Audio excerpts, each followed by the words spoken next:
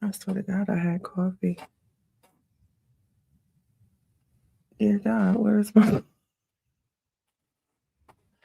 Y'all, did I leave my coffee? Oh my God. 1 second, guys. I think I left my coffee. Did I? New chair. Oh, here it goes. Sorry. It was on the back side of my computer. I was getting ready to say now. I know I ain't doing that bad this morning. I mean, maybe. Okay, maybe. But I know I made my coffee because y'all know my cup from Tiffany Wise. Tiffany might be coffee, might be bourbon.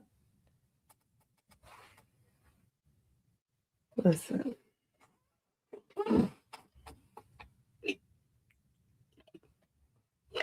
Oh no, this might have to come off.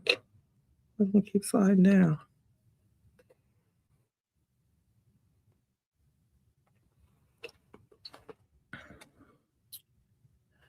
I think he's close to resting. I do. Because, you know, everything they do is going to come with a grain of salt because the other side is going to pick at it, right?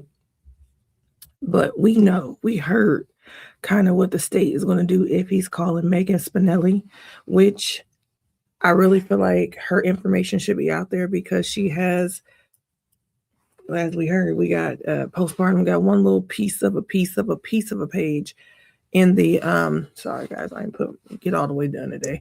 A piece of a page of, like, was it page 138 in the last DSN. So that information does need to be out there. As we have learned, there is more information, education, and awareness about male pattern baldness than there is postpartum and its issues. So I do feel like her information, Jay.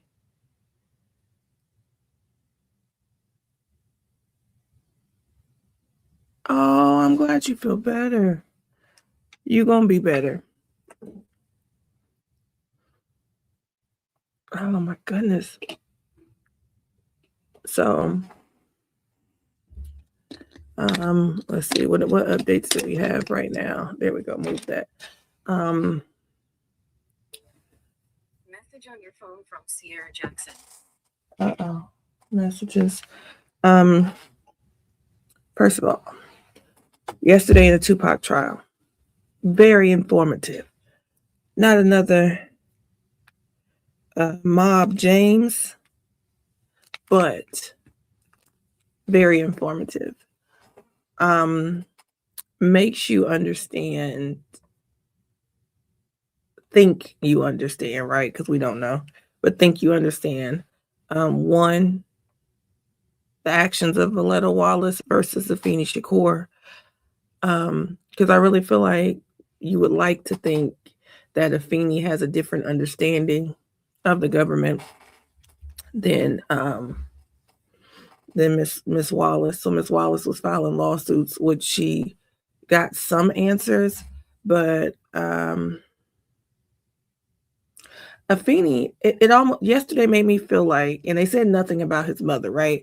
But we do know, if y'all have been watching some of the stuff, Tupac's sister is pretty much going through the motions. She said off rip, she has like very low to no expectations for this trial, for justice for her brother, any of that.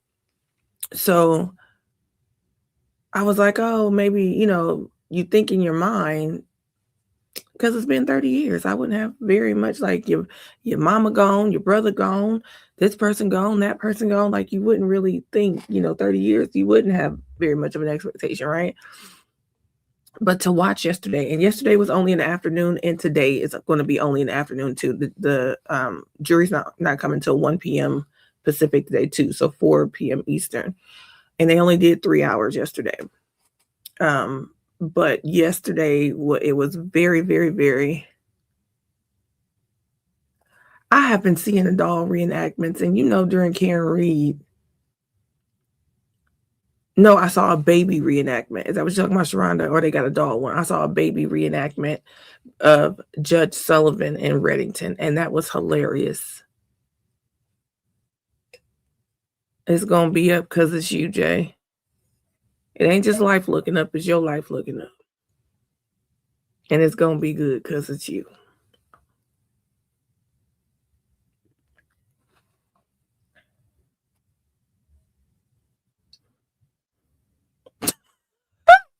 April.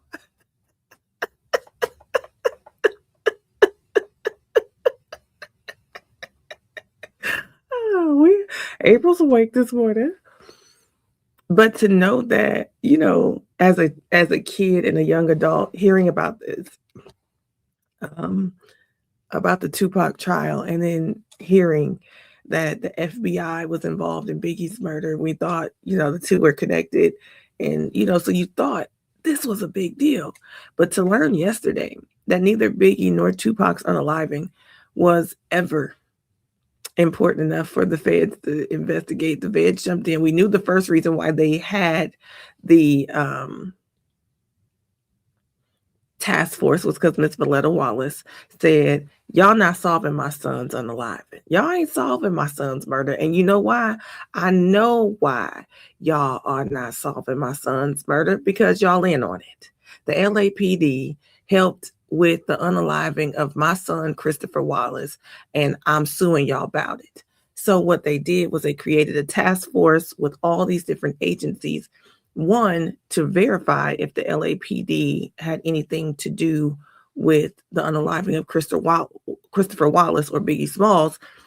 But on the back end of that, they we probably need to solve this case. Let's do what we can to solve this case, because this woman is not playing, and she's going to keep coming back, and she's going to keep suing, because that was probably her second or third lawsuit then. But we know suspect numero uno, because of the car that he drove and the rumors that were out there, was Keffe D. But when they go to Keffe D and he says something to the tune of, we didn't do that one. Well, for the lower detectives that kind of knew about the rap industry and kind of came from those neighborhoods, was like, well, so who you talking about, Tupac? And he was, right? So, and that's in 2008. Plus, he really didn't have nothing he could really do for himself, because that task force was real smart, and they was really on some work smarter, not harder. They weren't down to investigate. They weren't down to find anything on Keffe D. What they did was figure Keffe D can't help himself. Keffe D like to deal in things he ain't supposed to. Keffe D has already been to jail for dealing in things that he ain't supposed to. Let's tap his phone and go put a video on him. And they did. And they let Keffe D sail to the tune of life in prison. So once they had enough, they just popped up in Keffe D's garage and showed him the videos of himself and said, hey, get your little lawyer. Allegedly, they said, not that last one you had. And meet us downtown at the AUSA's office in about 2 days, okay? And so when he came down there, he knew good and damn well it was going to be an exchange of information for time. If he didn't have the information, it was going to be nothing but time. But according to Keffe D, he didn't have no information on Biggie. But he was goofy enough to say, we didn't do that one. So when they found out he was talking about Tupac, and he had said something to the tune of, oh, yeah, I was working with Zip, me and Zip deal back and forth. We got us a little pipeline going. He put me in touch with Puffy. And Puffy was supposed to have gave Zip the money to give to us for doing what we did to Tupac. Zip said he didn't get the money. Puffy and them said they gave the money to Zip. Fed shut down the meeting and come back a couple days later. And you know what the feds came back with? We're pretty sure Death Row was started with money and had no business, because Keffe D said the money that he owed was supposed to pay to somebody else. They said just hand it over to Suge as their investment into Death Row, and that was $80K. So we got death row on starting with ill-gotten means. And now if Puffy is paying money to solicit unaliving, now we got bad boy. Rico. So the feds did not give a shit about solving the unaliving of Tupac or Biggie. They were going after the money. They wanted the bigger angle, the bigger fish, the Rico. They weren't worried about solving a local unaliving. They were worried about their case. LAPD only got to sit in on it because they was being investigated. But all this time they had this task force to make sure LAPD wasn't involved. And now they're going through the angle of Rico. Nobody ever called Las Vegas and said, hey, get over there in that corner, sit down, shut up, take your notes, don't fuck up our stuff. Nobody ever called Vegas. Nobody ever called Vegas. You know when they called Vegas? A year and some change later, when the task force disbanded after Miss Wallace's suit was settled, and said, hey, about a year or so ago, we talked to this dude. He had a lot of information about Tupac. You might want to talk to him, named Duane Davis. By the time it trickles back down to local law enforcement between LAPD and Las Vegas, the last person who was sitting in the car with that, it was only one other person alive. I believe it was Terry Brown, was only other person that had been in the white Cadillac allegedly with Keffe D when they took Tupac out. And they identified him, figured out he was still alive, and before they could get to him, he was unalived by somebody. He was popped. So they was left with nobody left but Keffe D.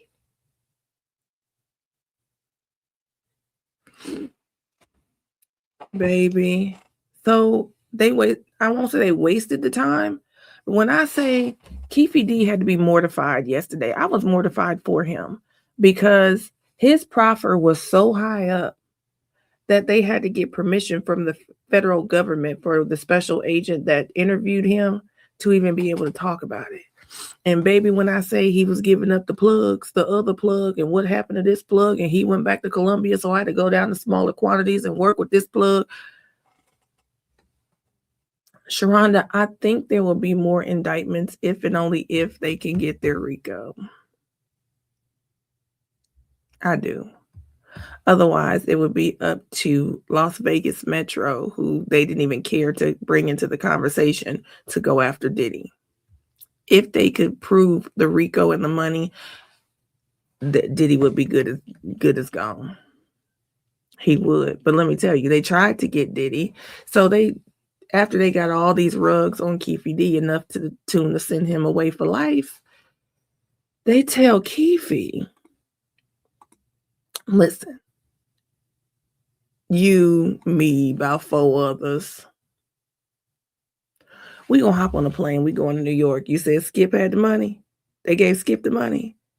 Now, the only reason why LAPD gets brought in on this and not Las Vegas is because allegedly the conversation to solicit the unaliving of Tupac happened in LA at a deli. I forgot the cross streets. They said the deli's still there. So that's how LAPD gets roped in and not Vegas, because technically they're investigating that part of it too, the solicitation of it all. But they fly Keffe D and the task force up to New York, wire Keffe D up, and send him in the club in New York. I think they said it was called the Zip Code, and send him the zip to get the pipeline, if you will, you get me, back moving. But by this time, Zip is sick, and Zip passed Keffe D off, not knowing that Keffe D was undercover and wired up, but passed Keffe D off like, listen, I'm the condition I'm in. I can't do that no more. I don't do that no more. But my nephew, he handles that for me. I'm gonna send you to my nephew. Now they didn't have him work with the nephew, but they was trying to do the Zip, the same thing they did to Keffe D. Get enough moving so they can just pop up on Zip with some videos and say, start talking or you gone to jail for life. Best time to get Diddy is now. Baby, Dominique, I'll say this. Everything that we've heard Keffe D say in the last 30 years, he ain't tell half of it. Baby, the way they was going through. And then they said, listen, every time we hear Keffe D talk, it's for about an hour, right? About an hour, hour and a half, maybe even 2. Baby, the audio from the first proffer and the second proffer, I think it's over 6 hours. And they're going to play it all. I think they're going to start playing it today. They're going to play it all between today and tomorrow. But they know they're not going to finish it today because court is only like 3 hours today. Sharonda, that's the problem. The feds was trying to get the money. Zip wasn't going. Zip did not allow himself to get caught up, whether it was purity, luck, because he was just sick and he truly was out of it and he wouldn't go. But they could not tie. They needed Zip to tie Diddy, and they were going to get Diddy and Bad Boy first. But they also, in the meantime, in between time, proved that LAPD didn't have anything to do with Biggie. So basically,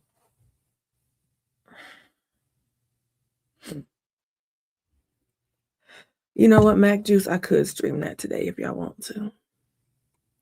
I am behind on the Tupac recaps. Y'all, I was tired last night. I slept in and slept good this morning, but today I ordered from one of my favorite chefs. She is back doing, she's always so busy, whether she's being a celebrity chef or she's contracted with a bunch of Airbnbs. When you get a private chef with your Airbnb out in Scottsdale, and I believe she runs one of the food lounge or one of the lounges. I don't think it's Delta, one of the airport lounges for their members down at the airport. She's always so busy. I think I've shown y'all pictures of Dallas's 3rd birthday, where she literally turned my house into a jungle for Safari Mickey. She is the absolute best, party planning and everything else. You don't have to lift a finger. You just got to get cute and show up. She'll be there. It's gonna be done. Okay. But she is doing lunch and dinner or you can order meals from today through Sunday. Y'all, I might not cook till Monday. Okay. I ain't gonna lie to y'all. I'm so excited about this, y'all.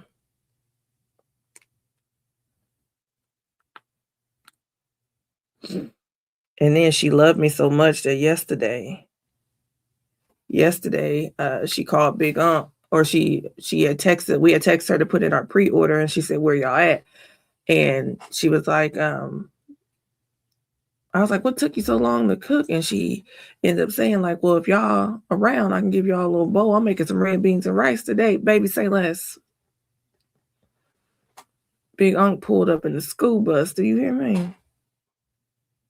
So I ate the red beans and rice yesterday. Today is either shrimp or catfish po' boys for lunch with fries, and she called it soul punch.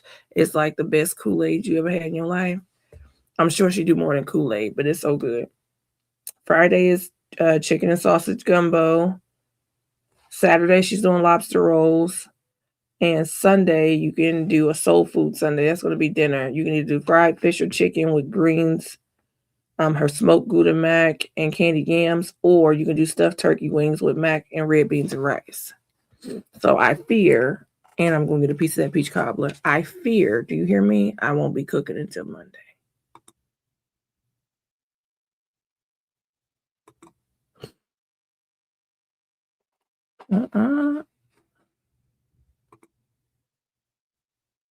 That ain't us.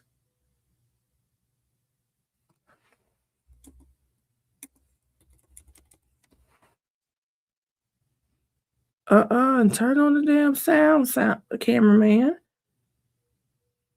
Damn. Damn. That courthouse is packed. He must be getting ready to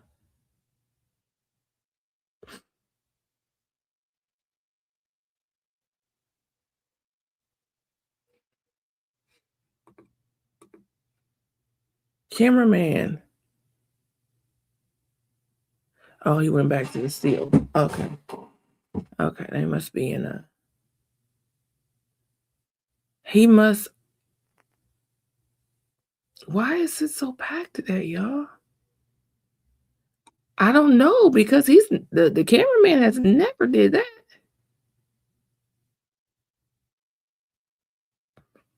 Not like trying to make sure we see the whole damn thing. It's packed outside. Oh, who sent that to me? Somebody sent it to me last week. They're having a stand with Lindsay thing today. There's a protest today. Who sent that to me? Jay? Somebody sent that to me last week. It's a stand with Lindsay thing. Oh, I'm gonna take this shirt off. I didn't know it was pink.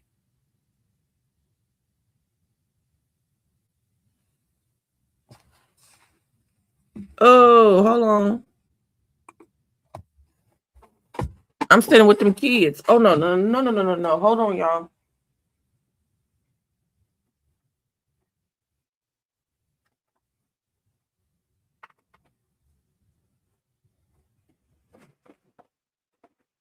Oh no, Father God.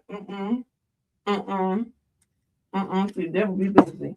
Devil be busy. I don't care what color. Give me this. I'll put this on. Nope. Nope.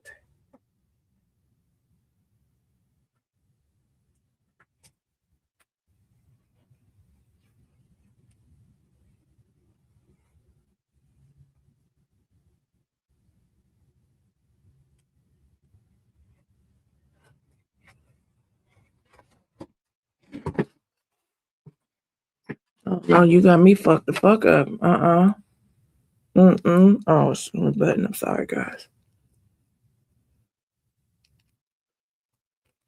Mm-mm.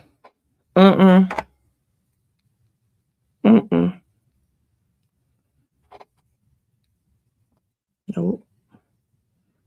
Fuck no. I can't even get the shit button.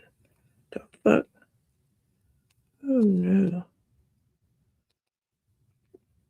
I know you fucking lying. Whew. See what they almost had me do?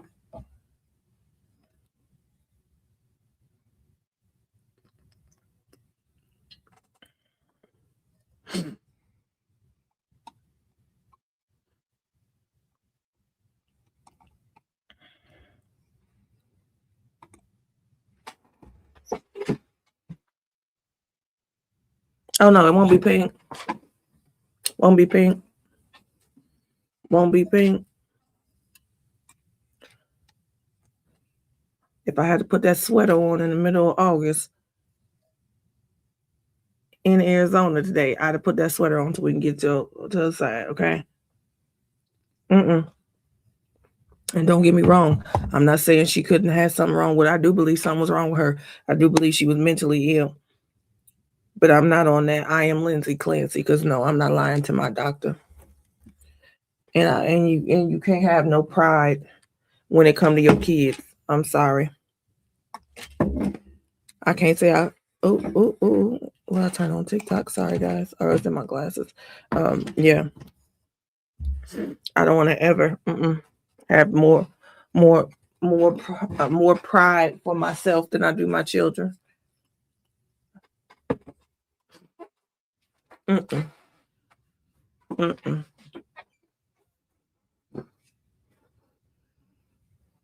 No. And I do understand that. I know I've had situations that I've dealt with just through family and stuff like that. Um, and I'll just be transparent through my little sister, stuff like that, where she would have herself in situations and they would say, "Oh, the the kids, they got to go with somebody, or we gonna take them." And she would even be she would even be prideful enough to say they can go with anybody but them. You know what I mean? And but she, it mm-mm, mm-mm. But when it got to a point where she was like, "I'm not in a place to be able to take them, or I'm not in a place to take care of them, or whatever." Like, believe somebody when they say that. Man, Mob James looked like I did. Yates, oh Lord, Yates, I just had to do a damn wardrobe change. I'm sitting up here in the pink shirt dress, thinking, I wear pink. Y'all know I always got pink on. My pink light. I didn't turn my pink light on today. Then find out everybody that's standing in solidarity. It's a protest today. I don't want to give the wrong idea. I'm not saying I don't think something was wrong with Lindsay. I don't think things could have been. I think things could have been handled better. But I'm not in a I am Lindsay Clancy protest. No. I took the pink off. I have not read the civil suit. I have not.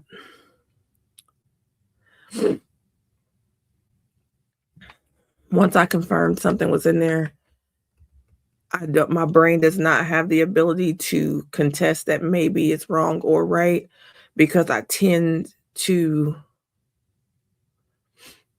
I won't say trust the word of, but trust the direction of Rosemary Scapaccio. When she says she's doing something, I trust what she says she's doing. Lawyer by heart, you missed it. Good morning.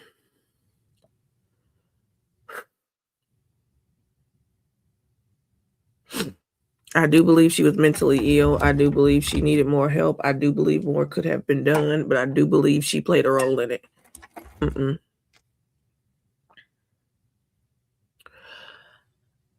I don't know if he's going to get the new trial. However, if there was a chance of him getting a new trial, it wouldn't have been done under Judge Roach. From all accounts that I found and read, Judge Chitty, is it, that's been assigned, is like by the book, very no nonsense, but very fair. So people seem to think or tend to believe that Carmelo Anthony's new judge is not a judge that can be persuaded to do things. He's going to do things by the book. Like, he's not going to sacrifice the possibility of his legacy or his reputation or his good word. It's not. I know he's a retired judge and they're bringing him back for this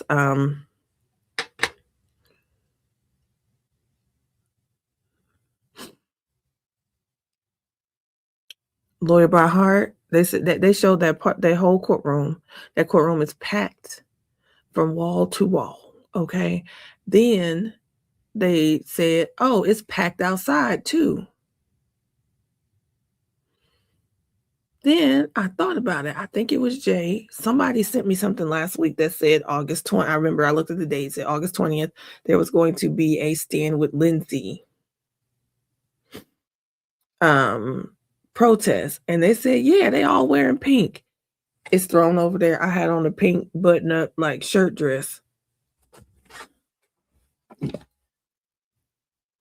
Presto changeo. Okay. I had to go change. I don't believe everything was done correctly. You don't, in her psychosis, like, I believe that psychosis happens. I just don't, I don't know. I'm not, well, I will say, I'll tell you this. I haven't heard premeditation or psychosis. To me, that's just me personally. They outside of Tewksbury. Now, if I was working in Tewksbury, I'd have went out there and did something. I'd have got 3 of my best, the one that know where the Muffin Man is, and 2 big ones, and I'd have went outside and let them know something. Because 'cause y'all not about to come up here and stir all these people up while I'm at work, and I got to deal with them. 'em. I'd have took my 3 Goonies out there. Yeah, cause no.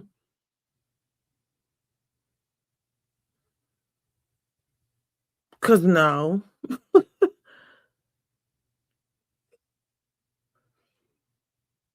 Mm-mm.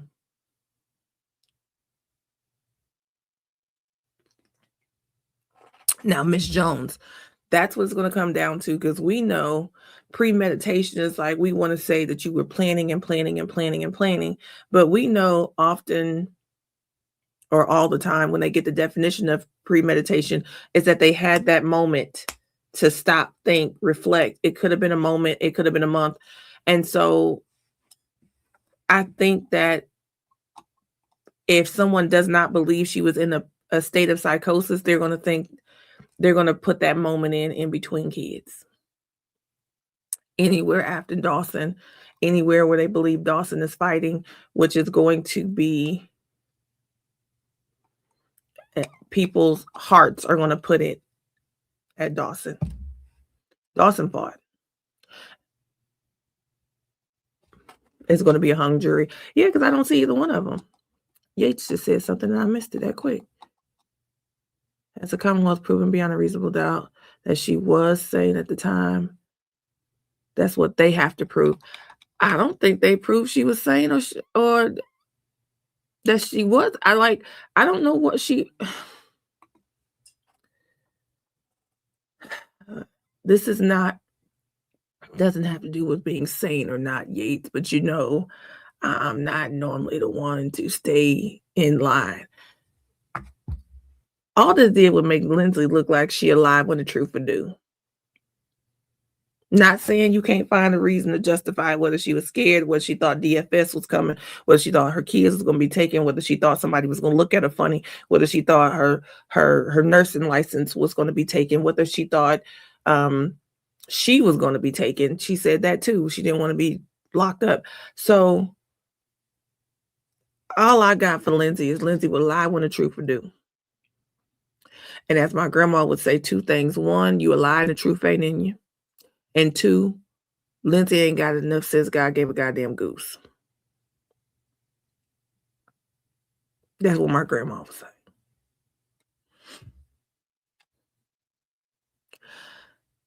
That's all I got. In my brain, do I think she was right? Fuck no. I think it was off, all off, all off. But I just know that my brain was scrambled eggs after I had a kid.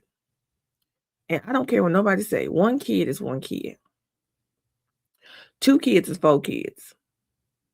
3 kids is 10. I said what I said.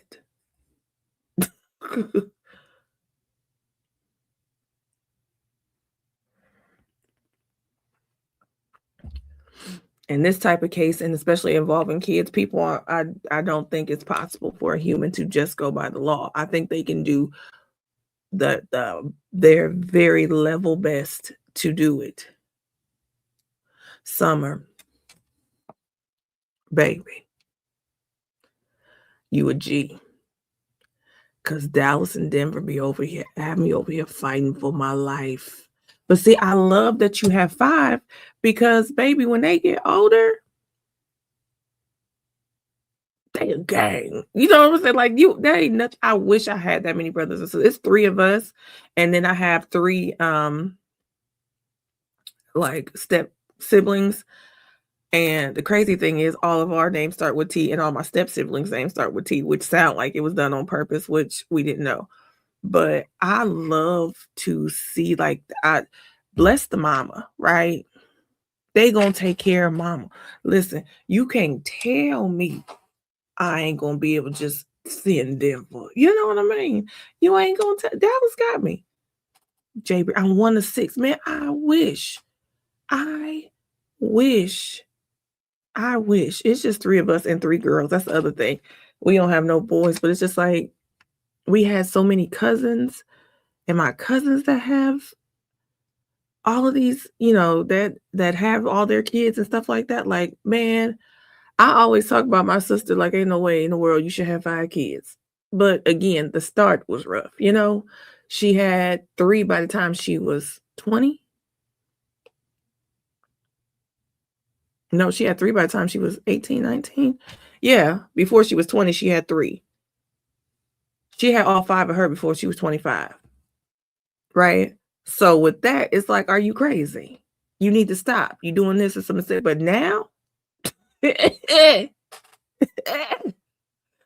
one of her kids, listen, I be telling people if I call my niece and nephews, baby, ain't gonna be a motherfucking thing standing when they done. Okay. Baby kids ain't got shit on them kids. You hear me? But now that they 19, 18, 16, baby. Like now, she got a driver, she got a chauffeur, she got a hairstylist, she got a tattoo artist. You see what I'm saying? Like that. Yeah, baby, that's family.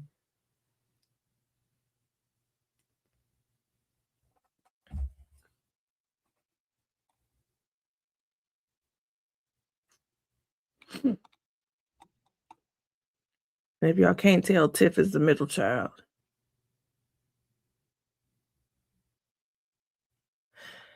I did the same thing, Tierra. I was 33 when I got pregnant with Dallas, 34 when I got pregnant with Denver, and I had Denver at 35.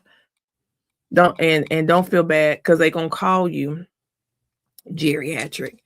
They called me. They told me I was a geriatric pregnancy because I was having a baby. I was going to deliver at 35. They call you. So I kept telling everybody they were sending me to the old host clinic.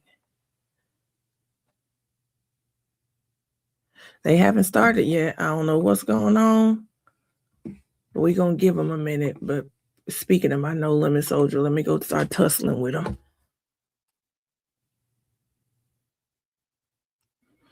13th, baby. 13th.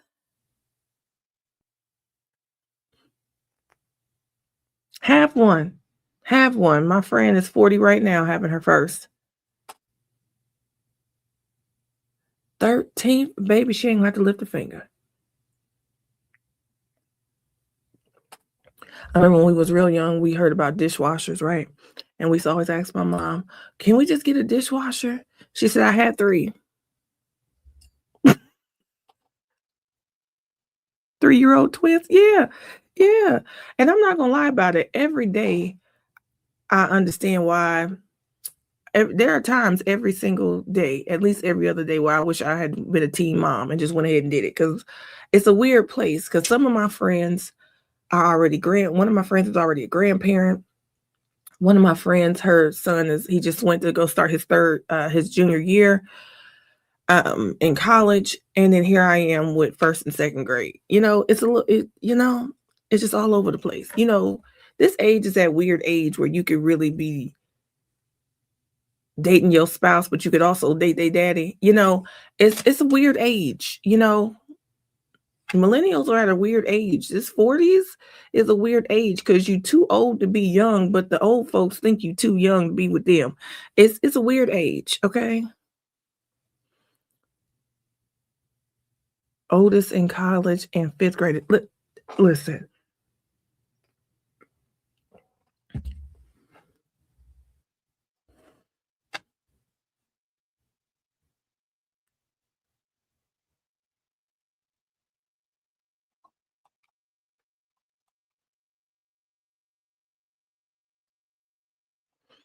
If you don't, Jay, don't. If you got bonus babies, you're really in there.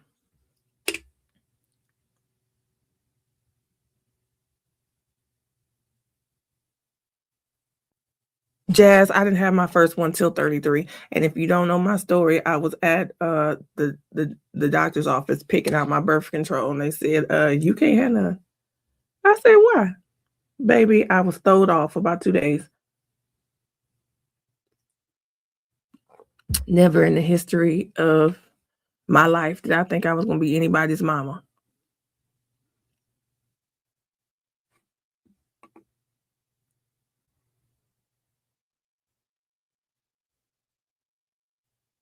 And I was somebody's wife, and I still didn't think I was gonna be somebody's defense should rest today. I don't think it's going away, they want to. And honestly, everything that doc if they do have Dr. Spinelli, everything that Dr. Spinelli says is going to be they're gonna spend it the education she's given, they're gonna spin it by saying that Sue Clancy and her was in cahoots. You already know. And Big Unc is the only child, so that and I was like, "Oof." Okay. They taking too long. Hold on, y'all. Let me go get one of the chillin'.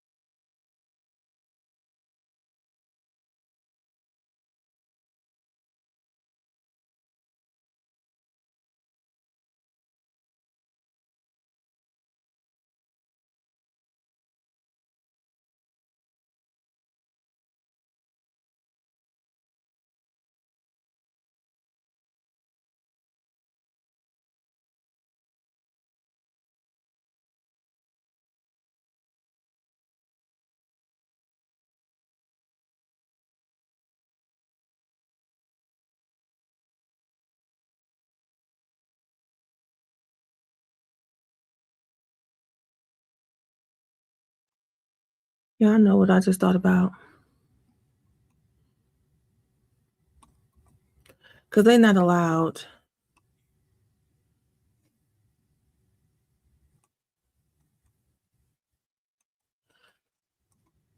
They're not allowed to, the jurors are not allowed to look at any social media, blah, blah, blah, anything pertaining to the case. What if a juror showed up like I did this morning, just woke up and happened to put on a pink shirt?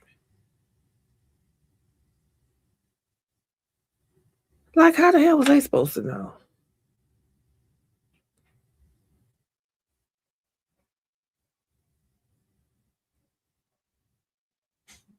And then what does that look like? Because they might be looking up in the jury box thinking somebody's standing there just standing in solidarity. You know, because I for damn sure ain't know nothing about the pink, and I was pinked out this morning. Except for my necklace is purple, I think, but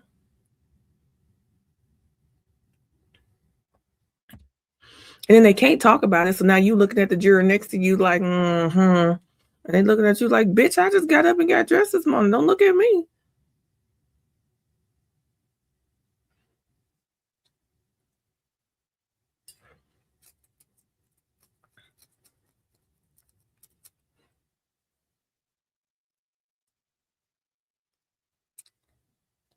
But if they talk about the pink, then they might be talking about the case, and that can just fuck everything up. They shouldn't have done that. Not today.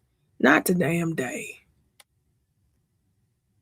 All right, let me check on Denver's breakfast.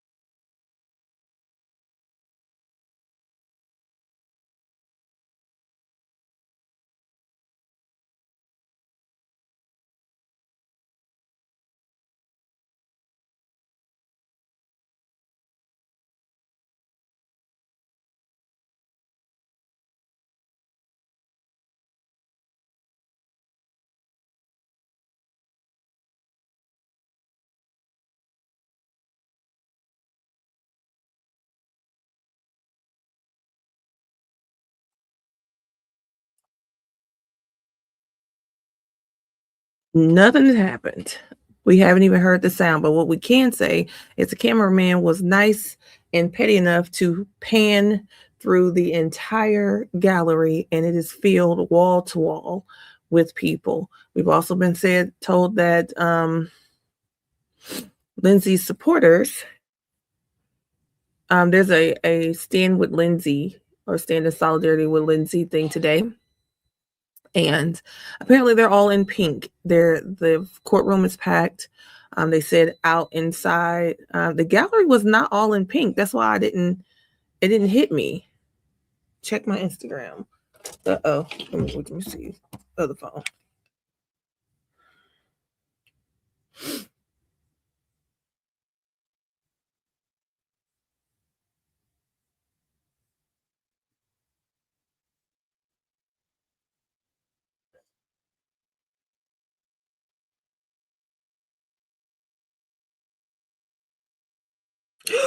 Oh, the baby's going to school.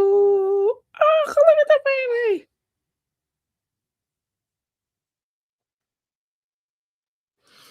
Oh, Harper gonna be like, now why am I the only one here? Baby, if Donnell sound like he was sounding like a mangled cat like he was the other day, we gonna have a problem. Donnell better get it together. Sometimes Joe irks me, but I like his music as long as I don't have to look at him singing it. It's the belts. He keep wearing them belts, and it's driving me crazy because the belts is right up under his stomach.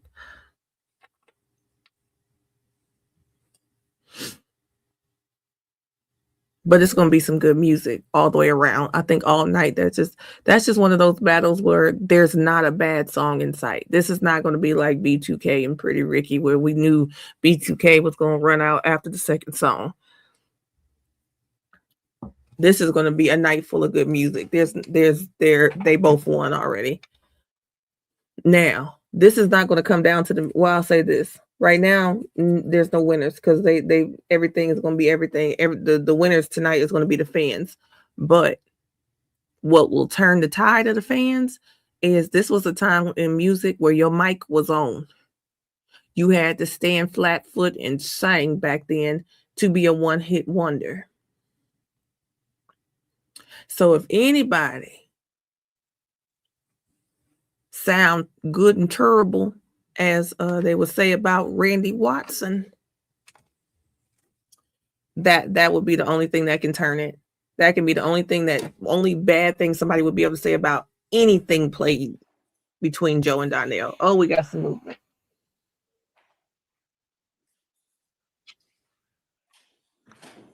We're going to be in a short recess, and we're going to bring the jury back in, and we'll call the next witness. Okay?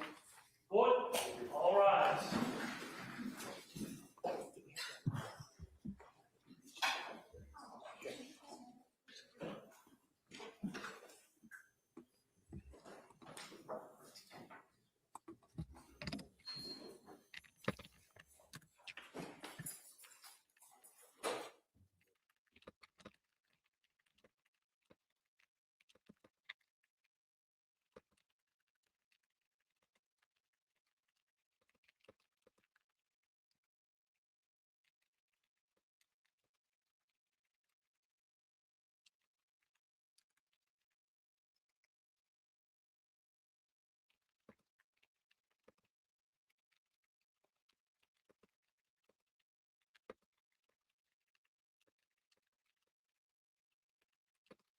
They just not about to start, Katie.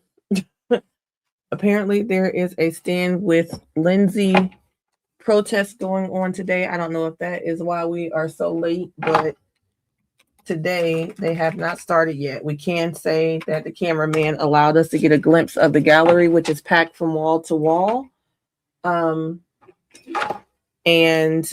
that's pretty much all we've seen. I know we are aware that there is a protest going on today. They said it's packed inside, it's packed outside. Outside, they're in all pink, and they're standing with Lindsay today.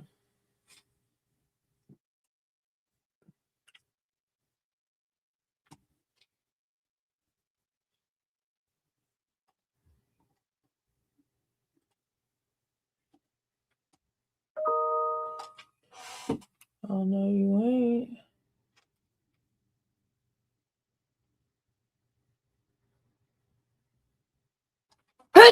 Oh, excuse me. See, look at that. Send me a notification, and all of a sudden I sneeze. I'm allergic to work.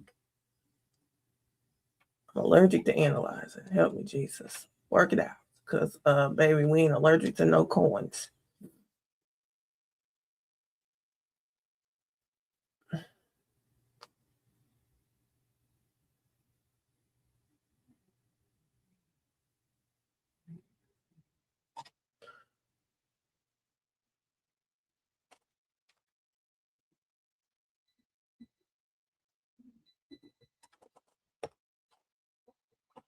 Thank you. Ooh, let me go get this chicken.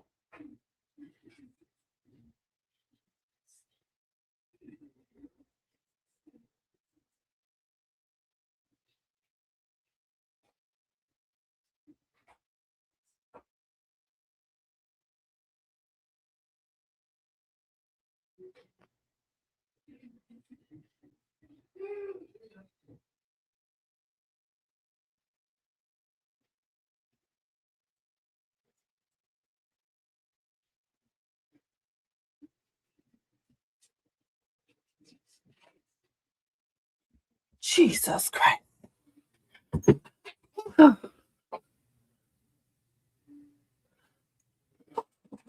supposed to be bringing the jury in. They said they was going to do that 5 minutes ago.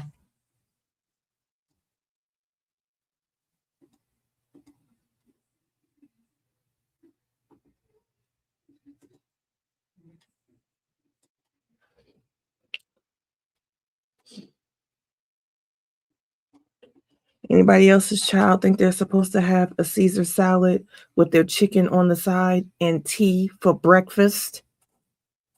Oh my God.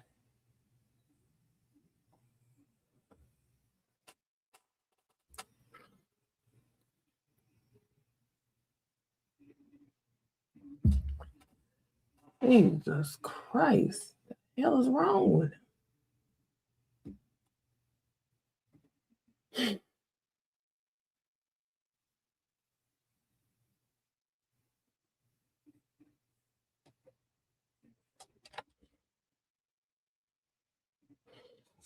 I try not to get mad, Cupcakes.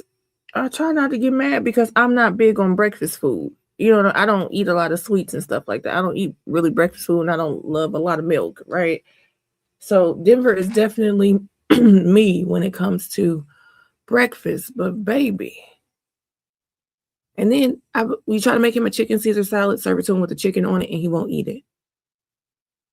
Even if sometimes he'll let you skate out. Like this morning, I said, "You want chicken?" He said, "I want dinosaur." So he wanted his nuggets with his salad. But if you put the nuggets on the salad, he won't eat it.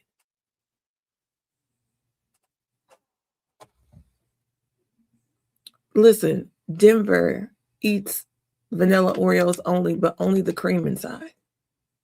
So when he says he wants cookies, people give him cookies and then look at him crazy because the cookies are still there. He just look out the cream and throw the cookies down and back in the bowl. And in Denver, Dallas is the opposite. He loves milk. So cereal, or that sometimes Dallas would let me get away with some waffles, only blueberry. But then there's days he'll wake up and say, "I want pancakes," and he won't eat the pancakes that you pop in the microwave or the toaster. He only wants he wants me to make pancakes.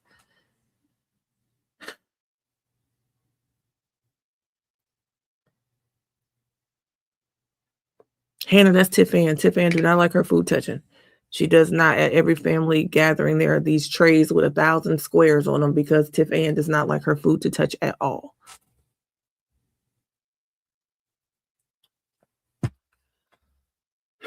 Jesus. And there's some mornings where Denver will be like, no. And it drives me crazy because he won't eat. So I always pack his lunch, but I always pack his lunch. I pack him snacks, and then I also pack him granola bars because sometimes he'll just eat a granola bar in the morning, but he likes to eat with his friends when they eat breakfast, but he won't eat the breakfast at school. So he wants breakfast to eat so he can sit down and eat with his friends, but he does not want that breakfast. So I have to pack another breakfast, his lunch, a snack. Then it's hot as hell out here. So I packed him a frozen bottle of water so it can melt throughout the day, a regular bottle of water, a juice pack, and some VA Splash. So my babies don't get thirsty during the day.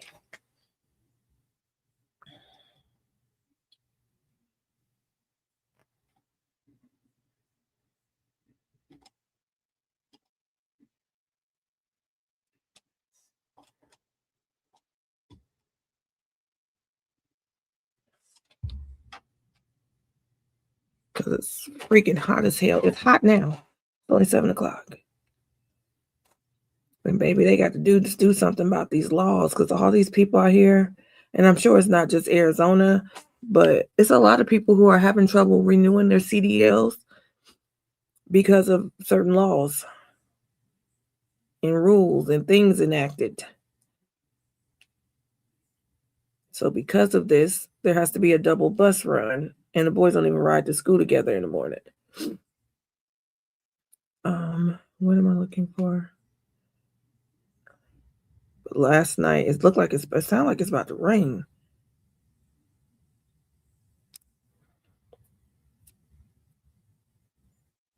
There's already an extreme heat warning in place until 8 p.m. Okay. But today it says it's only going to be 105, so it's better than yesterday, dang it. And it shouldn't hit that high until they about home from school, so they should be good. But I'll be right back to 111, 112 Friday until we'll be at home. Okay. It cut up last night. Do you hear me?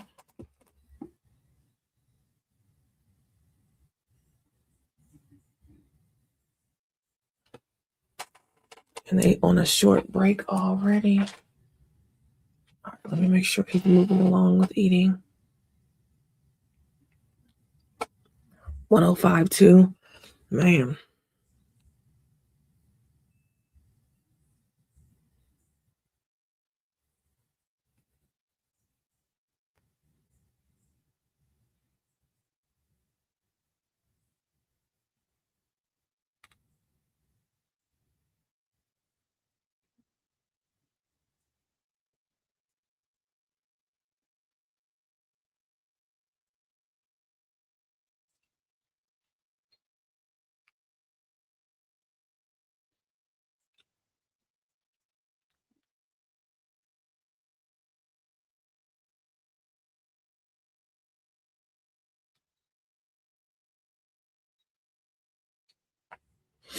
Y'all had to tell Mel.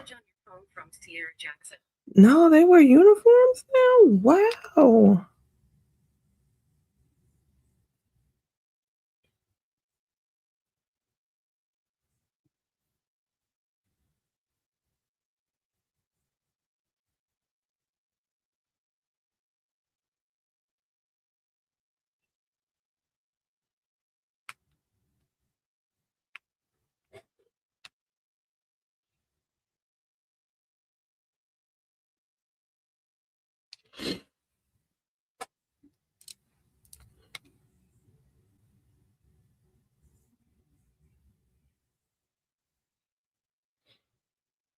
Okay, there we go.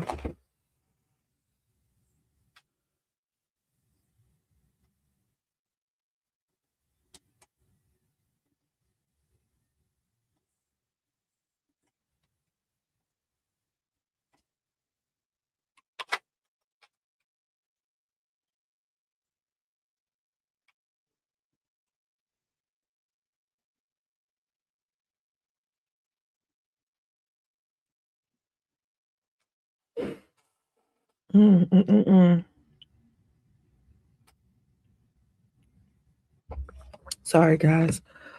One of my good friends from high school, we weren't even great friends in high school, but became good friends as we became adults.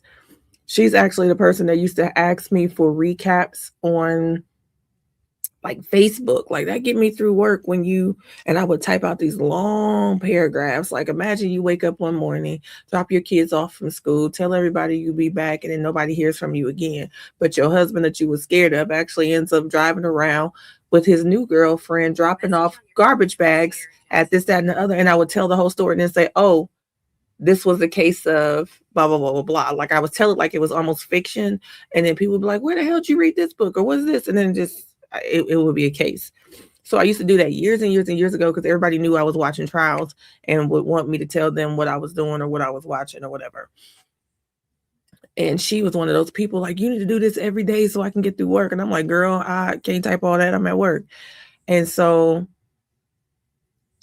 when I initially dropped that video about what was happening in the YSL case, she was the one like, I'll be your mod.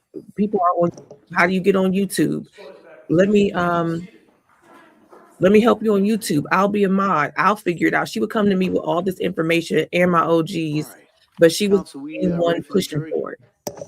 Yes, all right. Bring it in. And now her baby is starting high school today at the very school that we graduated from. So she just sent me pictures, but they're in uniforms now. Finally, let's go.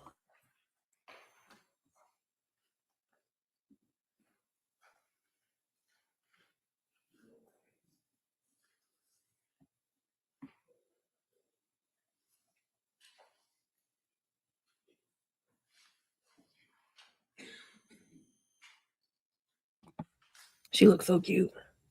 They look so cute. I didn't know they were in uniforms though. Wow. My middle school wore uniforms, but not my high school. All rise, please.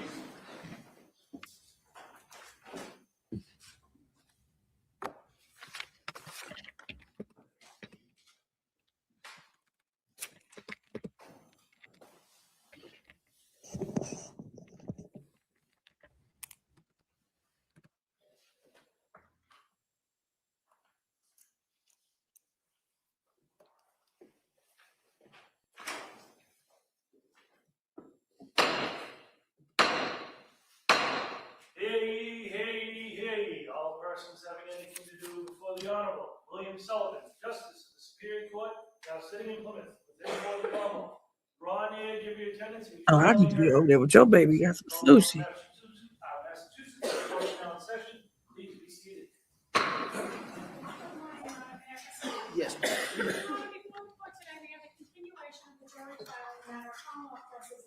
It's supposed to, Montresa, but that don't happen.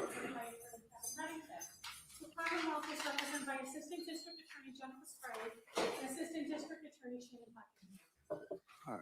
Thank you, Madam Clerk. Good morning, everyone.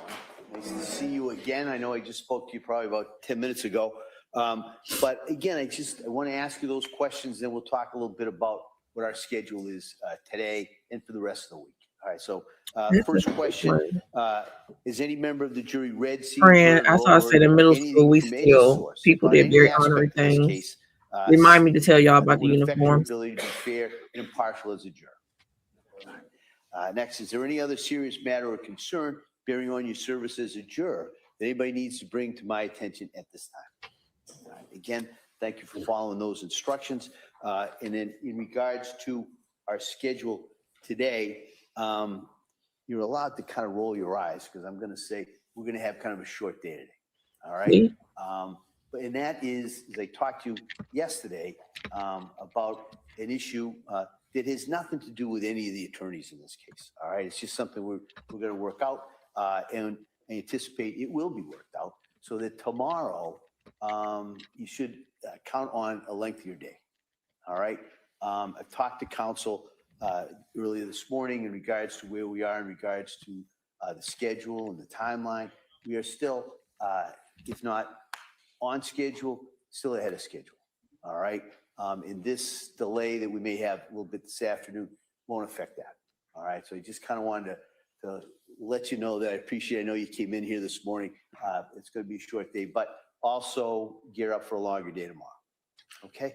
And so with that, the other thing is I told you it's got nothing to do with any of the attorneys, but it's also or the parties. So you're not to speculate about what this might be. It's also you're not to hold it against either of the parties. Oh, it's a couple people in pink. All right. If you're going to hold it against anybody, you can hold 1, it 2, against 3, about 4 of them.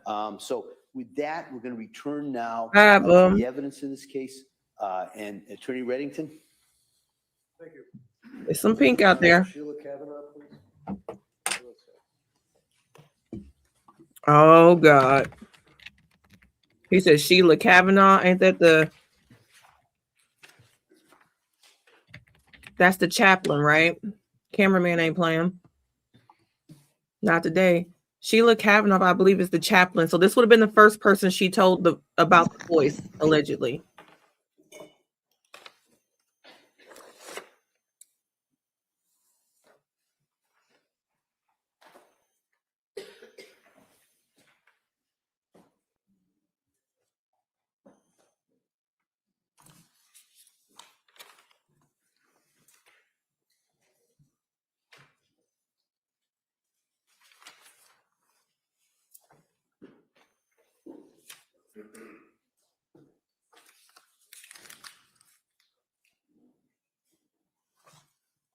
Good morning. Just face Madam Clerk, raise your right hand.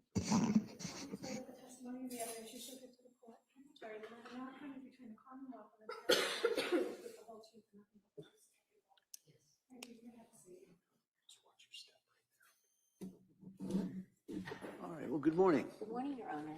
All right, I just ask you to speak into that microphone and keep your voice up so the jury can hear you. Attorney Reddington. Thank you. Good morning. Can you tell us your name and spell your last name, please? My name is Sheila Kavanaugh, Cavanaughh. And what town do you live in? I live in the town of Belmont, Massachusetts.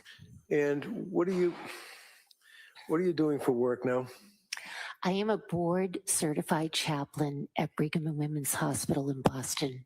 And I didn't know that there were board certified chaplains. What does that mean? Well, to become board certified, you need minimally a master's degree in theology or divinity. You need to complete 1,600 hours of training post your master's degree. 1,200 of those hours are occur in a clinical setting, and 400 of those hours are in a classroom setting where we study various disciplines: psychology, sociology, philosophy, theology, and ethics. Beyond that training, we need to acquire 2,000 hours of additional clinical training before we can even apply for board certification. And we have to demonstrate mastery of 30 competencies before we go to a national board and they make the assessment. I also need an ecclesiastical endorsement. And in my case, that was from the Archdiocese of Boston, from Cardinal Sean O'Malley. And before you obtained the board certification in your education to allow you to be a chaplain, what did you do for work? Prior to becoming a chaplain, which is a second career for me, I was a senior vice president at Fidelity Investments in Boston. And how long were you senior VP at Fidelity? 16 years. And are you married? I am. You have a family? I do. My husband and I are the parents of 4 adopted children. When I was pursuing my master's degree at Boston College, it was a 3-year master's, but it took me 5 years because we adopted our 4th child while I was in graduate school. She was a 14-year-old girl from Bogota, Colombia. And how long have you been working now as a chaplain at Brigham and Women's Hospital? 7 years. In the course of your duties as a chaplain at Brigham and Women's Hospital, did circumstances bring you in contact with Lindsay Clancy? Yes, they did. Can you tell the jurors what happened? Baby, that I sounded more arrived scary on than the it did morning good. of Wednesday, January 25th, 2023. I arrived at approximately 8:30 that morning because I was there to relieve the overnight chaplain who was carrying the pager. I was taking over the pager shift, which went from 9 to 1 p.m., although I was working a full day. When I arrived that morning, she said to me, "Did you hear the news?" And Well, okay, so, Sustain. okay. so you can't, you got to object, so you can't say what someone told you, okay? That's called Oh, hearsay? okay. Okay, Okay. so I can say, as a result of the conversation with that person, what happened? I was summoned to the director of spiritual care's office, Did you and have a conversation with her? I did. All right, and as a result of that conversation, what did you do? I went to Unit 8C in the Tower Building of Brigham to meet with Lindsay Clancy, And what time of day was this? roughly between 8:30 and 9:30 that morning. And when you went in to see Lindsay, what did you observe?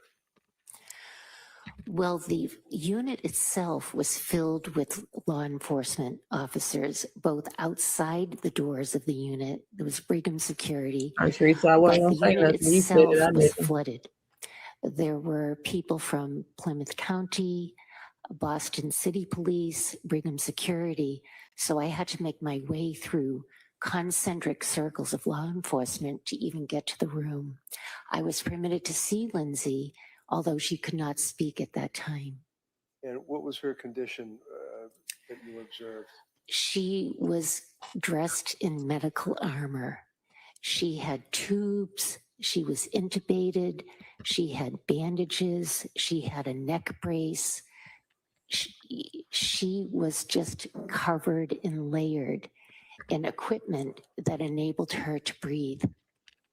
I'm showing you Exhibit 121, and asking, this may be South Shore, or it could be Brigham and Women's, but is this indicative of what she appeared to be when you first saw her? That looks like it's from South Shore because when, yes, Does she have the same, similar, very similar? very similar. Like that? Yes, very similar.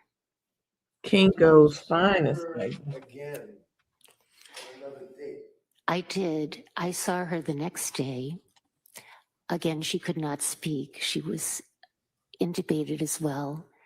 That was the first week that she was hospitalized. When was the next time that you saw her? The next time I saw her was the following week. I have a calendar here of my visits. I saw her on Tuesday, January 31st, and she had been extubated at that point so she could speak. So the tube had been removed, she was able to communicate, and that was on January 31st? I believe she was extubated the weekend of the 28th, but I didn't work that weekend, so I saw her on Tuesday, the 31st. All right. Tell the jurors what you observed and what, if any, conversation you had with Lindsay on the 31st. And let me ask you, how long had it been that they removed the tube? Perhaps a day or two. A day or two. Okay. Tell the jurors what she said to you. She continued to look like the photograph you just saw. She was covered, tubes everywhere, the neck brace. Her emotional state was very neutral, a flat affect. But I remember vividly the first thing she said to me. Now, she had heard me for a couple of days. We had been praying together. And so when I went in on Tuesday, the 31st, she said to me as I held her hand to comfort her, "I am so glad my children are safe." Was there any other conversation that you had with her? I Baby. replied theologically to Lindsay and I said, "Lindsay, your children are safe. They're safe in heaven with God." And I held her hand throughout that conversation and we prayed for them. Did she make any other statements to you? She did. She alluded to having heard a voice. And the voice, according to Lindsay, told her that if she did not follow the command, neither she nor her children would be safe.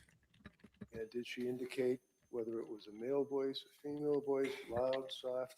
She alluded to the fact that it was a male voice and it was persistent. Any further conversation that you recall about that, not about general things, you know? That came up several times. I visited Lindsay minimally 14 times while she was hospitalized at the Brigham, and the voice conversation came up several times during several of our visits. Now, Baby. after Lindsay was transferred or cleared to go from Brigham and Women's Hospital, did she go to another facility? She did. She went to Spalding Rehabilitation Hospital. And do you know when that was? That was roughly late February, perhaps around the 23rd. And did you continue to see Lindsay at Spalding Rehab? I did. You know when she left Spalding Rehab? In the late March, early April time frame, perhaps. Okay. Now, Brigham and Women's Hospital and Spalding Rehab are under the same umbrella of hospitals. Is that right? They are. So Brigham and Women's Hospital and Spalding Rehab are under the Mass General Brigham complex. So for me to visit Lindsay in Spalding, I was still within the same hospital complex, and her psychiatrist at Spalding, as well as the chaplains, advised me to continue. You can't say what anybody told you. Oh, So when she was discharged from Spalding Rehab, where did she go? she went to Duxbury State Hospital. I'm about to say that don't And make fair no to say sense that that because would be she back still ain't around safe. So February. It's been it a would little still be more than 3 reminding her years, that she ain't 3.5 safe. years. Yes. Is that correct? Now, when you saw her in I don't know what kind of training you had. Brigham and Women's, you were acting in 'Cause the my auntie a course of your pastor. job. Is that right? That's correct. You're being And had I compensated. said, I'm so glad my children are safe, Yes. the way she would have grabbed my How head, many times have loose you heart seen demon. Lindsay at Duxbury Hospital? We would have been able to play Perhaps for me. 200 times. Tell the jury why you continue to see her for 200. Hello, good morning. So can you tell us how often on a weekly basis you would see her at Tewksbury? Yes. When Lindsay was admitted to Duxbury State Hospital, I continued to see her on a weekly basis. We had built up a very comfortable, respectful rapport.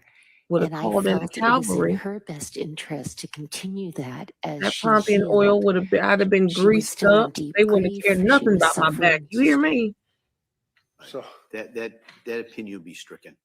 so did she express anything about her children and their loss over that period of 200 times that you saw her thereabouts in Tewksbury? No, overruled. Yes. Other jurors? Lindsay talks frequently about her children. She loves them deeply. She carries immense grief.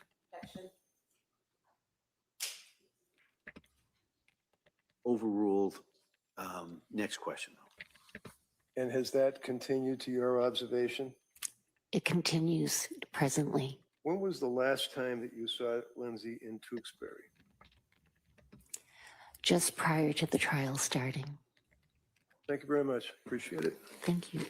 All right, Kamal? Oh, excuse me. Let's the bullshit. Excuse me. Good morning. Good morning. You were talking about on January 25th, 2023, when you first saw Lindsay in direct examination, and you said that there were a lot of police officers in the area, correct? Correct. But you mentioned that some of them were security personnel from the hospital, correct? Correct. And you're aware that the security personnel for the hospital don't work for the state police, the Duxbury police, or the Plymouth County DA's office, correct? Correct. So they're separate and apart from law enforcement, correct? Yes. And then are you also aware that on January 25th, 2023, there was a search warrant being executed to collect evidence from the defendant and from the belongings that she had at the hospital? No, I was not aware of that. Were you aware that that collection of the search warrant required state police and personnel from the crime lab to be present for the collection of evidence? I was not aware of that. Were you aware that following that, at any given time, there were only 2 officers, either Duxbury Police, State Police, or Plymouth County Sheriffs at her You room, better the say defendant's yeah. room, at any given time. I do recall that. And they were stationed outside of her room, correct, in the hallway? Yes, So that the only time you saw this large amount of Was when they were officers doing present was on the search warrant. 25th, So you said you was when going to there see were it, so you know security from only the two. hospital and Yeah, search Sprague, warrants be being ready to executed, fight. correct? Sprague want to spar, is what she wants to do. perhaps. Now, you mentioned that on January 31st, 2023, you spoke to the defendant and she told you that she heard a voice telling her that if she did not follow the command, neither she nor her children would be safe, correct? Correct. You wrote very detailed notes that are contained in the Brigham and Women's Hospital records regarding your interactions with Lindsay Clancy, didn't you? Yes, I did. And in all of these notes that detail every time you interacted Girl. with her, you never once wrote that she told you she heard a voice or what that voice said, correct? Motherfucker. Now you God knew some bullshit. Y'all know when Sprague come to spar, she knows something. Baby, just start pleading the blood. Just start pleading the blood. How you got all these notes and all this stuff and you never said that? You would let's see how it go. Let's see how it go. Correct. And you also said that this voice, talking about the voice, came up in several of your meetings, correct? Correct. And you never once wrote about any of it in any of your very detailed notes, correct? Well, chaplain notes are not verbatim transcripts of patient conversations. I'm not there to evaluate the patient. I'm there to bear witness to their suffering. Okay, You don't but think the the next question was you chaplain did need not to know? document those statements in your notes, correct? Correct. But you did document some other statements in those notes, correct? Perhaps. For example, on February 6th, 2023, in a note that you wrote regarding your interaction with the defendant, you said that, or you wrote, Lindsay welcomed the visit and shared her fears of, quote, not being able to walk again, end quote. She continued to express her fears of how her inability to walk may make her vulnerable to others in the future. Do you recall writing that? Yes. Do you recall writing on Oh, February Big 9th, Bertha and Nick 2023, that the defendant was sitting in a chair adjacent to her bed and appeared to be visibly engaged, energized, and hopeful than in previous visits? Do you recall that? Yes. You also wrote in that note, Lindsay spoke hopefully of being discharged when the time arrives to Spalding, correct? Correct. And then in February 13th, 2023, you wrote in your note that Lindsay also expressed hopefulness in relation to her physical progress. She feels she has gained considerable physical strength and agility despite an inability to move her legs. She admitted that she feels, quote, deserving of this, end quote, in light of recent events. Do you remember writing that? Yes.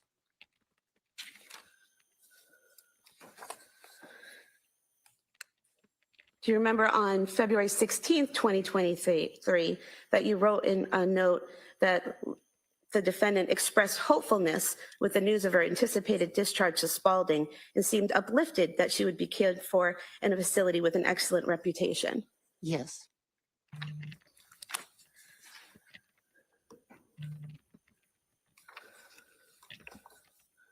Do you recall writing on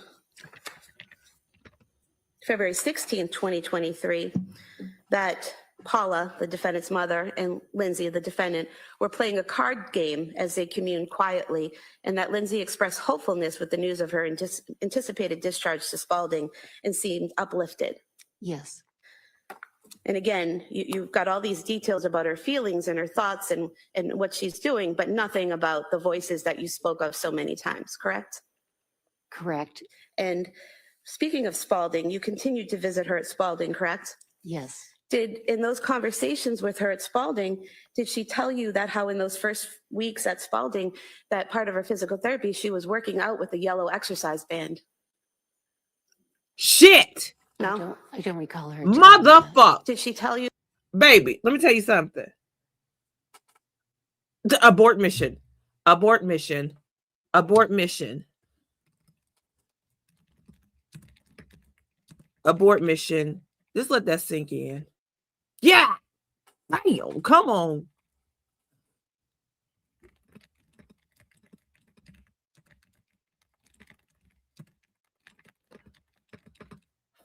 Okay.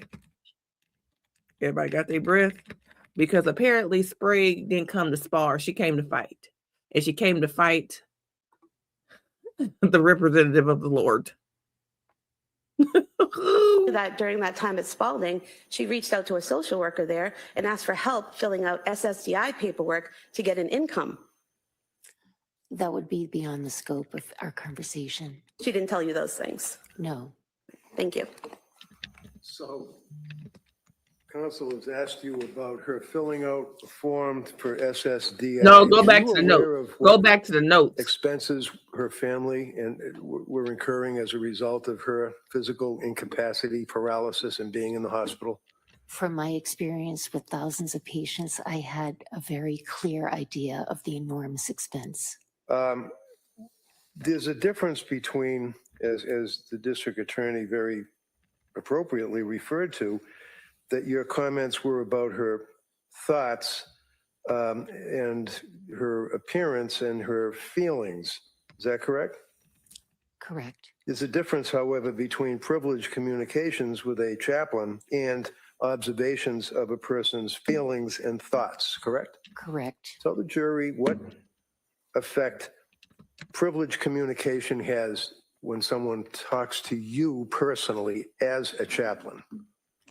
Because I'm not a medically trained clinician, I approach patients in a vortex of trust. Some of our chaplains at the Brigham are ordained clergy. And so there's this understanding that when a patient interacts with a chaplain, the conversations are confidential. Do you put them in medical records? No.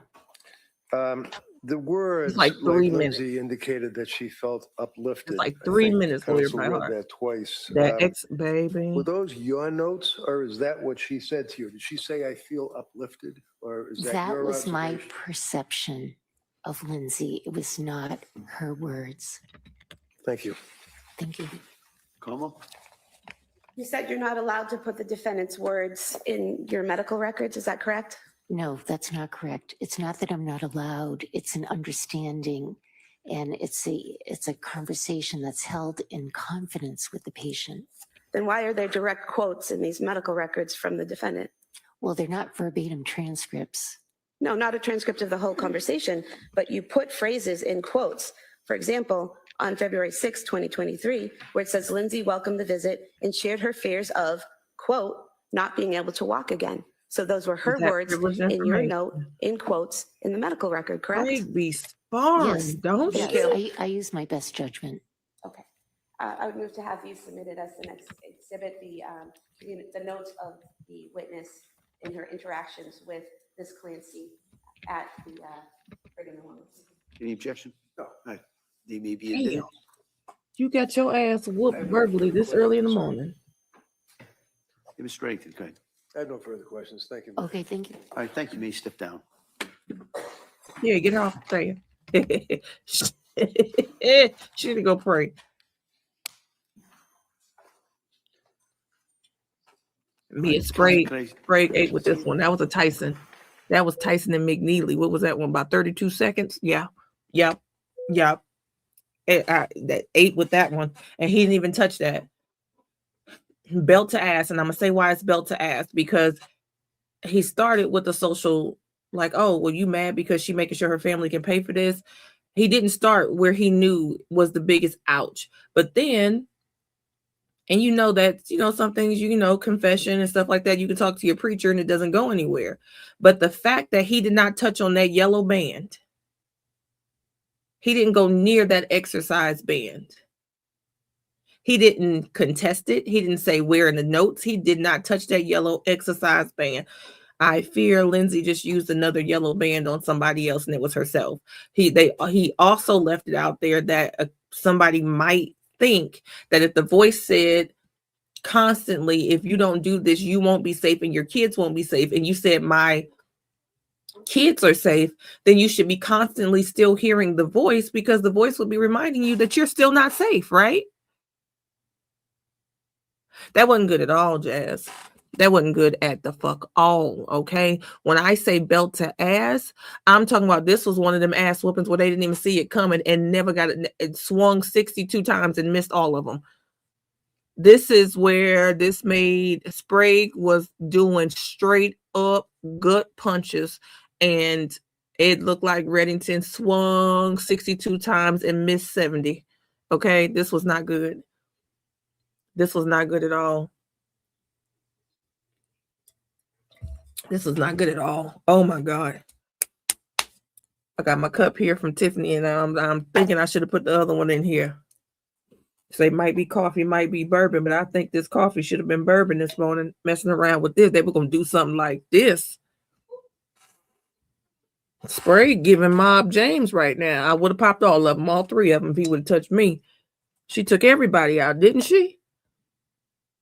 Maybe that pink in the courtroom activated her. Maybe that protest out there pissed her off, because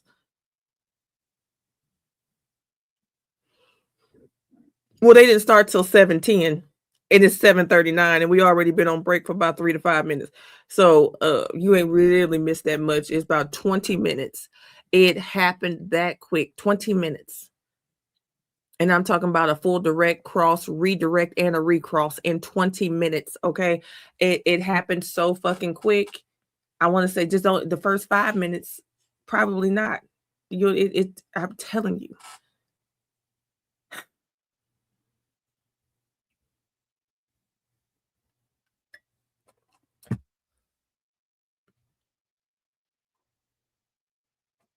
And why she collecting all them people kids?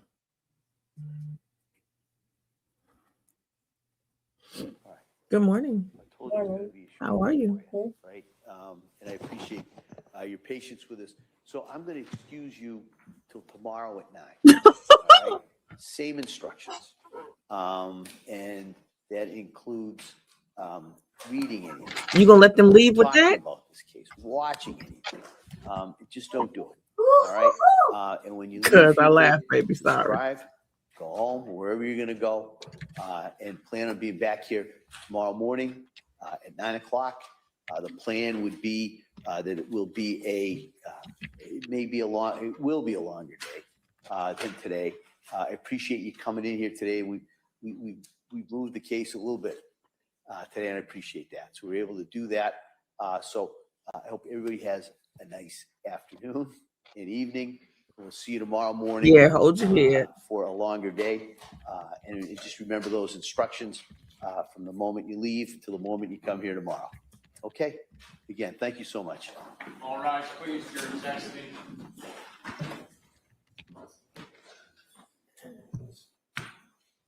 I don't think this is going the way he thought it was. It can't be.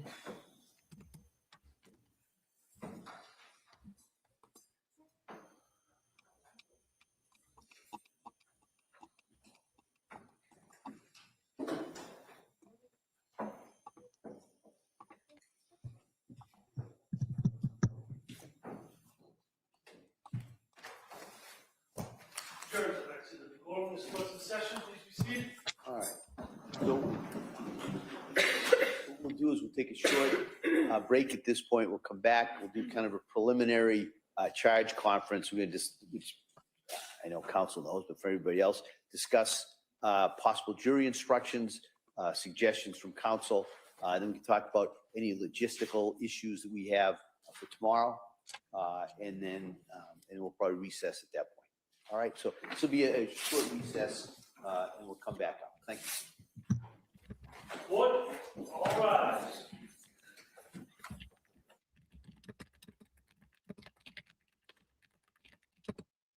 Charge conference. So that is it for today. Belt to ass in 20 minutes. Now, what we can do is, because we have the stream set up for both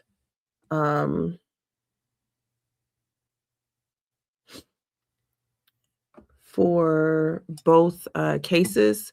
So what we'll do from here is, let me stop this one.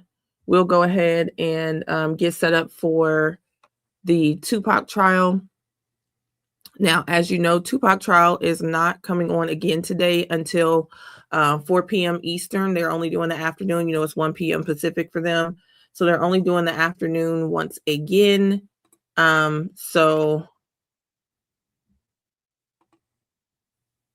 what we'll do is we'll go to the Tupac trial from yesterday, which I'm giving you a fair warning is only 3 hours. So we'll still be done early.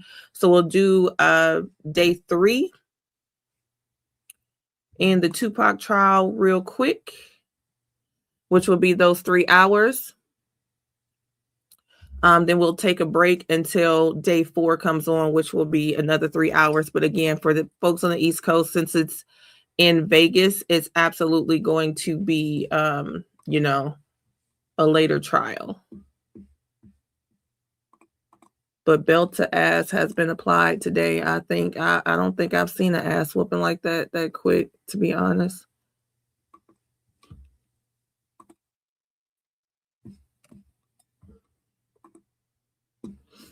So this is yesterday, day 3 of Duane Davis, or Nevada versus Duane Davis. Now, they did tussle about a witness that we did end up hearing from in the beginning yesterday. So let me go and scoot it up.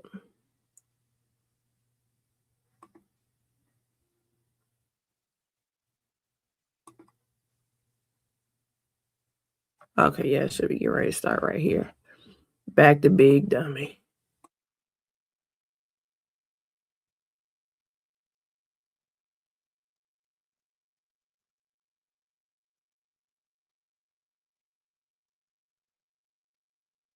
Okay, back on record, State versus Davis, C-377-407. Looks like we have the jury lined up. Anything we need to address before we bring them in?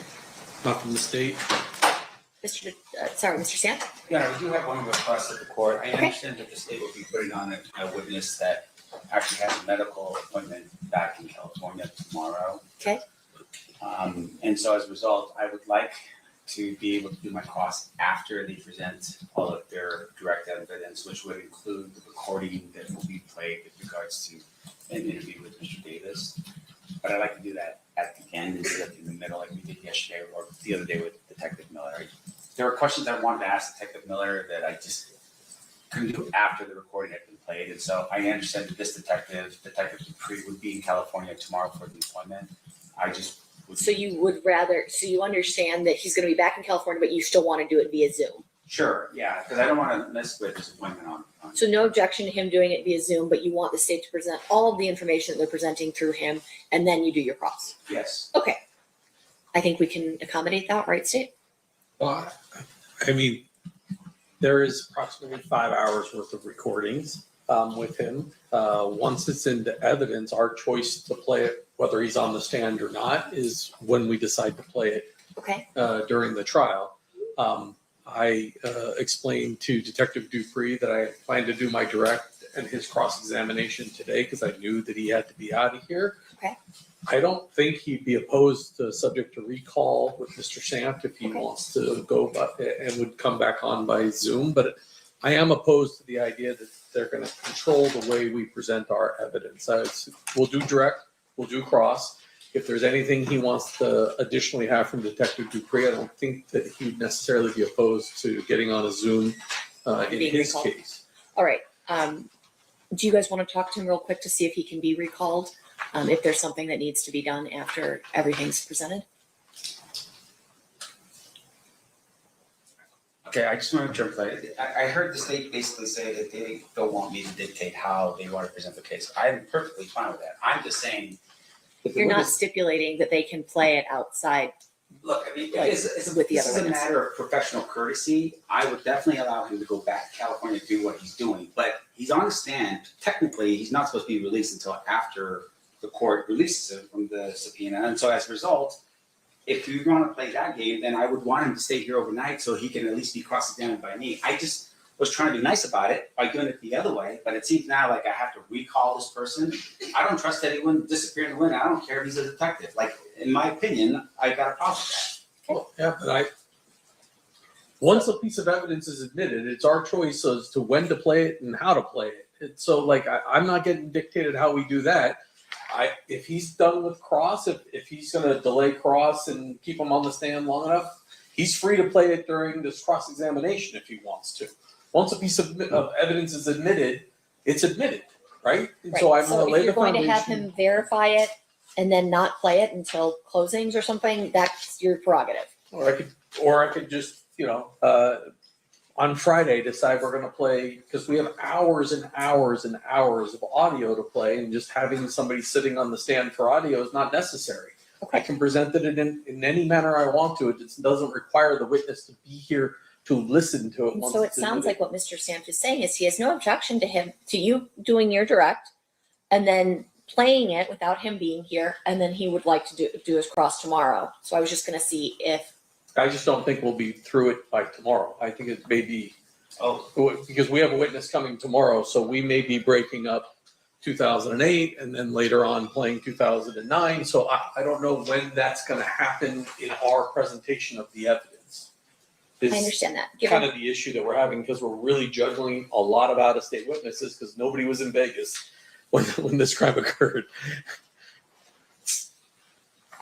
So Mr. Samp, what I'll do is after you listen to when the state is done with their direct, and they've admitted what they want to admit and they say that they're done, I'll turn to you and you can let me know if you want to cross-examine now or if you want to ultimately recall him on your own for your presentation.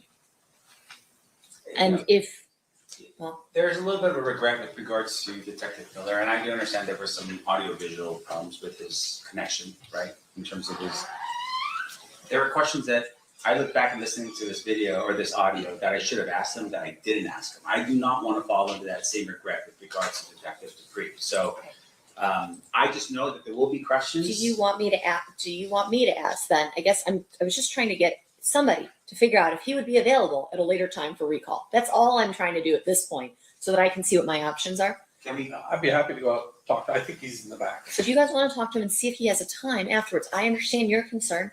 I understand your point that we can just admit it and play it at closings, essentially. We don't, once something's admitted, you can play it whenever you want. That is true.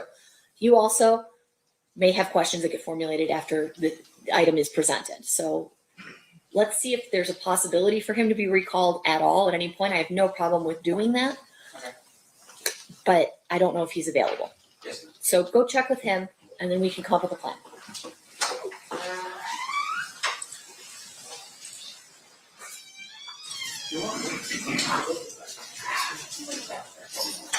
Sure.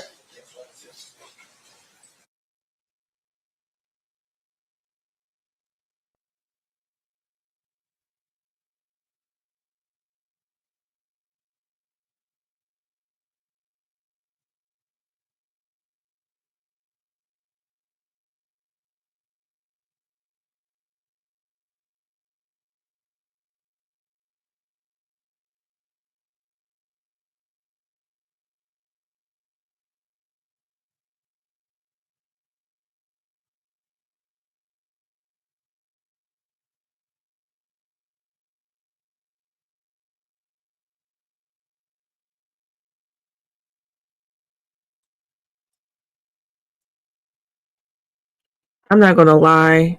This I'll skip through it because all they're gonna do, and there's Tupac's sister. But this is not that witness, but he does end up being on the stand later. To be honest, I'm not gonna lie to y'all. This one right here, if I was Keffe D, I would have been mortified.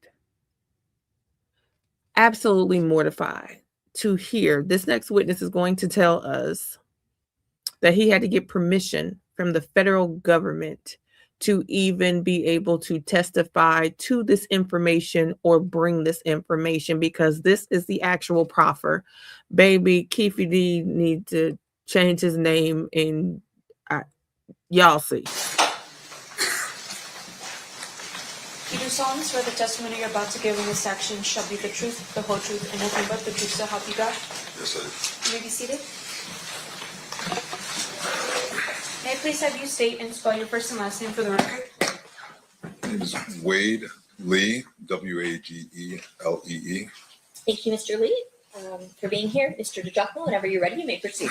Thank you. Let me just get the clerk the next thing in order.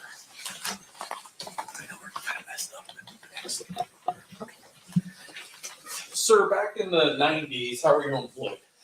I was a special agent with the FBI, How long were you with the FBI? 25 years. And when did you start? May of 1996. May of 1996? Yes, Yeah, I've been retired that long, actually. 5 years. I want to direct your attention to the 1997, 1998 time period. What was your assignment? What were you doing for the FBI at that time?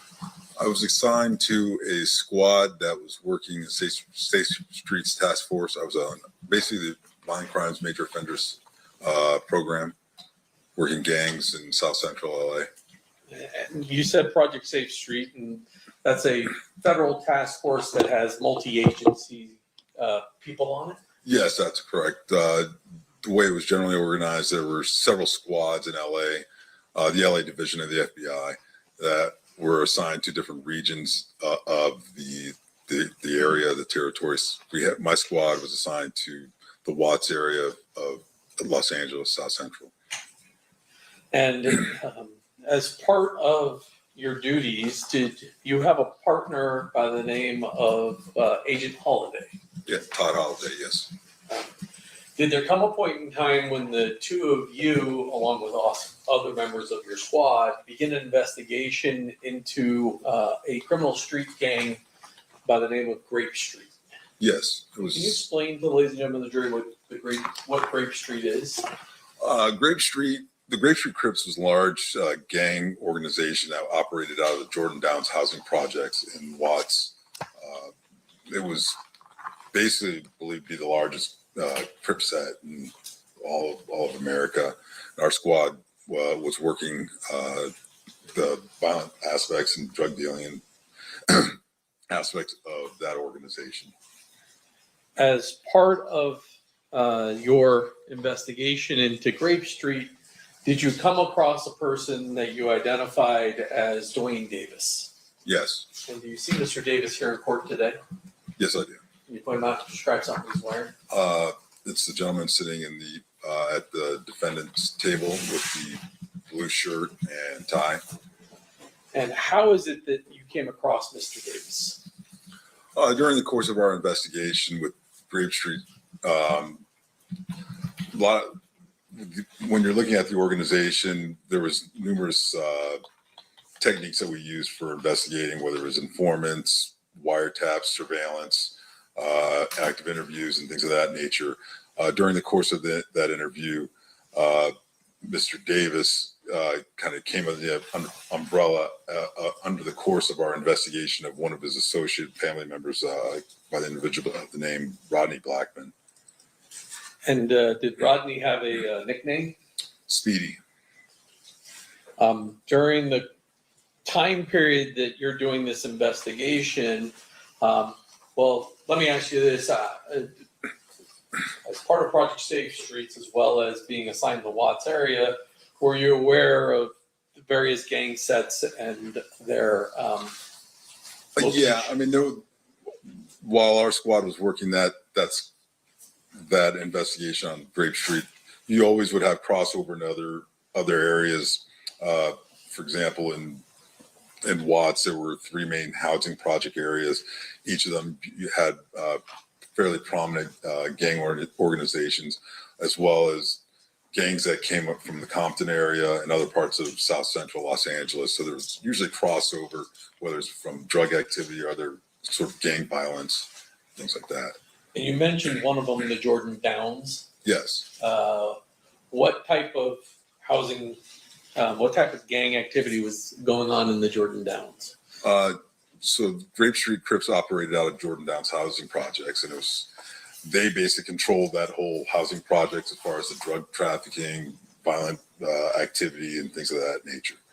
If somebody were hiding out from blood gang members hunting him, and he was a Crip, obviously, would it be safe for him to be inside the Jordan Downs? Yeah, from other rival gangs and things of that nature, yes, generally speaking. And you mentioned that Mr. Davis had a cousin, I'm going to call Speedy.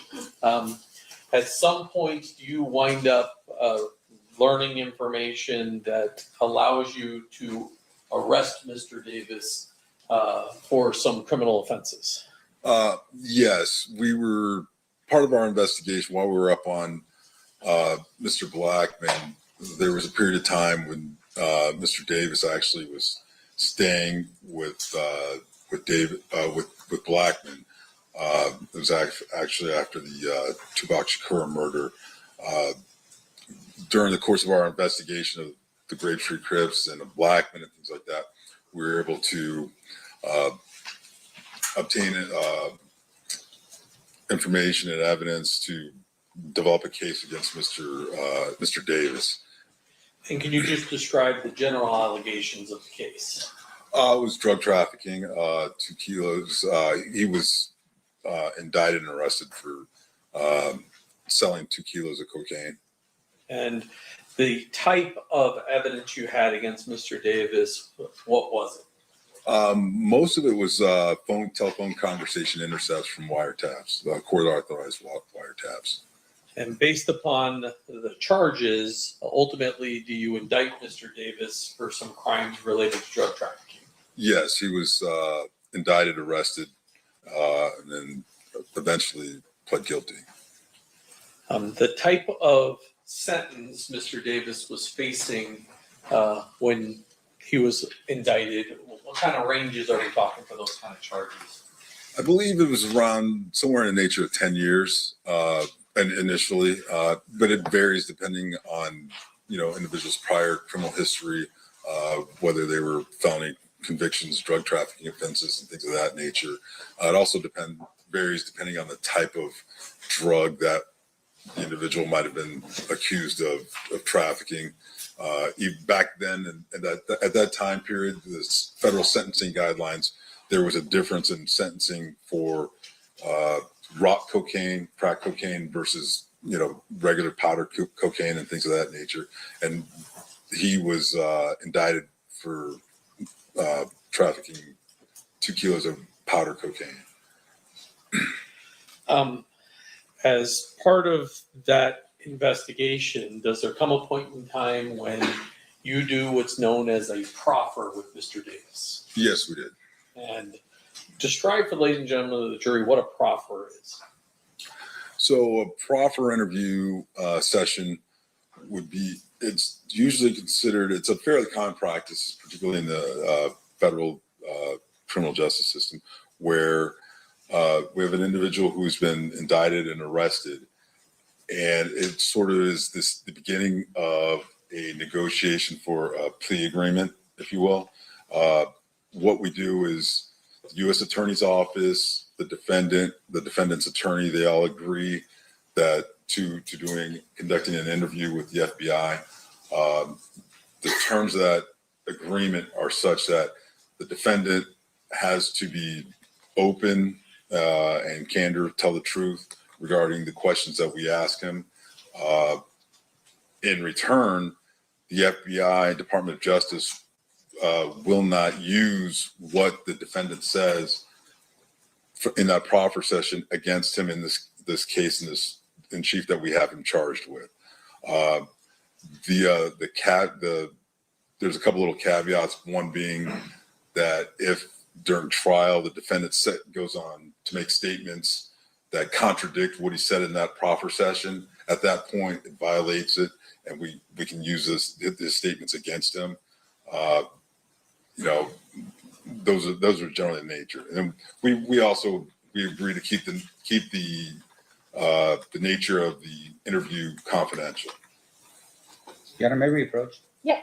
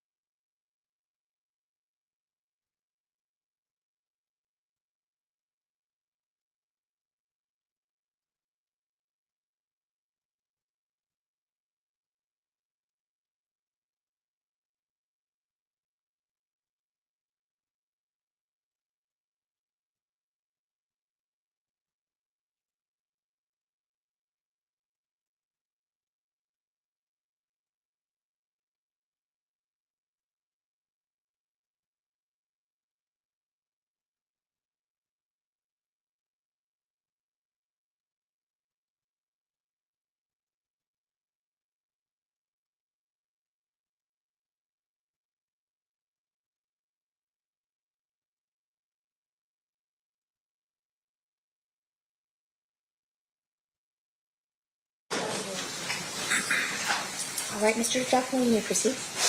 When you had your 1998 proffer with Mr. Davis, well, first of all, were you by yourself or were there, did you have your partner Todd Holliday with you? Todd Holliday attended, as well as the Assistant United States Attorney, along with the attorney for Mr. Davis, who were also there. And what was his name? I referred to by. Well, I have what's marked as state proposed exhibit 46. I know you got a copy Okay. there. That's fine. How about we use the one that I have Sure. marked and I'll take these back from you. Would reviewing those notes refresh your recollection as to the name of his attorney? Yes, Edie Fall. Okay, after reviewing that, Oh. has your recollection been refreshed? Oh, yes. I'm Okay. sorry. And it's Edie Fall? Yes. Understood. You may proceed. First of all, let me ask this, up until you were contacted sometime this year, have you maintained the confidentiality of this, conversation that you had with Mr. Davis? Yes. And as far as you're aware, your partner Todd Holliday also, maintained the confidentiality of it. Yes, as far as I know. And before you hit the stand today, or sometime last week or the week before, or at some point, the United States or the U.S. Attorney's Office issued a letter authorizing you to testify to these two conversations you had with Mr. Davis. Yes, referring to the TUI letter, yes. And that's a requirement that state prosecutors have to get permission from the federal government to allow you as an agent or former agent to testify to actions you took in your official capacity as a federal law enforcement officer. Yes, regarding those two interviews, yes. How is your proffer with Mr. Davis documented? Usually we use the standard FBI reporting mechanism, which is a FD 302 report. And that is essentially a report that lays out the information you received. There's no audio recording of that particular conversation. That's correct. And is there a FBI 302, well, what's in front of you? And I forgot the number. Is it 146? 146. 146, is that a fair and accurate copy of the description of the conversation that you were a part of with Mr. Davis on July 16th of 1998? Yes, it is. Move to admit 146. 9. No objection. So admitted. Now, I'm not going to have you go through everything. Yes, was that's the in Queen there, for a but day. What is your purpose in talking to Mr. Davis in the proffer session? Well, the purpose is to glean as much information as we can regarding what he knew or knew at the time regarding gang, drug, violent activity going on within the Watts and Compton areas. Were you investigating directly, at least, the Tupac Shakur murder?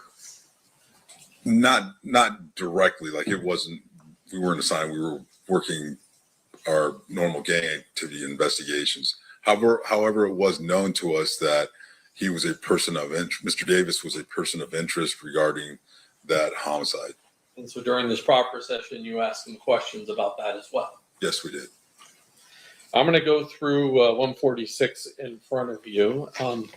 And actually, I can roll it up here on the screen for you.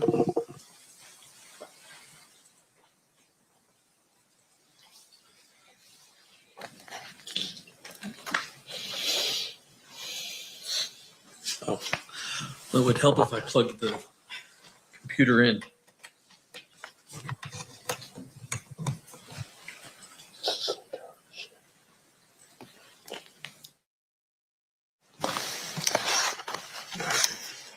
So that's what the front page of this 302 says. Is confidential and has the date and a description of who the people that are present for this particular proffer are. That's correct. The very first part of the interview, and let's close that. There, you have a discussion with Mr. Davis about an individual called Zip. Tell us what he tells you about this individual Zip initially. Initially, that Zip was an individual from New York who was a pimp who controlled girls, numerous girls, sold marijuana. He did just mention that Zip was involved in PCP trafficking, and that Davis at one point arranged for an individual by the name of Patrick Bernard to give Zip some PCP. So Zip came from New York to LA to conduct the transaction. And did he also mention how he met Zip? Yes, he said he met Zip at a baseball game somewhere in approximately 1993 or 94. There was an individual named Fats who was also at the game that introduced Davis to Zip. And then he talks to you a little bit about who Fats is. Yeah, Fats was a large cocaine supplier who operated in the west side of LA. He was also known as Flint. Davis associated with Fats prior to 1994, up until basically the time, I guess, where Fats was arrested and taken into federal custody. Let's skip past some Fats. There's a or part of this conversation, a person by the name of Wayne Day comes up. Do you know who Wayne Day is? Yes, Wayne Day was actually arrested by the squad that I worked on, the Safe Street Task Force. He was a large-scale drug dealer, drug trafficker in the Watts area, Compton, with Grape Street Crips. Yeah, And, Lord, does Davis describe his relationship as it relates to Mr. Day? Yes, there Are any of these people was. still alive? I would be pissed. They were related. That Davis had an uncle who was the uncle of Wayne Day. Is how he described it. And then there's a conversation in this next paragraph where Mr. Davis makes mention of Mr. Day having Compton sewn up. What does sewn up mean? Well, in terms of having control of all the drug trafficking in that specific area, and actually, there was agents mentioned to him. It said that Wayne Day had Compton sewn up, and Mr. Davis said actually that he had part of Compton sewn up, that he didn't have the south side part that Davis operated in. And then does he tell you what his role is in the south side part of Compton as it relates to drug trafficking? When you say he, you're referring to Mr. Davis.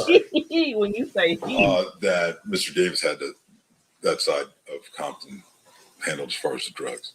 And did he talk to you about who handled the north side of Compton? Yes, he did. It was an individual who was a former Compton PD officer by the name of Reggie Wright Jr. damn. Being on Reggie drop down Bumper. a little bit here to the part where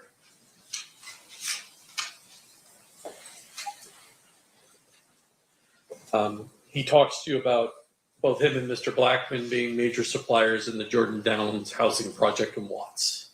That's correct. And then he begins to talk to you about the start of Death Row Records. Yeah. Again, that was all part of the, overall investigations that we're looking at as far as the gang activity and things of that nature. And he mentioned there was an individual by the name of Harry O that provided money to start the Death Row Records. Also, what's his name? I believe Patrick Johnson provided approximately $80,000. Actually told Davis to give $80,000 of that money that Davis owed to Johnson. from previous gain transactions to Johnson's girlfriend, so that money could be used to start death row records. And he also explains Marion Suge Knight's role and his connection to the Blood gang members. Yes, he did. He said that Marion Knight had gained control of the North Compton drug trade, and that he was associated with a bunch of the Blood Street gang members, like the Mob Pyrus and such.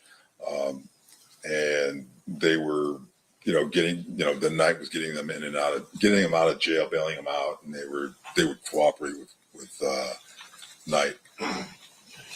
And basically, when Knight goes to prison, he tells you Reggie Wright kind of takes over. Yeah, Reggie Wright Jr. took over the organization after Suge Knight was arrested.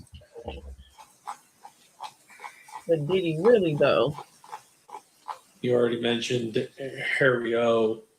But Davis claims Really? to actually be involved in the delivery of some of the money associated with the start of Death Row Records. I watched this. I Yes. said, baby, y'all better check with him tomorrow.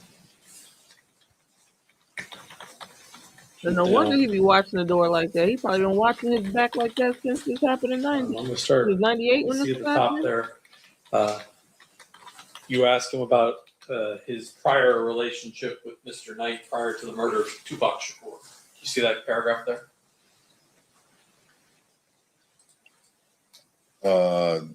That man probably Yeah, got a damn Davis said good that night he, sleep since told July. us that of he never had any 1990. issues with Suge Knight or any of those individuals prior to the incident in Vegas with the killing of Mr. Shakur. And Mr. Davis goes on, and I'm going to skip down just a little bit, but he basically accuses two Compton Police Department officers, Sergeant Reynolds and Lieutenant Reggie Wright Sr., the father of Reggie Wright Jr., as basically being corrupt officers. Yes, yeah, that Reggie Wright Sr. was a lieutenant with Compton Police Department, and then Reggie Wright Jr. was a former officer with the police department. He had then started a company called Right Way Security, and then he was working with Suge Knight and Blood, doing security, although some claimed it wasn't on an official capacity, for Death Row Records, looking at their parties and such and things like that. And they would, Right Way Security, they would employ Compton PD officers and things of that nature to conduct their business for Mr. Knight. And he also mentions Omar Bradley. Who's Omar Bradley? Omar Bradley is former mayor of Compton, the city of Compton. The former He mayor. mentions Mr. Bradley saying that he was associated with Knight and the other Blood Pyro gang members. Oh, the mayor. Skip through the part.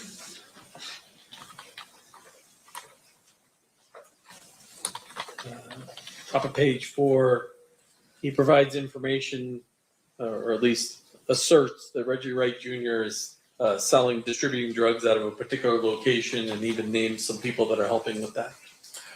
Yes, he stated that Reggie Wright Jr. Had a drug distribution location, an auto body shop called Untouchables, that was located at the corner of Alondra and Washington in the city of Compton. There was the shop was owned by an individual by the name of Melvin Hurd, and then Hurd, a guy by the name of G. Ray and Jim helped distribute cocaine from the shop. To be honest, I would love to hear Mob He also James mentions some people that work commentary for on this. Reggie Wright Jr. and assisting in the cocaine distribution. Yes, he stated that Reggie Wright Jr. had an individual by the name of Mob James, who was a member of the Mob Pyru street gang, individual named Flip, who distributed out of a shop location on Compton Boulevard. Now he should feel like shit. He should feel like shit because Mob James sat there and literally danced on the line of contempt of court saying, what you going through is what you going through. I don't want to be a part of it. I'm not sending no other man to jail. But you knew back in 98, you was telling all about who Mob James was, but Mob James sat there in your face all these 30 years later and still refused to tell on you while looking you in your face saying, you know, I don't like you. And all but saying, we know what you did. I'm just not going to help them get you. But you told on this man 30-something years ago. Well, 28 years ago at this point. But you told on this man about 30 damn years ago. And this man still sat in your face and refused to tell on you. And Harris, there was an individual known as Buntry. But we at the time we wrote it out as Bumptree, but we believe that actually was an individual known as Buntry, Montreal, or Alton McDonald? Yes. Buntry, B-U-N-T-R-Y? Yes. Alton McDonald, who was the brother of Mob James, which is James McDonald. Also another individual named Trayvon Lane, who was a Mob Pirate gang member. And then everybody. And then they can kind of read this themselves, but at some point he talks about Mob James incident that occurs at a neighborhood mall the code actually involving he still withheld the code and made it to be a person named Marcus. What is he telling you about? Most people don't see that. Yeah, this is a few weeks before the code and make it to be a murder of Tupac Shakur. This individual, Marcus, who was a Southside Crip, was at a mall by himself. Several blood street gang members attacked him and started beating him up. Then an individual, Mr. Orlando Anderson, who was the cousin or nephew of Mr. Davis, observed what was happening and went in to help Marcus. And they beat up and fended off the other gang members. That let you know right now, Orlando Anderson was a fucking Chucky doll. He was a motherfucking problem. He see one Crip getting jumped by Bloods and decide, I'll go fix this.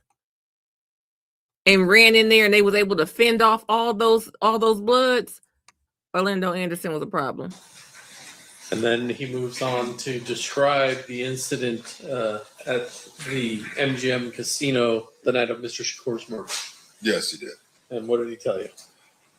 He told us the day of the murder of Tupac Shakur that the Blood Street members, Denver, Florida. I didn't hear them. Members saw at night. They saw Orlando Anderson. They attacked him because of the previous incident at the mall.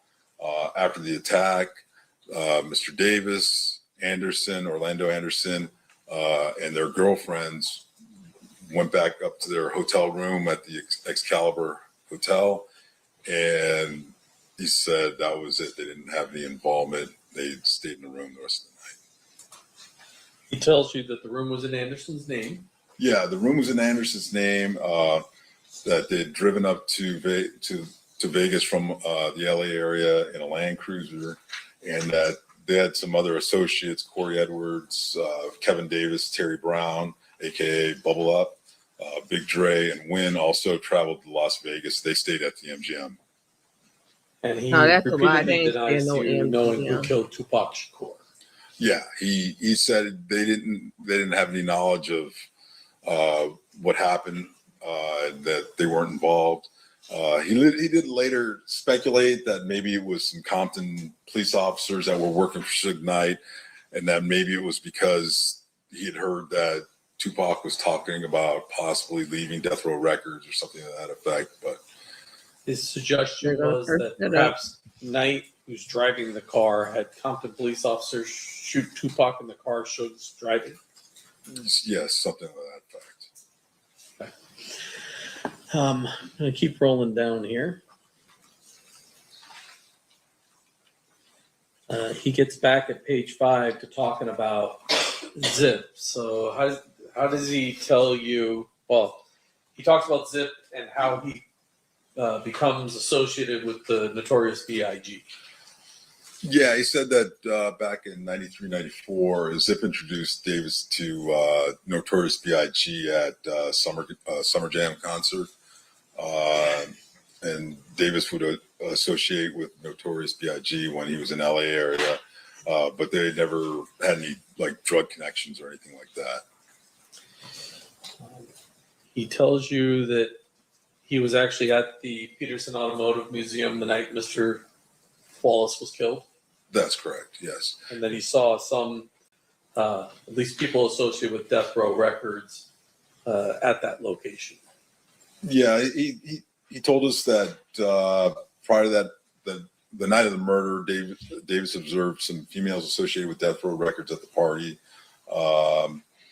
He said, well, like Jewel, a singer, Lachelle, a comedian for Death Row, and Davis believes that they saw Mr. Wallace at the event, then called Blood gang members to come. Davis did say he observed Reggie Wright Jr., DJ Quick. DJ Quick, you gonna bring the man? Theo, a local disc jockey, and about 10 or 11 other Treetop, Fruitown Blood gang members arrived at the event. Davis told Mr. Wallace that they were to watch, that they were there and they should watch out. And then shortly thereafter, Mr. Wallace was shot, but Davis wasn't there. He didn't see who actually shot him. But once again, he tells you that he believes that Reggie Wright Jr. and Blood gang members are the people that killed Mr. Wallace. Yes, he said he believed that Reggie Wright Jr. and the Blood gang members associated with him were the ones responsible for killing Notorious B.I.G. When asked who the individual was who actually killed him, based off of there was a composite drawing that was that had been provided and was kind of passed around, so we showed him that. Davis responded that the composite looked just like Reggie Wright Jr. Do you remember the day that you arrested Mr. Davis on the indictment? Yes. What day was that? I believe it was May 28th, 1998. Was it the day before the Orlando Anderson's killed in his own shootout Yes. in California? Yes. And Mr. Davis talks to you a little bit about that without going into the specifics, but he talks to you a little bit about how Mr. Anderson wound up dying. Yes, he did.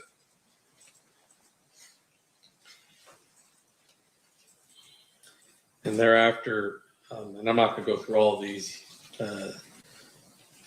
he initially denies distribution out of state, but eventually talks to you about a lot of different locations engaged in distributing cocaine.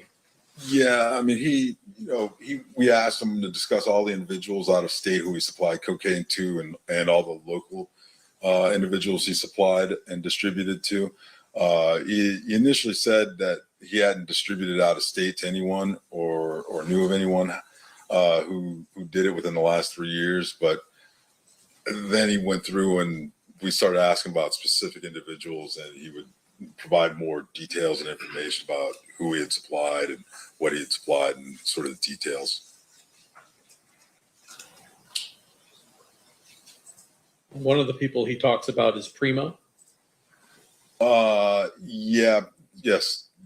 Primo was an individual that he bought cocaine from, like his supplier of kilos of cocaine, anywhere from 11,500 to 12,500 a kilogram. Primo fronted Davis one point up like 200 kilos of cocaine at a time, and then Davis would go out and sell it and then pay Primo back.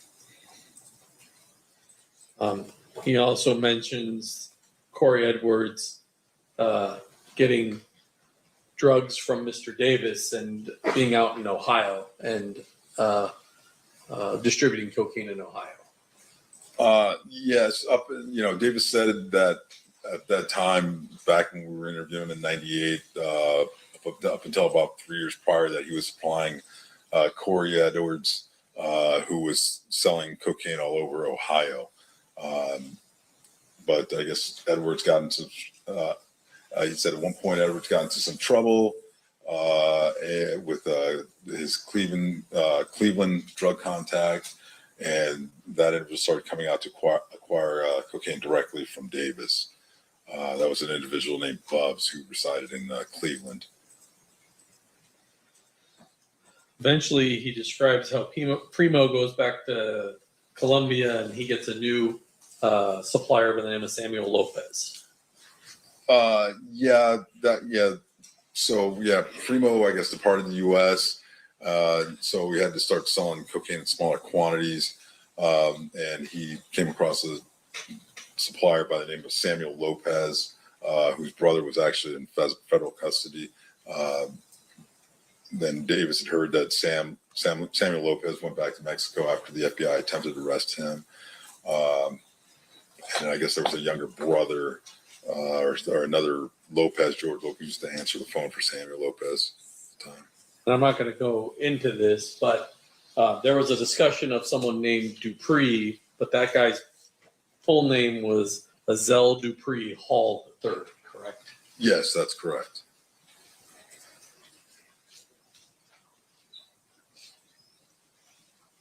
He talks specifically about the phone calls that you were playing for him, that you had captured him on the wire. That's correct.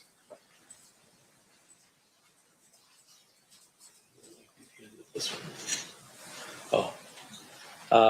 At the very end, he denies that he's the leader of the Southside Crips and claims Darnell Brim is actually the leader of the gang.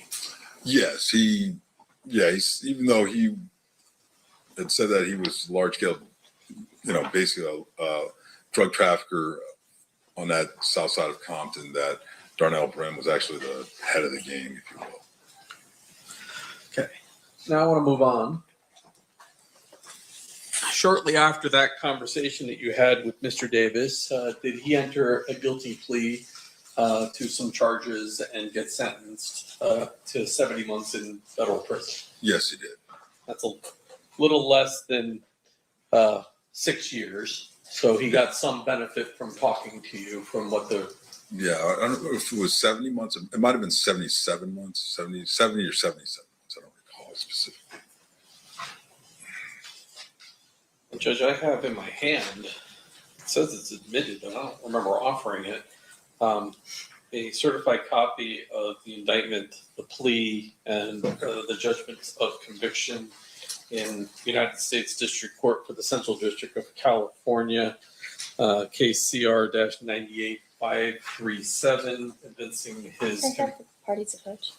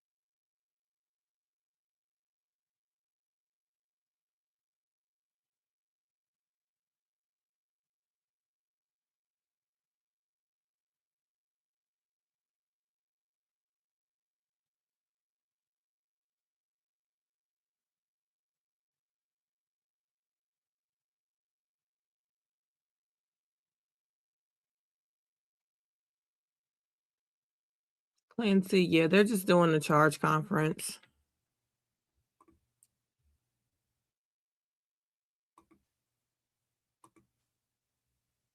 Points to Mr. Davis. Proceed. Thank you, Judge. Now, after Mr. Davis goes to federal prison, Hang on 1 second. They're not offered for any, to show propensity to commit crime, and you are not to consider them for any propensity that Mr. Davis has any propensity to commit crime. You may proceed, Mr. Giacomo. Sorry, I phrased that wrong. subsequent to Mr. Davis going to prison, do you and your partner, Todd Holiday, go to federal prison and have just a voluntary conversation with Mr. Davis? Yes, we did. We went to the. Is that situation different than the proffer situation? It is in that it's a strictly voluntary interview. His attorney, the U.S. Attorney's Office, were notified of us contacting him because he's in custody. But the terms of the proffer, it's not the same as the proffer agreement. It's just a normal, regular interview. But once again, you do promise him confidentiality during that conversation. Yes, we did. And up until the U.S. Attorney authorized you, you maintain that confidentiality. That's correct. I'm showing you what's been marked as State's Proposed Exhibit number 149. Is that the 302 that describes that particular conversation? Yes, it is. Move to admit 149. Any objection? No objection, Your Honor. So admit. And I'm going to put that one up on the screen. Can you tell me the date that occurred? The interview. Let's see here. April 15th, 1999. Okay. And the report's generated on April 20th of 1999. That's correct.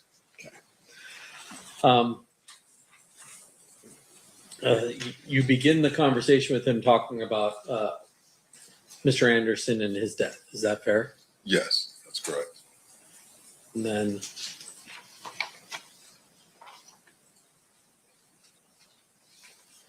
Mr. Davis tells you he's not aware of any motive for why blood gang members or individuals associated with death row records would have wanted to kill Anderson. That's correct.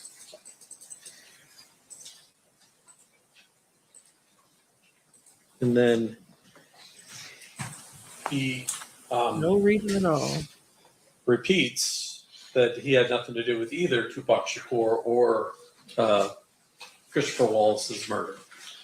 Yes, he said that himself and Mr. Orlando Anderson were not involved in the shooting death of Tupac Shakur, and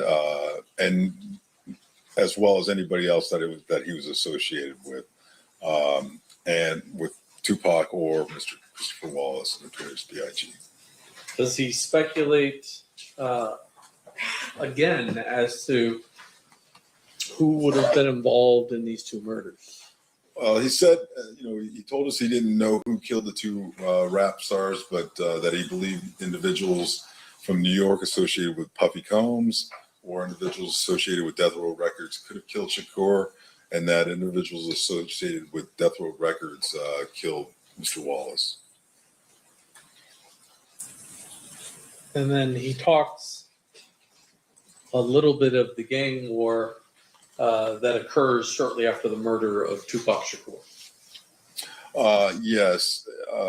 Basically, he said that there was a conflict between Davis and Mr. Marion Knight that resulted, as a result of the shootings, that the conflict, there was basically a war going on between Southside Compton Crips and Compton Blood Pirate gang members stemming from the altercation with Marcus Nunn and Orlando Anderson, other members of Southside Compton Crips, along with the Compton Blood gang members.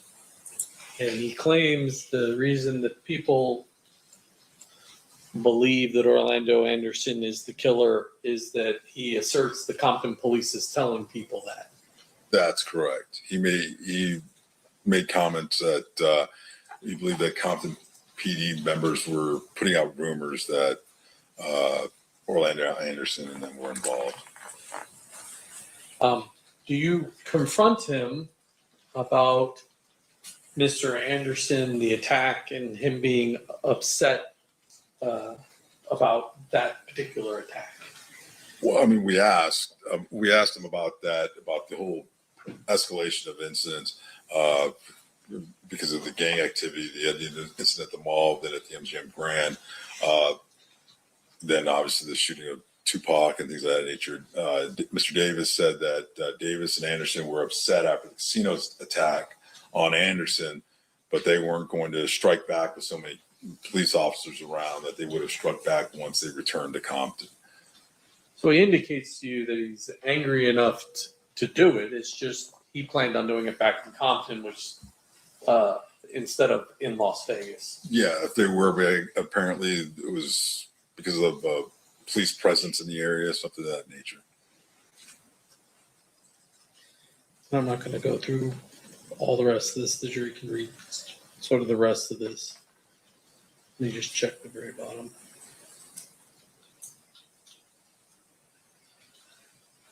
Oh, thank you, Agent. That completes my questions. Okay. Mr. Sant, cross-examination. Thank you, Your Honor.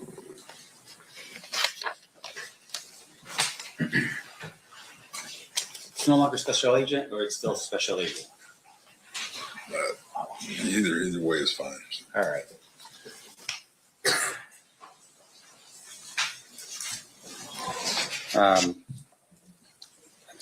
We'll stick with special agent Lee. Okay. All right. Now, sir, fair to say, working for the FBI would have been something of an honor, I would imagine, working for an organization like that. Yes. Fair to say, of course, that working for the FBI, I would imagine that other people would consider that to be the creme de la creme of investigation throughout our entire country. Yeah, some people would consider that, yes. You put on seminars for law enforcement agencies throughout the country to help them with their investigative efforts, to help them become better police officers and detectives, fair? You're talking about me specifically? No. You as the FBI. Oh, okay, yes. And with regard to that, have you ever gone to Compton Police Department to learn how they do their investigative techniques, make yourself or your agency a better agency, or yourself as a better special agent? I'm sorry, could you? Have you ever gone to Compton Police Department to see how they do their investigations to become a better agent yourself? No, I did not. All right. And once again, with regards to what you do as the FBI, you're very specific in your task, right? Your task is whenever there's a violation of federal law, for instance, you're the agency that would be tasked. I'm sorry. That's right. Yeah. With regards to federal law, if there's a violation of federal law, you're the agency that typically would be tasked with the investigation, right? Correct. Now, we talk a little bit about the 302s in this case. And a 302, just for the jury's edification, when you say it's a sort of a means, it's really just a piece of paper and a pen, right? It's a report. Right. And so you are writing out what your impressions or recollection was of a specific event or time, right? Correct. So if you're sitting in a room and we're having a conversation, you would note in your report who's in the room and what your impressions were of what was said and who said what, right? Correct. Now, of course, juries here would be curious. You know, we have recorders now back in 1996, 1998 in this case. Recorders were available to the FBI, but of course, that's not how you do your job. The use of recordings for the FBI they were not standard policy and procedure for the FBI at that period of time. Yeah, and you've retired since what, 5 years ago? Yes. During that time period, has it changed in terms of that policy with the FBI? During the time period that I've been retired? Right, no, up until the time that you retired. Has the policy changed? The standard procedure is no, not to record. Right, and so as a result of that, any recording that's done is typically not what the FBI does, right? You still focus on pen to paper recollection onto a 302. Yes. Okay. And so in terms of how you do it, the 302s that we read or at least saw put into the record is the work that you recall, your partner recalls during the course of an investigation. Of that event, yes. Okay. Now, in terms of the task force here. We talked a little about the task force project, Safe Street. Is that what it was? Yes? Yes, Can you tell the jury a little bit of what that project was about? the Safe Streets Yeah, Task right. Force. Yes. So it's a compilation of multi-agencies directed to address gang activity within specific areas.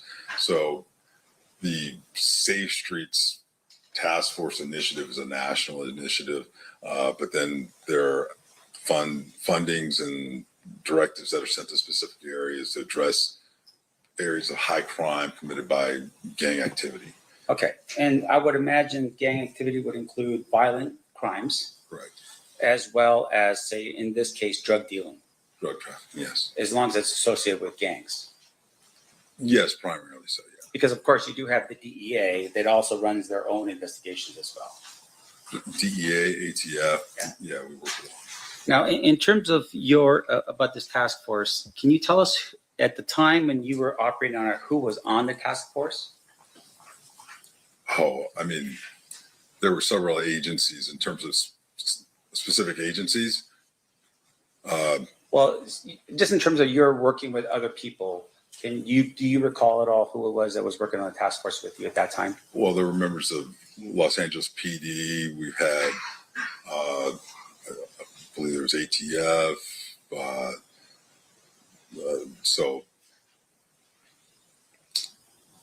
So there was multiple aspects of the task force.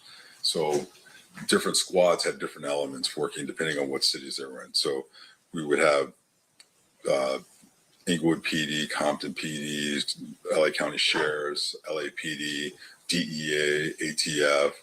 I believe we even had postal inspectors that might be involved. There was just a myriad of different agencies. Sure. Can you tell us who from the Compton Police Department was part of your task force? Our specific task force, the squad that I was on, Mr. Holiday, we did not have an element from Compton PD. Why was that? Because we were working in an area that was in Watts, in South Central Los Angeles. So we had LAPD elements, LA County Sheriffs. So one of the things that we saw today was that one of the individuals that potentially was somebody of interest, I would imagine to you, was a police officer from Compton by the name of Reggie Wright Jr. Well, he was a former police officer. There was Reggie Wright Sr., who was his father. Okay, so your work in Inglewood and this other area, I would assume that information with regards to Reggie Wright Jr. would have been sent to whoever it is that was working that particular area of LA? Or of Compton. There was a different squad that was working Compton. Yes. Can you tell us who that squad was? What do you, Who was in that squad? the agents or, to be honest, I don't, well, I mean, some of the agents I recall. Do you know who that you can recall that was there?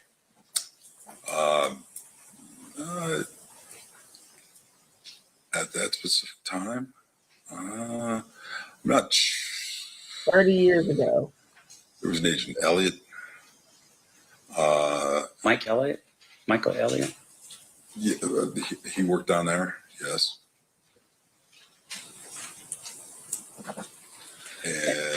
And I don't want to strain you a little bit here. yeah, I mean, yeah. So and for clarification, because over that time period, agents will change squads and things of that nature. Like I left the gang task force in 2003, and squads would move and change objectives. So who was working at that specific time?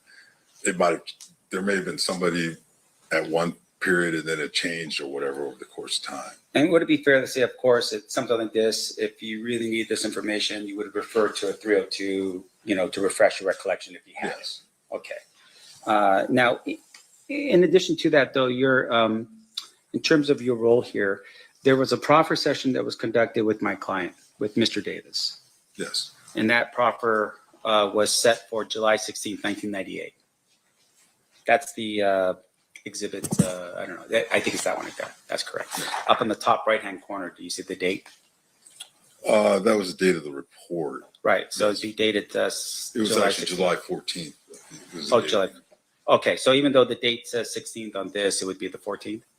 Yes, well, so there's a little bit like, the data, the 16th is the date of the report. Down at the bottom where it says 7/14/98, that's the date of the actual activity. Okay.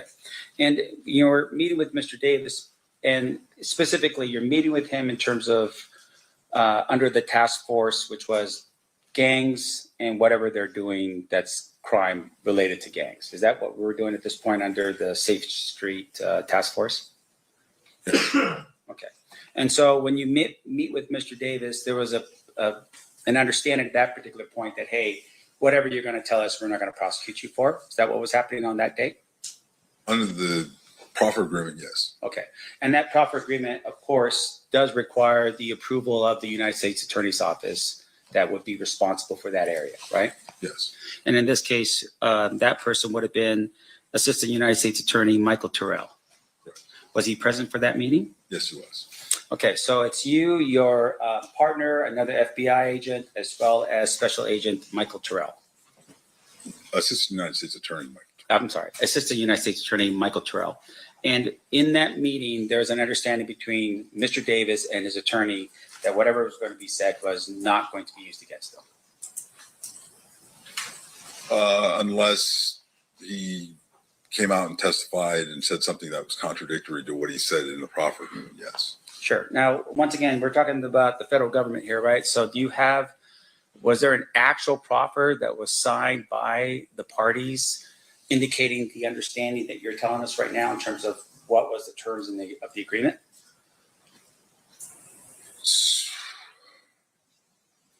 My recollection is that there is, but that's maintained by the United States Attorney's Office. Okay. And since we're talking about that particular proffer here today, fair to say that would be relevant information that we should be considering?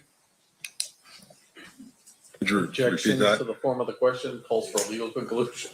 Okay, sustained if you would rephrase. So I want to make sure I'm clear here. We are talking about a proffer. You're telling us that there is an actual writing, a contract of some sort between yourself and Mr. Davis with regards to that proffer. Do you have a copy of it here today? That's not between myself and Mr. Davis. It was between Mr. Davis and the United States Attorney's Office. Okay. And once again, do you have a copy of that here today? No, I do not. Now, in terms of your understanding of this agreement, Mr.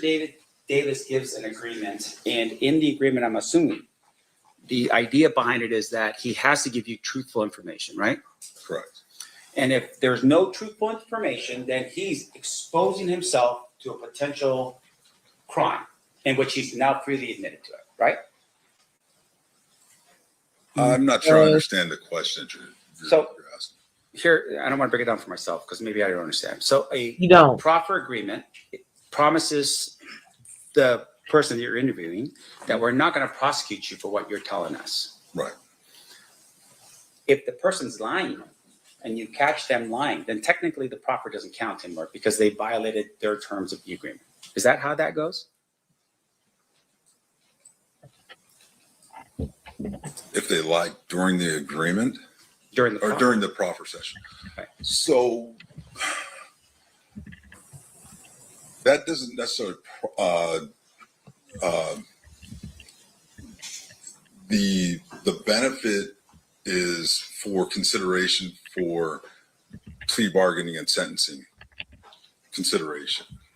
So if the individual who is being interviewed during the proffer session shows a lack of candor, lies, and things of that nature, then the consideration for a plea bargain, plea agreement, will be considered by the United States Attorney's Office and what they will offer to that defendant. As far as using it against them, it's still the proffer agreement terms as far as using that information against them in that case in chief on that charge, we would still not use it. Does that make sense? Sure. I just want to make sure it makes sense. Right. Okay. So one of the things about the proffer agreement is it's, as I said earlier, was to set up it's the beginning of a sort of plea negotiation period. So You're negotiating time. Mr. Davis, we say, Why don't you come you do in, you tell us the truth. We won't use it against you in this case or whatever, regardless of what you say. And the United States Attorney's Office will take that information, determine how useful, how valuable it is. For example, not in this case, not necessarily in this case. We've had individuals who provide information and then they actually go on to become cooperating witnesses for us. They're willing to testify in case against other co-defendants and things of that nature. All of that gets utilized in determining the sentencing for that person and for reducing their sentence on that federal charge. As you're suggesting, if an individual comes in and they're not truthful, they're providing us information that we know is factually inaccurate based on our other investigations, surveillance, wiretaps, and things of that nature, and statements from other witnesses, we would report that to the United States Attorney's Office, and they would take that as far as the sentencing that they would offer for the plea agreement. They would say, well, your client hasn't been forthright and candor. We're not going to reduce it at all. Did you do that in this case? Was there any recommendation from you or your partner back to the United States Attorney's office, and specifically to AUSA Michael Terrell, that said, hey, Mr. Davis is not being forthright and truthful with regards to his July 14th, 1998 statement? I did not specifically do that. Whether or not Mr. Holliday did, I'm not aware. Now, let me ask you this then. So he gives a statement, and I want to make sure we're clear. You listen to what Mr. Davis says. Did you ever verify the information in here specifically about allegations of Tupac Shakur's murder? Verify in terms of what? Well, for instance, in the document that would have been the year 302 that's dated as of July 14, 1998, there's an indication here, for instance, that at the Las Vegas casino, Davis's girlfriend, and Anderson's girlfriend went up to their hotel room at the Excalibur Casino. Now, once again, this is 1998. The death of Tupac Shakur was in September of 1996. Right. Did you ever verify that information with Las Vegas to see if either, and in this case, that what the 302 indicates is that the room was in Anderson's name. Did you verify that to be true? I did not specifically know. Okay. And then with regards to the way in which he describes, Mr. Davis, how they got to Las Vegas, he says in here that they drove to Las Vegas in a Land Cruiser. Any particular reason? Did he have a Land Cruiser? Was there any verification of that information? I did not verify that. Now, in addition to that, he indicated that Corey Edwards, Kevin Davis, Terry Brown, and Big Dre, or AKA Big Dre and Wynn had also traveled to Las Vegas. Did you ever verify if any of those individuals went to Las Vegas? No, I did not. He said pertaining to the case that he's working in. Jim Casino. No, They won't charge So him once with again, his for the case. jury's edification, shooting takes place in September of 1996. Jesus You're getting Christ. this information from Mr. Davis on July 1998, right? Yes. About a year and, Right. 8 months, 9 months, something like that. Now, in addition to that, he had made they was gonna mention, go and at least with that use first that interview, information that to investigate he a believed whole that other Compton case police before officers they had been sentenced the him. ones to have committed that particular Got to act, be the kidding crime me. in Las Vegas, in terms of the shooting of Tupac Shakur. Mhm. Is that a yes? Yes. And once again, that's just for the I'm sorry. record. Yeah, Okay. you're sorry. And with regards to that, though, sir, did you ever look into the possibility that Compton police officers may have been involved in the shooting of Tupac Shakur? I did not specifically know. Okay, and when you say I did not specifically, do you have any personal knowledge as to who in the FBI was responsible for following up with that information? I'm aware that there were numerous investigations going on. There was Las Vegas PD had an investigation. There were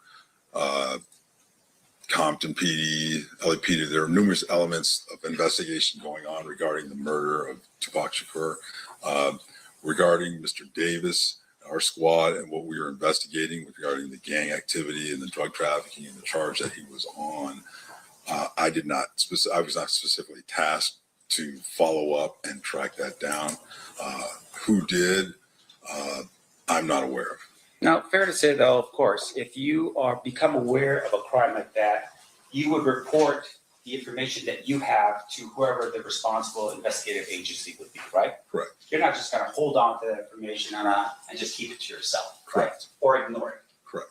So in this case, for instance, you share with us that there were wiretaps that were being done of Mr. Davis's phone during the time period you were investigating. Can you recall that line of questioning? Yes. Now, wiretap is not the same as a pen register, right? Correct. And just for the ladies and gentlemen of the jury, pen register is just numbers that you just that you keep recording in terms of what number is calling out, what number is being received. Correct. And then an actual wiretap is when you listen to phone calls where people are talking on the phone without you telling them that you're doing so, right? Correct. So with regards to the information that you received and the phone calls that you had, were there any phone calls at all in which this guy over here, Mr. Davis, somehow admitted or said anything along the lines of that he was either involved in the murder of Tupac Shakur or that he was even in Las Vegas on the day it happened? They're not supposed to listen to anything that don't have anything to do with their case, so that would have never been done. You're getting on my nerves. So the first part of the question, no, that would be no, there was nothing.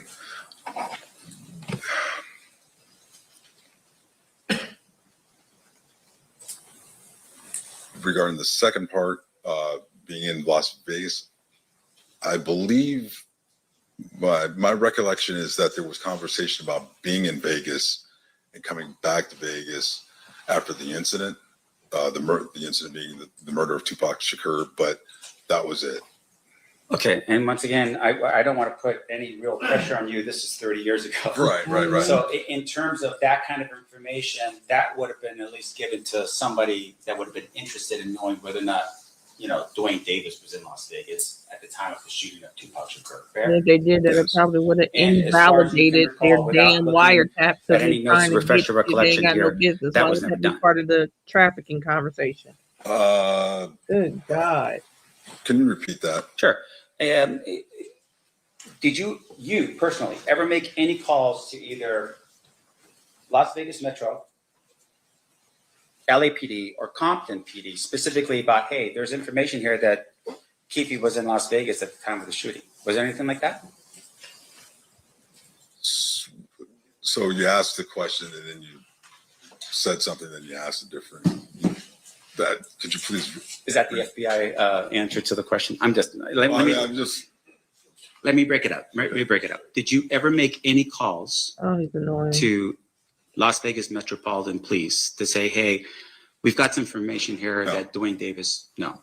Did you ever make any calls specifically to LAPD to say, hey, I've got this guy on the phone, or he's making some discussions here that he was in Las Vegas at the time of the shooting of Tupac Shakur? No, I didn't make any calls like that. And then I'm What's the assuming LAPD do? with regards to Compton happened PD, there? did you ever call Compton to talk to somebody like, I don't know, Reggie Wright Sr., the gang guy over there, to say, hey, by the way, one of the guys from your community is saying that he was in Las Vegas at the time of the shooting. And that you're dirty. You sound goofy. And I appreciate you breaking that down because I didn't want the jury as well to be confused. Now, in addition to that, you had made mention about the type of volume here, or what the type of volume that Mr. Davis was moving in terms of drugs. I want to make sure I'm clear. What kind of drugs are we talking about? Cocaine. Okay. And can you tell us just in volume, what kind of volume that Mr. Davis was moving at that time? I can't. I mean, it would be total speculation. I'll based off of what was said in his statements to us. Yeah. I mean, there was one where he said something, I believe, to the effect of like 70 kilos at one time, or that he was punted large amount. I'd have to look. May I refer back to the report? Sure. Let's see here.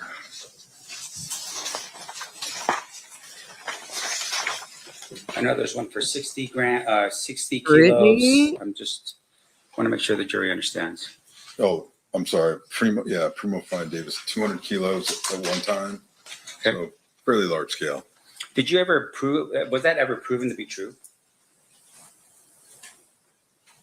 that he received that quantity of cocaine at that time? Yeah, sure. I mean, confidential informants show up on scene, undercover police officers are there, No, sir. anything like that. No. So it's literally what he's just telling you, right? In your 302 for this Yes. particular time. But no verification whether or not that was true or not. Regarding that specific transaction, no. Sure. Or let me make sure I'm clear here. That specific transaction of 200 kilos is what we're talking about. Yes. Okay.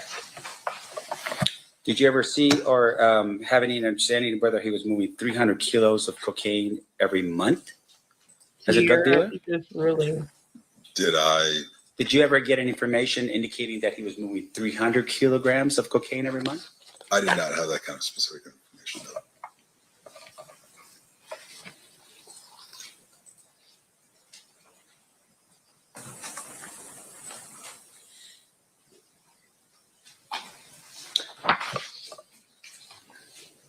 Now, in terms of Reggie Wright Jr., was there, I would assume that because it's not part of your area, did you refer that information to whoever it is that was part of the task force that would have covered the Compton area? That would be most likely, yes. Okay. And in terms of the Compton Police Department, fair to say that at some point they actually disbanded or they were shut down? Yes, that's accurate. And that would have been at what year? I don't remember specifically. It was somewhere in the late 90s, I believe, or early 2000. Okay. And why did they get disbanded? I don't know these specifics. I know there was numerous allegations of corruption and such and things like that in the department, organizational, structural deficiencies. Okay. Your Honor, may I have a brief moment? Yeah.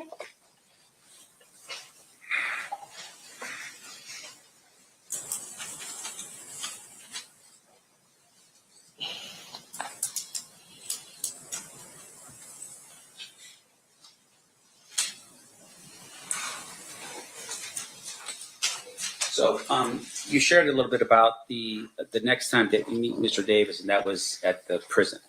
Correct. And it's you and your partner still, Special Agent Holiday. Yes. And you go to that meeting, and he's sitting down and having a conversation with you, right? Mr. Davis, yes. Yeah. And I want to make sure I'm clear. How much did you actually arrest him with in terms of the cocaine that he had? I mean, I'm assuming at some point he gets caught with cocaine, right? That's incorrect. No. Okay. So what happens? So are you specific the specific case that we had him charged with? Yes. And arrested? Actually, no, he was not caught with any actual cocaine. We intercepted conversations between him and another individual where they discussed a transaction before, the price, quantity, and then there were discussions after the delivery. And then there was even discussion, what kind of prompted more of the discussion. There was the two individuals had, Mr. Davis and the other individual had a discrepancy over the quantity, the actual volume of the amount of cocaine. Okay. And outside of that, nothing to your recollection that was more specific about anything to do with the cocaine. Like he never actually got caught with it. He was just having conversations about it. Yes, that's correct. Now, in addition to that, when you're part of the task force, you are looking for potential issues with regards to violence. Is that correct? Yes. And in this particular case, had you ever come across any information in your wiretaps or anything like that of Mr. Davis putting out a hit on someone or green lighting some type of violent act to be caused against somebody? No. No. And that would have been part of it would have been maybe an enhancement under the sentencing guidelines in terms of if you're looking at increasing his amount of time, is that, hey, he's also doing something in furtherance of, his self. Violent activity and things of that nature, we would definitely be looking for, yes. Right. And in this particular case, you don't have any proof of that at all. No facts to that. Of him being violent? Yeah. That's correct. Now, there's a discussion here that Darnell Brin was identified as potentially the leader of the Southside Crips. You recall that? It should be at the end of the second 302 that you have. Yes. Now, in terms of that, did you ever verify that information as to whether or not Mr. Davis was lying or not about that? No, I did not personally verify that. And so as of this particular moment, as you're sitting here right now, do you have any facts at all that establishes that Mr. Davis was a shot caller or the leader of the Southside Crips? Could you repeat that way you phrased Meaning, it? do you have any facts? Do you have something that says he said out on the phone, you know, I don't know what they do. They attended a meeting. I mean, you know, it's like. No, so, okay, so, I mean, with these gang organizations, there's not like membership cards and things of that nature. It's not like you know, they've got a organized org chart of who is the president, vice president, and this and that nature for the most part. A lot of times it is just word on the street, who runs this area, who's in charge. And it was the way we assessed that Mr. Davis was one of the leaders of the Southside Compton Crips was the totality of information we'd received from numerous informants, witness statements, and things of that nature, And wiretaps and things like that. I'm sorry to interrupt. Go ahead. You done? Yeah. Yeah, and I would imagine that because Mr. Davis was a drug dealer, that, you know, the money that he was bringing in was probably the reason why he was, you know, considered to be a leader in the Southside Crips. Because of the money that he was bringing in? Well, I mean, the drugs, right? I mean, that's Well, the really volume the of drugs. Yeah, I mean, the leader, the guys who are moving the most weight, the high volume drug sales are going to be generally speaking, the leaders. Right. They're the ones that the other guys are going to go to get their quantities and things like that for sales. Sure. And in this particular case, that's the presumption, right? It's because Mr. Davis was a drug dealer, he would be considered with some status within the Southside Crips. Well, I wouldn't call it a presumption. Again, it's the totality of statements from other individuals and the information that we got. I mean, it wasn't the fact that he was a drug dealer that all of a sudden alerted us and said he must be a high-level Southside Compton Crip. It was a totality of information from our investigation. Sure. Now, the word presumption. Rhonda, he ain't done. This ain't even the worst of it, to Presumption. be honest. You presume. It was so you're crazy making how much assumptions. information they gave in But 3 it's a little hours. bit better than that, right? There are some facts that support whatever it is that you are throwing out there as the. That can be the case, yes. Now, in this particular regard, you talk a little bit about the Lakewood incident, right? It's in your report, I think, and I want to make sure under 302, this would be. And so if you run across it before I do, this would be page 4 of your 302, the date 7/14/98. Do you see where I'm at? It would be maybe the third, the 1, 2, 3, 4th paragraph down.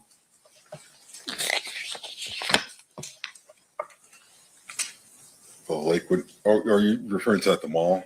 Yes, sir. Okay, I'm sorry. Yeah. That's right. Okay. In terms of your presumption, the idea of the presumption, you're telling us that there is some facts that help you to have that presumption, right? Some facts. Can you tell us what facts you have to support that there was even a Lakewood incident that occurred? I'm sorry. You're asking never what happened. facts? Sure. We have several witness statements. Okay, so you have several witness statements.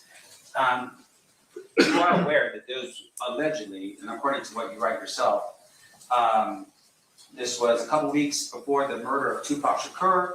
Marcus, who lived at the Southside Crip neighborhood, was in a mall by himself. A number of Blood Street gang members attacked Marcus and began beating him. Orlando Anderson and then others approached the situation, observed what was happening, then went to the aid of Marcus. They beat up the Blood gang members. That's what you wrote in your 302, right? That's for true, isn't it? Yeah. Now, in terms of that information, did you ever go to the mall to verify that there was this thing that happened a couple weeks before the murder of Tupac Shakur, which would have been sometime in August of 1996? Did you ever do that? No, I did not. Now, in fairness to you, sir, Lakewood Mall and that area is governed by a police department. I don't know, is it Compton or is it the next one over? I'm not sure. Yeah, it wouldn't have been Compton. Okay, so whoever's the next one, did you ever at any point reach out to that police department to say, hey, Can you get us the information on this so we can verify it before we put it into our 302? That the, a couple of weeks before the murder of Tupac Shakur, there was a beating that took place. Did you ever do that? Okay, so your statement regarding doing it before we put in that was information that was provided to us by Mr. Davis. So at that time, we're just recording what Mr. Davis is telling us. Sure. So this is a follow-up investigation on that. Sure, but the state has now introduced this document in as an exhibit for the jury to consider. You're telling us that you can't verify the information in it? I'm telling you what Mr. Davis told us. Okay, but you cannot verify that information. You're telling us right now you didn't verify the information that he told you. I didn't verify that specific event. Okay.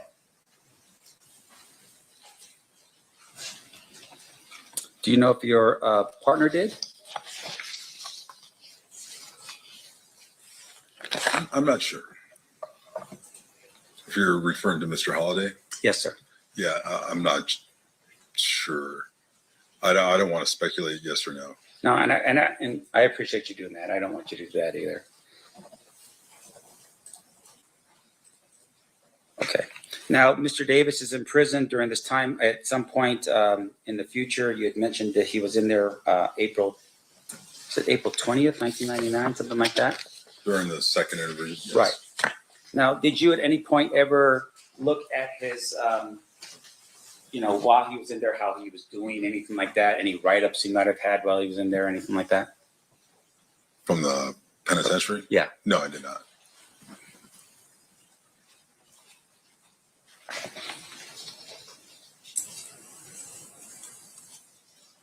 And then finally, just one final thing here.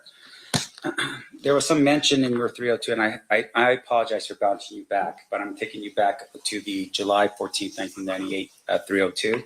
But in that 302, there was an allegation, or at least some information that you documented that stated that Reggie Wright Jr. Was dealing drugs out of a auto shop called the Untouchables Auto Shop, owned by Melvin Hurd. Do you recall that? That's actually on the top of page 4. Yes. Do you know why that's important and why you included that in your 302?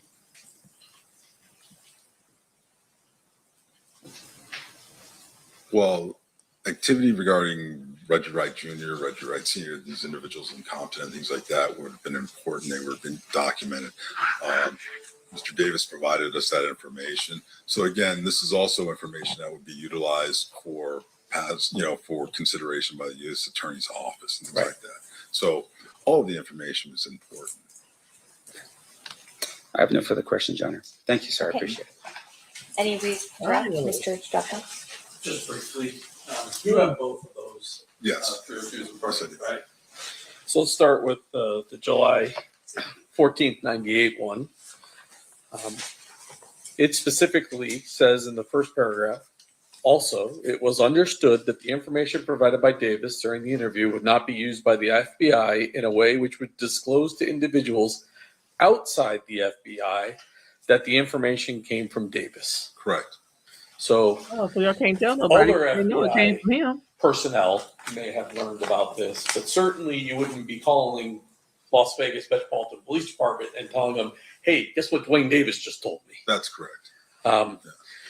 Yeah, there's a confidentiality portion of the proffer agreement that this is it's offered in a way to elicit information and saying, hey, what you tell us here is not going to be told to anybody, and we won't divulge that you're the one providing this information and things of that nature.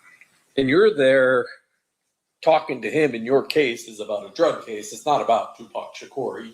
That just happens to be a subject that comes up in the conversation. That's correct. It's not your responsibility. Well, let me ask this. Tupac Shakur is killed in the state of Nevada, the county of Clark. Who prosecutes murder cases usually for street level shootings in Clark County? That would be like Las Vegas Metro PD, the DA's office here in Las Vegas. The state of Nevada. It's not a federal crime to commit a murder in Las Vegas in most situations. That's correct. And so you're just gathering this information, and you did what you promised, which was keep it confidential until such time as you were authorized by the U.S. Attorney to talk about it. The only other thing I want to ask you about is Mr. Sampt there is a difference between proffer and immunity. Is that correct? That is correct. What Mr. Davis was telling you, you wouldn't use against him, correct? Correct. There wasn't any sort of immunity for any crimes that he disclosed. You just couldn't use the statements that he made to you to prosecute him for those particular crimes. That's correct. And that it was an agreement between the United States Attorney's Office and Mr. Davis. That's correct.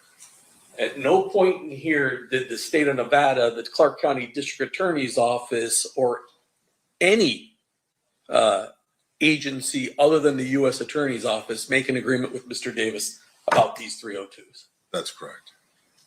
Nothing further. Any recross based on that, Mr. Sampt? I'm sorry, what was that last question again? I'm trying to figure that out. Hey, so you're telling us, you're giving us information right now about your knowledge of what the other law enforcement agencies had agreements on or not? Oh my God. How do you know that? I didn't give that information. I didn't say that. So can we repeat that last question? What? We don't have All right, that well, capability. We can pause and show you. No, that's all right. I just want to get to the point. What Mr. DiGiacomo just asked you was that, there were no other agreements with regard to your agreement. Your agreement was the sole agreement between yourself and Mr. Davis, or FBI. You didn't make that agreement. And no other. The United States Attorney's Office and Mr. Davis. I apologize. The United States Attorney's Office and Mr. Davis and no other entity, right? I think that's how it was put. Yes. Right? Yes. You don't know that though. Did you, when you. Exactly. What are you talking about?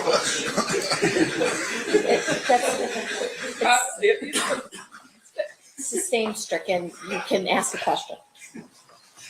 You are not aware of any agreements between, with other agencies because you just don't know. You are just here on behalf of the federal government and the FBI, right?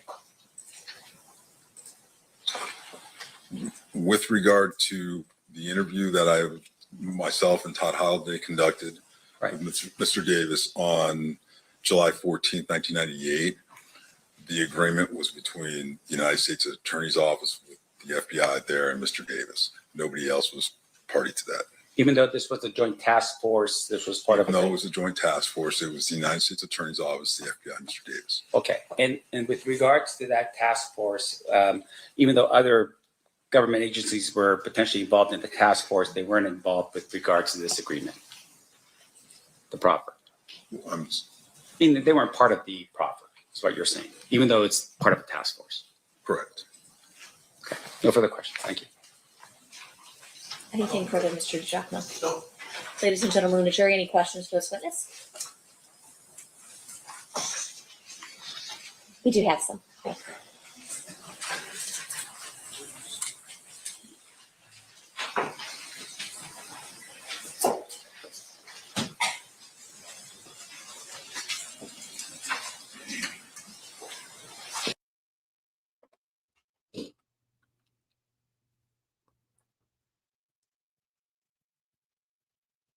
Life in solitary confinement.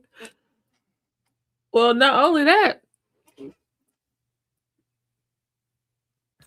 I would venture to believe that at least one, I'm inclined to say about 3, 4, 5, but at least one of the people that's in that proffer that they just read out loud to these people. And yes, they just skimmed over and said the jury can read it later, but they still stuck it on the screen on the stream where somebody could pause it and read, right? And if you're in a situation where somebody decides to pause and read, and they remember when they daddy, their uncle, their grandpa went to jail. All right, a couple questions. They might think this is what's said in the motion. information was never followed up on. What was the motivation behind the interview in jail or prison? Jesus, you weren't listening neither? Oh, you want me? Go ahead. Yeah, Okay. so they had these questions. I'm Right. asking you to answer them. Okay, so the motivation behind the interview in Oh, God, somebody on the jury don't listen. 99, we were following up on other investigation. The because when you go through the 302, you see we asked about several individuals. We actually showed him pictures of other individuals. A lot of times what we'll do is we were going back because he was cooperative and open before. We were attempting to see he would verify other individuals, perhaps identities and things of that nature of other investigative Make your activity, case stronger. regarding gang activity in the area. Not give them a checklist to go look at everybody. And then did anyone with the FBI verify information given by Jesus. Davis in the proffer? I mean, the totality regarding the totality of there was quite a bit of information when we asked about certain individuals and things that he said that we already knew. So because he provided information during the proffer session, there wasn't a need to necessarily go back and verify because we had an idea about the answer to the question. Sort of like you ask a question that you know the answer to, that's how you know if somebody's lying. You start off with that, things like that, simple things, and then you kind of work your way in to other information. So there was a lot of information that we already had other corroborated information on. So when he's providing that information, we have a general idea whether or not he's being open and candor and truthful based off of other investigation, whether it's surveillance, wiretaps, witness statements, and things of that nature. And you might have already answered this, that's the second part of the question, so I'm going to ask it. What information was followed up on by the FBI that was given in Davis's proffer, if you're able to disclose it? What information was followed up on by the FBI that was given in Davis's proffer that you're able to disclose? So, I mean, it's been 30 years. It'd be very difficult for me to follow up on every single aspect. Again, a lot of the information, because it's historical, some of these things that he's talking about went back several years prior to into the early 90s period. So he's talking about, prior drug transactions and things of that nature. Is very difficult or almost impossible to truly verify those types of things. Other things that he talked about, for example, like recordings that were played or photos that he was shown of individuals where he identified and said, this is so-and-so, that corroborates what, individuals that we know and things of that nature. So there were things that were done. Was there a specific checklist, tasking list that was put out after that interview, the proper interview, to go out and say, go verify? That's really not the way we operate. Usually these files have hundreds of documents in them over the course of an investigation. There's, hours and hours and countless hours of wiretaps and things of that nature. So we've got a very voluminous amount of information to go back and check and things that along the way. So at this point, he was already indicted, arrested, and basically going towards either trial or sentencing.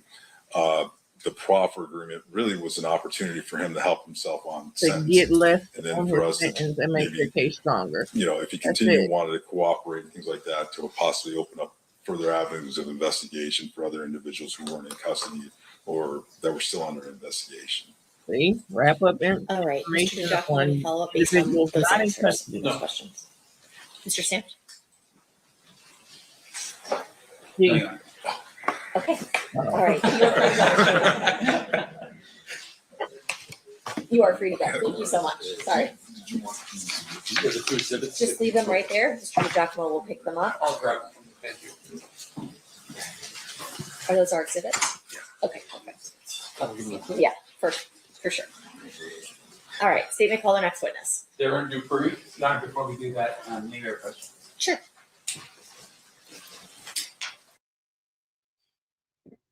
Ooh, excuse me. So we just heard about the entirety of that proffer. But Keffe D didn't stop there. All right, at this time we are going to take a restroom break for 15 minutes. During this recess, you are admonished not to talk or converse amongst yourselves with anyone else on any subject connected to the trial, or read, watch, or listen to any report for commentary on the trial of any person connected with this case by any medium of information, including without limitation, newspaper, television, internet, and radio, or form or express any opinion on any subject. To Mr. Dupree.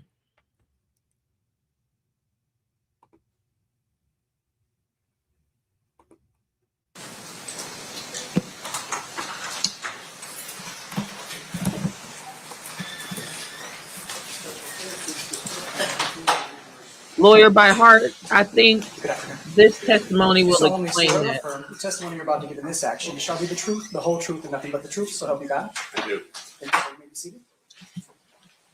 And if you please state your full name and then spell it for the record.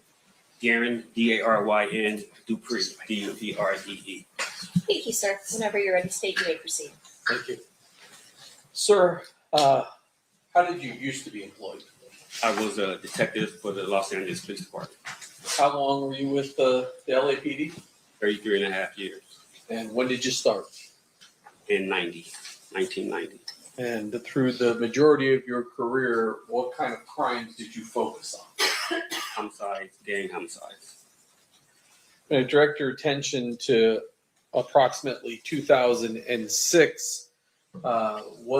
Were you asked to be part of a task force related to the Christopher Wallace murder? Yes, I was. And can you describe that task force for us? Robbery homicide specials, Los Angeles Sheriff's Department, FBI, ATF, and DEA were all a part of the task force. And was there a precipitating event that caused the 2006 task force to be formed? Yeah, Christopher Wallace's mother filed a lawsuit against the Los Angeles Police Department. And what was the allegation in the lawsuit? That there was police officer involvement in his death. LA police officer involvement? Yes. And what was the purpose of the 2006 task force?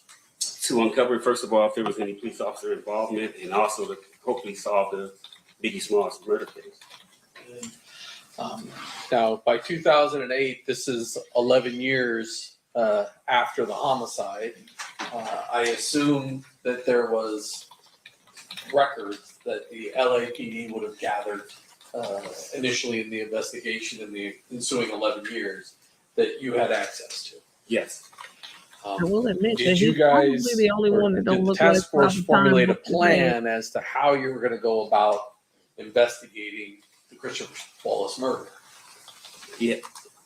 There was rumors that this was a war between Southside Compton Crips and Mob Piru, Puffy Combs label, Bad Boy, and Death Row Records. So we started there, and that consisted of coming to Vegas, getting all their files, getting up to speed on the Tupac murder. Although we weren't investigating it, we just wanted to get up to speed on it. And then starting there, everybody was a suspect at that time in the Biggie Smalls murder. At the time you come to Vegas and learn what information the Las Vegas Metropolitan Police Department is, who is the detective that you're having the contact with from Metro? Detective Dan Long. At some point, you go back, you begin investigating. Did you have any suspects that you identified and wanted to potentially look at? From the initial investigation, Southside Compton Crip possibly had something to do with the murder because they weren't paid for the Tupac murder. And then also Death Row Records, that they were involved because of the retaliation for the Tupac murder. So, like I said, everybody was a suspect at that time. During the course of the investigation, did you at some point focus on a person identified as Duane Davis? Yes. Do you see Mr. Davis here in court today? Yes. You point him out, describe something with Duane. He's at the defense table with a blue shirt and a multicolored tie. May the record reflect the identification of the defendant. Is he wearing a jacket or no jacket? No jacket. No jacket. So reflected. How is it that, how is it that you target Mr. Davis? The vehicle used in the Christopher Wallace murder was a Impala. Mr. Davis had an Impala, and they had impounded it early on in the investigation. So we started with him. And did you have information related to what his position was in the Southside Crips? I mean, we knew that Mr. Davis was the man with all the money in their hood, in their neighborhood. Now, you said that you, well, what was your role in the task force? I was the lowest level, bottom of the food chain detective. I was a gang expert, and I knew a little bit about the rap industry. So that was That's how you got brought in? Yes. The Southside Crips, did they have kind of two crews associated with them? As far as I know, yes. And one of those crews, the Burr Street crew, who was that sort of generally headed by? It was Keffe D, amongst others. The Glencoe crew, who was sort of the leader of that group? From what we gathered, Darnell Graham. How is it that you're going to go about investigating Mr. Davis for the Biggie Smalls murder? What's your plan? I had never worked with the DEA, FBI. I was a homicide investigator coming in. So above my pay grade, they tried to figure out a way to get leverage on Mr. Davis through narcotic sales. We would bring him in after we caught him with narcotics and see if he would work with us and give us information on the Biggie Smalls case. And were you able to gather enough information to potentially arrest and charge him with narcotics? Yes. And how much narcotics are we talking about here?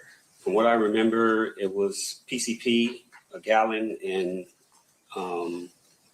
a kilo of cocaine, if I'm not mistaken. And with Mr. Davis's past criminal history, as well as that amount or weight of drugs, what kind of sentence was he looking at for that type Just of yesterday. Drugs? As I said, I wasn't familiar with the Fed system. From what I was told, though, that was a life sentence with the amount of drugs that were confiscated. So once you've gathered all this evidence, do you do anything to indicate to Mr. Davis that you've got your leverage? We met with him. And who's we? Me and Detective Greg Cady. And where did that meeting take place? If I recall, it was at Mr. Davis's residence, maybe in Rancho Cucamonga or Corona. I forget the location. And we sat in his garage and we advised him of what we had. And we get an attorney and we'll meet with you a couple days later in LA at the Fed building and we'll discuss it more. Now, was there a suggestion to Mr. Davis that he shouldn't use a lawyer by the name of Edie Fall? I don't know anything about that. Does there come a point in time when you wind up at a meeting with Mr. Davis and his lawyer? Yes. And that first meeting, what are you there to talk to Mr. Davis about? To show him the evidence that we had against him, the video surveillance that we did a lot of surveillance on him, to show him everything we had and what he was looking, to receive as a case against him. Brittany, a yellow one. And so do you eventually wind up in a meeting with his lawyer in either the lawyer's office or a police station to talk to him about that? I think that first meeting was at the AUSA's office in downtown Los Angeles with him and his attorney and about 4 or 5 people from the task force. And was there your understanding as to what the circumstances of what you could and couldn't use against Mr. Davis about what he's talking to you about? Yes. And again, I'm just in the room. I never even been in the AUSA's office at that time. So I'm just observing what's going on. Did anyone use the term, this is a proffer? Yes. And was that agreement between the AUSA? Do you remember that AUSA's name? Timothy Seawright. And do you remember the attorney for Mr. Davis, his name? Wayne Higgins. And so there was an agreement in that first meeting that this would be a proffer. Yes. And during the course of that, do you ask Mr. Davis about his involvement in the Biggie Smalls murder? Yes. And what is his response? At that time, he said, no, we didn't have anything to do with that. When he said we didn't have anything to do with that one, did that trigger anything in your mind as to what he was saying? When I recall, yes, we were like, that one, what do you mean? And then What he was said, it? we did the other. He said we did the other one. And so at that point, what did you think he was talking about? Me personally, the only other one was Tupac. But we had nothing, we didn't think he was, we were talking about Christopher Wallace. We didn't ask him any questions about Tupac. He offered that on his own. And so when he does that, is there some discussion then of maybe having a conversation about Tupac? It was a surprise to us. At this point, we have to understand that the level of information we saw previously what got him less than 6 years. He's now facing life, baby. That's number one, we were shook. We were surprised. Yes. I mean, I don't know if we shut that meeting down then to discuss what we were going to do. I don't remember, but we were surprised. Does there come a point in time when there's a meeting set for December 18th of 2008 to talk to Mr. Davis about the Tupac Shakur murder? Yes. In your understanding, was that still based upon the agreement between Wayne Higgins and the U.S. Attorney that it would be a proffer session? Yes. At that point, before having this conversation with Mr. Davis, has anybody notified Las Vegas that Mr. Davis is going to be talking about the Tupac Shakur murder? Unfortunately, no. Were you present on December 18th for an interview with Mr. Davis about the Tupac Shakur murder? Yes. And did you subsequently learn, or previously learn, but subsequently learn that that conversation was recorded? Yes. Do you know who recorded that statement? One of the members of the task force, Bill Holcomb.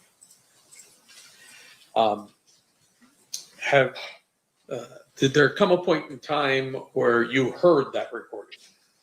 Yes. And Judge, I have marked as state proposed exhibit 117, which is the actual recording, and 110, which is the transcript of that recording, and I'll from it this time. Any objection? I think this hearing currently still lacking foundation with regards to that.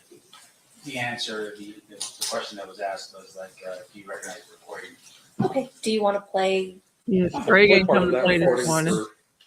Detective a couple seconds and see if he recognizes I'll it? put it back Yeah, in there's back. some It's walking going in on. time, so we'll just have to pull it When forward. people actually talk. Yeah.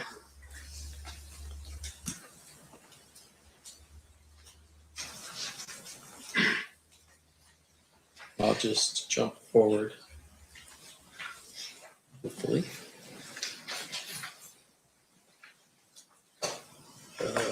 My volume off? People or his associates, that's not a concern to us. Yeah. If you had told Mike, we would have talked. Okay, another. Does that sound like the conversation that was happening on December 18th, 2008 with Mr. Davis? Yes. And who was present at this besides yourself that you recall? The lead detective, Detective Greg Kading. He was mostly in charge. Bill Holcomb and me. That's all I can remember. He got to Was explain Wayne Higgins himself. present as well? Wayne Higgins was there, and I'm sorry, so was Mr. Davis, of course.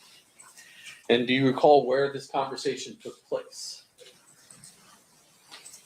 It might have been at Wayne Higgins' office. As I once again reoffer 117 and 110. Did you want to show him 110 just to verify that is the transcript of it? Oh, you want me to? Well, that was the objection, was that the foundation wasn't accurate. And we talked about the first item, but not the second.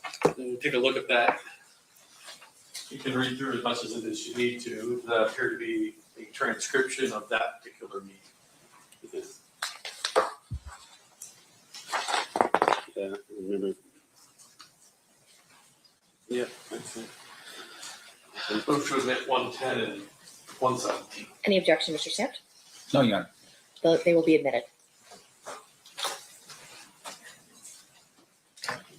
The jury is going to hear the entire thing at some point. But generally speaking, what was Mr. Davis's version of events as it relates to what happened with Tupac Shakur? Mr. Davis stated that his nephew, Mr. Orlando Anderson, was jumped and beat up in a club or in a hotel in Las Vegas after the Tyson fight.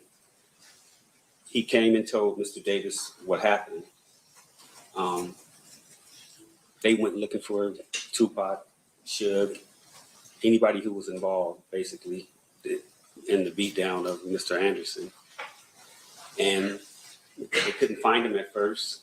And then they saw him, and basically, Mr. Davis had the gun at first, but they came up on the passenger side of Suge Knight and Mr. Shakur's vehicle, so he couldn't shoot across the driver. So he handed the gun to Dre in the back seat, Andre Smith. He was afraid to shoot. Mr. Anderson grabbed the gun and shot across Mr. Smith into Mr. Knight's car that Mr. Tupac Shakur was in with Mr. Knight. Maybe there would have Did been a he tell you what misunderstanding kind in of that turning vehicle he lane. was Go in? shoot across In a me. white Cadillac, Did he tell you what kind of gun was used? a 40 cal car. And did he tell you after the shooting where the car went? If you recall. If you don't recall. I don't recall. After receiving this information in March of 2009, does the task force sign Mr. Davis up as a confidential informant? Yes. And once you sign him up as a confidential informant, what is it that you want to do with Mr. Davis? Figure out ways to see if he's telling the truth about his story, about what happened. And so what do you do? Mr. Davis had a narcotics friend in New York by the name of Equan Williams, Zip. He said he could, this is a lot deeper than that. Sean Puffy Combs was supposed to have given money to Zip Martin to give to Mr. Davis for payment of the Tupac murder. Fast forward, we go to Mr. Davis. He says he can rekindle that relationship with Mr. Zip Martin and get him to talk about the money that was given from Sean Puffy Combs to Mr. Martin that never got to Mr. Davis. And did you guys or Mr. Davis come up with a plan to get leverage on Mr. Williams, Zip? What was the idea? Me, Detective Kading, ATF Jim Black, and Keffe D, Mr. Davis, flew to New York so Mr. Davis can work undercover to try to rekindle that Jesus, friendship. now he ain't just talking, he business getting relationship flued out. Zip. And when Mr. Davis goes in to, do you remember the name of the club? It's called the Zip Code in Harlem. Does he in fact meet with Zip? Zip, he did, but from what we gathered from Mr. Davis told us, he passed him off to his nephew, meaning Zip passed him off to his nephew to do business with him. Zip had cancer or something like that. He was sickly. He said he wasn't in the business no more, something like that. So it didn't work. So he was unable to reestablish a business relationship and do a drug deal with Zip so that you would have leverage to then talk to Zip about what Mr. Davis. I'm just confirming the information you just provided. What? You're just confirming that the information that you just were provided is what? I'm just confirming the information that he just testified to. So then, overruled. You may answer. Yes, he couldn't rekindle the relationship. And so you come back from New York. Yes. At some point, does the LAPD establish whether or not LAPD officers were involved in the murder of Mr. Wallace? We found out that there was not any police officer involved. And eventually, Mrs. Wallace's lawsuit is resolved. Yes, it does.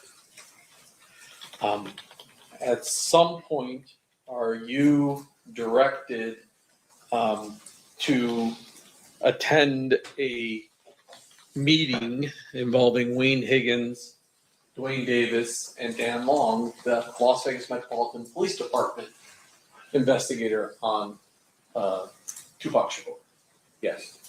And on September 9th of 2009, did you in fact technically he's gonna take the stand because they about to play about another 6 hours worth of tape. Yes. And was that recorded? Yes. This morning, did you listen to portions of that to confirm that is in fact a copy of the 2009 audio recording? Yes. And if I approach you, I forgot this one. Showing you 111, if you flip that over, take a look at it. Does that appear to be a transcript of that 2009 interview?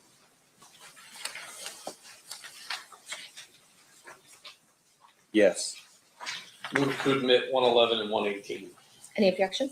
No objection. So admitted.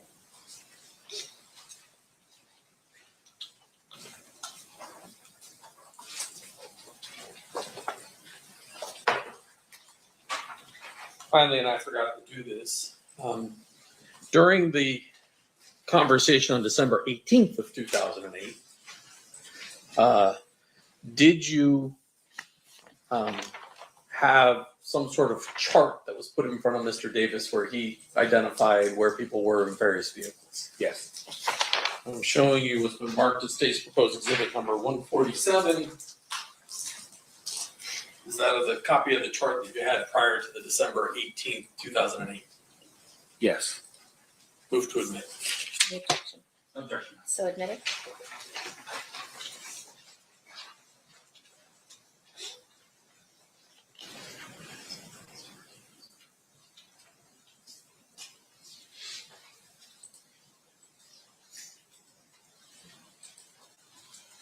Thank you, sir. I pass the witness.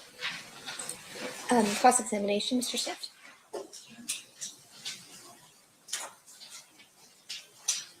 It's 2.5 hours. I'm not going to play with him on the stand.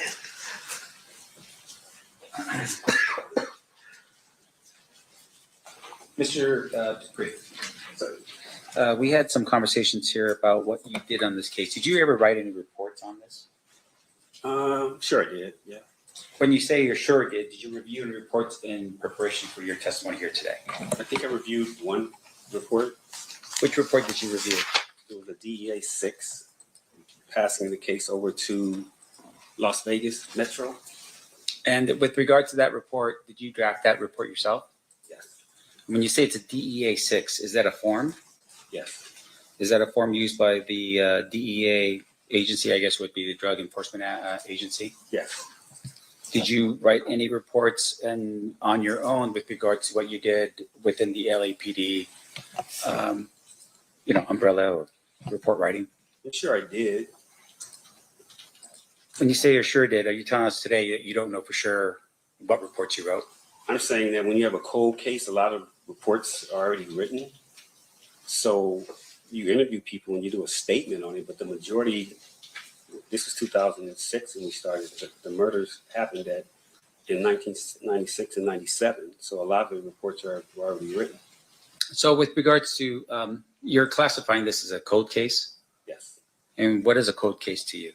It's a case that takes a long time to solve. And with regard to the cold case, which are you talking specifically about the murder here, the murder investigation of Tupac Shakur? I'm talking about what we classified Christopher Wallace case. I don't know if they classified Tupac a cold case at that time. I see. So you were part of the task force specifically on Biggie Smalls, we just call him Biggie Smalls. That's why we started the task force, because of the lawsuit. All right, and you are classifying that as the cold case? Yes. So all your work would have been under the Biggie Smalls investigation, not necessarily under the Tupac case that we're here for today. Yes. And so with regard to your actions on the Biggie Smalls case, a lot of what you're doing sort of blends into, at least some of it blends into the Tupac investigation, but that wasn't your investigation. No. That was Metro's investigation. Yes. Now, on the day that we're talking about here, and this would be under the recordings that you had from the 2008 proffer. Did you set those up? No. Who set them up? Probably the lead investigator, Greg Kading. Okay, and with regards to Greg Kading, you're his partner. In a task force configuration, you might peel off with one person more than the other. So I would say me and him did a lot of work together. And with regards to what he is that he's also a fellow LAPD detective. Yes. All right. And so with regards to your being, let's say not part of the task force, were you ever his partner outside of the task force? I met Detective Kading at Wilshire Homicide. Wilshire Homicide is the area that Christopher Wallace was actually killed in. Robbie Homicide inherited the case or took the case because they had more resources to work. Me and Greg worked together at Wilshire Homicide. Greg Kading started this task force and he brought me over years later to this task force. I see. So up until that point when he brought you over, you guys weren't partners? No, he was working narcotics. Greg knows the narcotics FBI DEA system very well. I didn't. All right. And so in terms of your awareness about the Tupac investigation, when were you first made aware of the Tupac investigation? Through the media, as soon as it happened. Right. I mean, everybody knew about that. And in terms of though your involvement or the official, are you telling us it's at the time of the proffer that you become sort of more involved in the Tupac?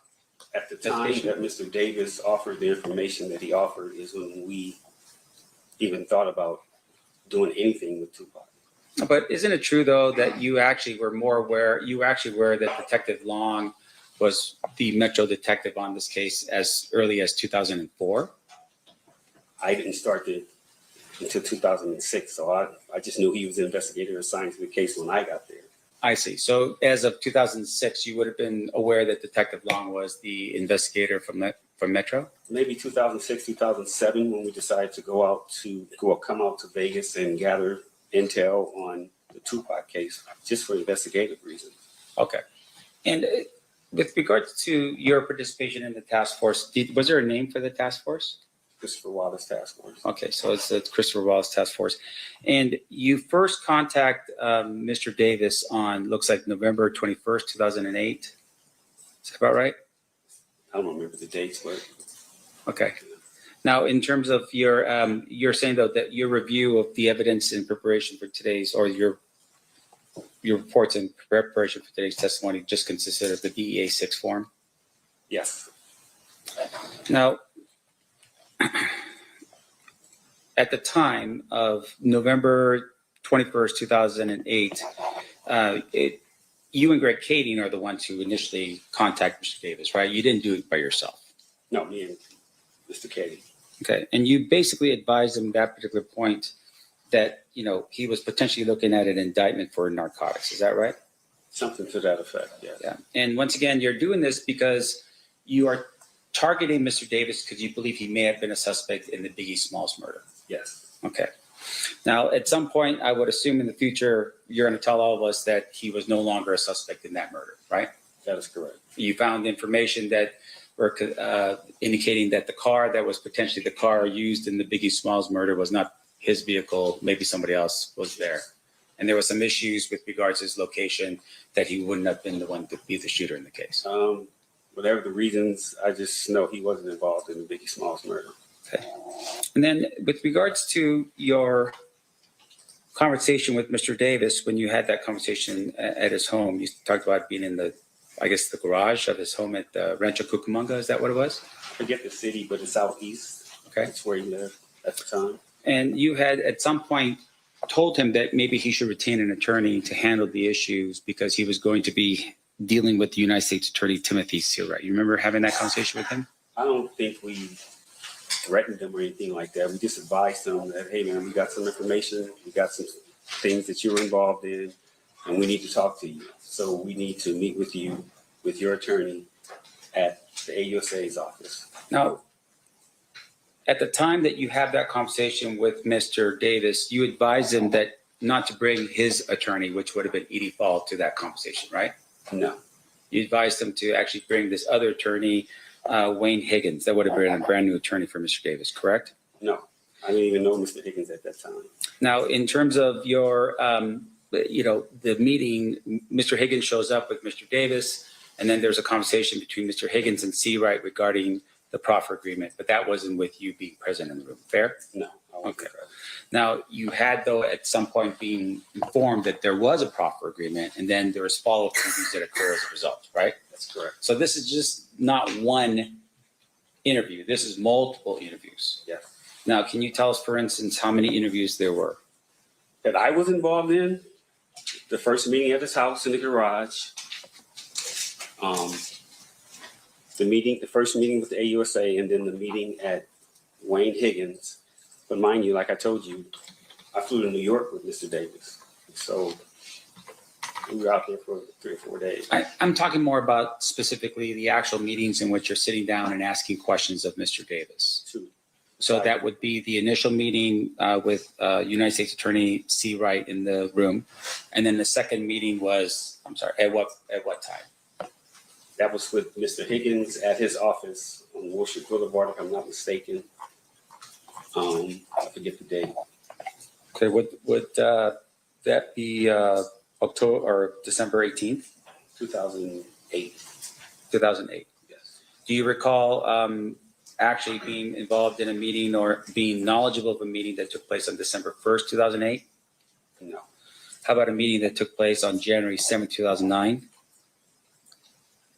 I don't recall. No. How about another meeting that occurred on February 11th, 2009? I don't recall any of those dates. Okay. I just remember the 3 that we dealt with. Right. And once again, you're refreshing your recollection off of a DEA 6 form, correct? No, I'm refreshing my recollection off my recollection. 30 years later? That's right. And about 20 murder trials. Right. Of my own. Which is amazing. Good job. Not amazing, just doing my job. But let's just make sure we're clear. I want to make sure this jury understands that you're refreshing recollection off of a DEA 6 form. No, I told you the DEA 6 form that I saw this morning was transferring the case from the DEA to Las Vegas Metro. That's all that said this morning. All right. So this is all purely off of your recollection from 30 years ago. Well, 17, 18 years ago when we got it. The Okay. case was 30 years ago. So Right. we had it in 2006. And 20 murder trials later, That's right. you're refreshing. Okay. Right. So let's keep going through it. So your testimony here is that at the time of the meeting on December 18th, 2008, you were present for that meeting. Yes. And the other people that were present for that meeting was Detective Katie, Yes. LAPD Detective William Holcomb, Yes. FBI Special Agent Bennett. Yes, I didn't mention him, but he was there, yes. Okay. And then was anybody else there present? Mr. Davis and Mr. Higgins. And then outside of those, was anybody from the United States Attorney's Office present? At the first one in 2008, I think not in 2009. For sure not 2009, I can say that. Okay, but I want to make sure we're precise for this jury. On December 18, 2008, was the United States Attorney present for that meeting? Yes. Now, in addition to that, the recording that had occurred and the one that you've introduced into evidence in this case, was that a recording to which Mr. Davis or his attorney knew about? Which one, 2008 or 2009? 2008. 2008? I don't know. Okay. I didn't know it was being recorded either. Sure. And with regard to the FBI special agent that was there, are you aware of what's called a 302? Yes. What is a 302? It's a report, information report that they write out, kind of like the DEA 6, kind of. Yeah. And then in terms of how the 302 works is they don't actually record information with a recorder. They actually just write things down into the 302, right? That's correct. In this particular case, was Special Agent Bennett aware that there was a recording? I have no idea. Now, in addition to that, on March 9th, you had said that something that he was, I guess, activated as a confidential informant. So I think it's around that time period, right, of 2009. Between what time periods did Mr. Davis give information to LAPD as a confidential informant? Do you remember? I don't remember how many times we met or how many times I was involved in speaking to him, but it's just those 3 times. The first time in his garage, 2008, 2009, and then when we went to New York. That's all my dealings with Mr. Davis was that I can remember. Okay. Now, the December 2008 proffer that you were part of, did you verify any of the information? That Mr. Davis told us? Yeah. We were trying to verify as much as we could. Okay. That's why Well, tell us the efforts. No, I'm sorry. Can you tell this jury the efforts that you made to verify the information that he gave you in 2008? Flying to New York to try to get the relationship with Zip, Mr. Martin, because he was involved here in Vegas with the murder and the large sum of money that was supposed to be given to Mr. Martin to give to Mr. Davis.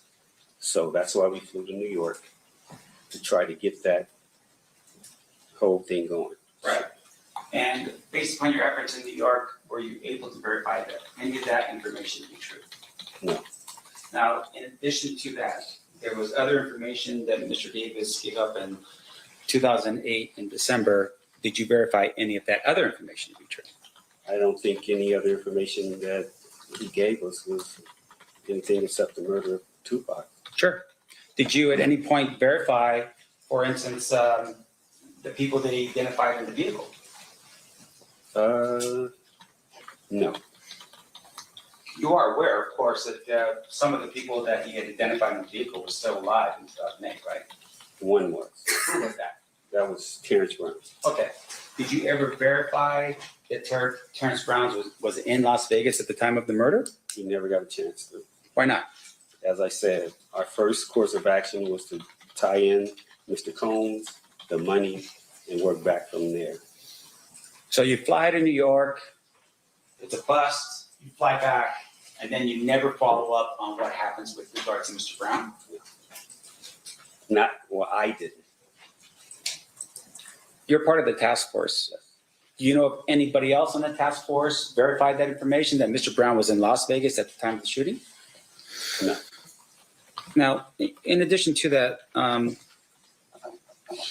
we talked a little bit about the type of scenario that Mr. Davis is in, right? He's being targeted as a potential suspect in a Biggie Smalls murder. You develop information about him being a drug dealer, right? Yeah. And you had said, I think how much time was he looking at? Life sentence? I think so, yes. Right, pretty heavy sentence, right? Yes.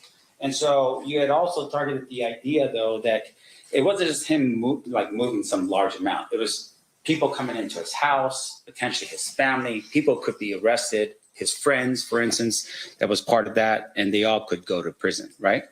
I will say this. Mr. Davis took the hit for a lot of people in his family and his kids, his wife, but that's why he did a lot of the stuff he did. I will say that. And I appreciate you saying that. And so in essence, he said, okay, this is all on me. I will take the hit for the family. Yes. Now, in terms of the way that you recall how he describes what happens and so forth, you had mentioned that he's in the car, he drives up next to the other car, and then he gives the gun to the back seat because he was going to do the shooting, and then he gives it to somebody else. And then I guess it was Dre said, no, I can't do it. And then Orlando fires the gun. Yes. Okay. So the four individuals that in the car would have been Mr. Davis, and then Mr. Brown, driver, and then Mr. Smith, and then Mr. Orlando Anderson. That's correct. Okay. Do you, at some point, these people come back to Compton, right? Were there any, as far as you know, did anyone attempt to kill Orlando for being the shooter in the vehicle of Tupac Shakur? I don't know if anyone tried to kill Mr. Anderson, but a lot of other people got shot and killed. Sure. And so what other people that you recall were being shot and killed? I don't have the list of people who I know. Darnell Graham got shot, and then an 11-year-old girl got shot. Off the top of my head, I can remember those two. It was war. Compton's 10 square miles, and all of these people know each other from growing up. It was people standing, they were hiding out, walking the streets. But in terms of the four that's in the vehicle, was Mr. Smith shot? No, not that I know of. And what about the other person, Mr. Besides Mr. Davis? Mr. Brown? Yes. Not that I know of. No. And then with regards to Mr. Davis, was he shot at? No, not that I know of. And once again, this idea is we're talking about a very compact area of Las Vegas, 10 by 10 miles, multiple blood and Crip gangs just encroached upon one another, right? Yes. Basically like a powder keg. Street by street. Right. And in terms of retribution, pretty clear this would be an immediate thing because Tupac Shakur was shot and killed. Yes. And Death Row Records, as a member of the mob Pyru, would have been definitely out for blood on that. Yes. But none of those four individuals were shot at. No, not that I know of. Yeah. And in fact, just to make sure I'm clear, Orlando Anderson was actually shot and killed probably about a year and a half later, right? Unrelated, yes. Yes. And it was unrelated, meaning that people that he got into a gunfight with was actually other Crips. Yes. Right? And it was over money, as far as you can recall. Yes.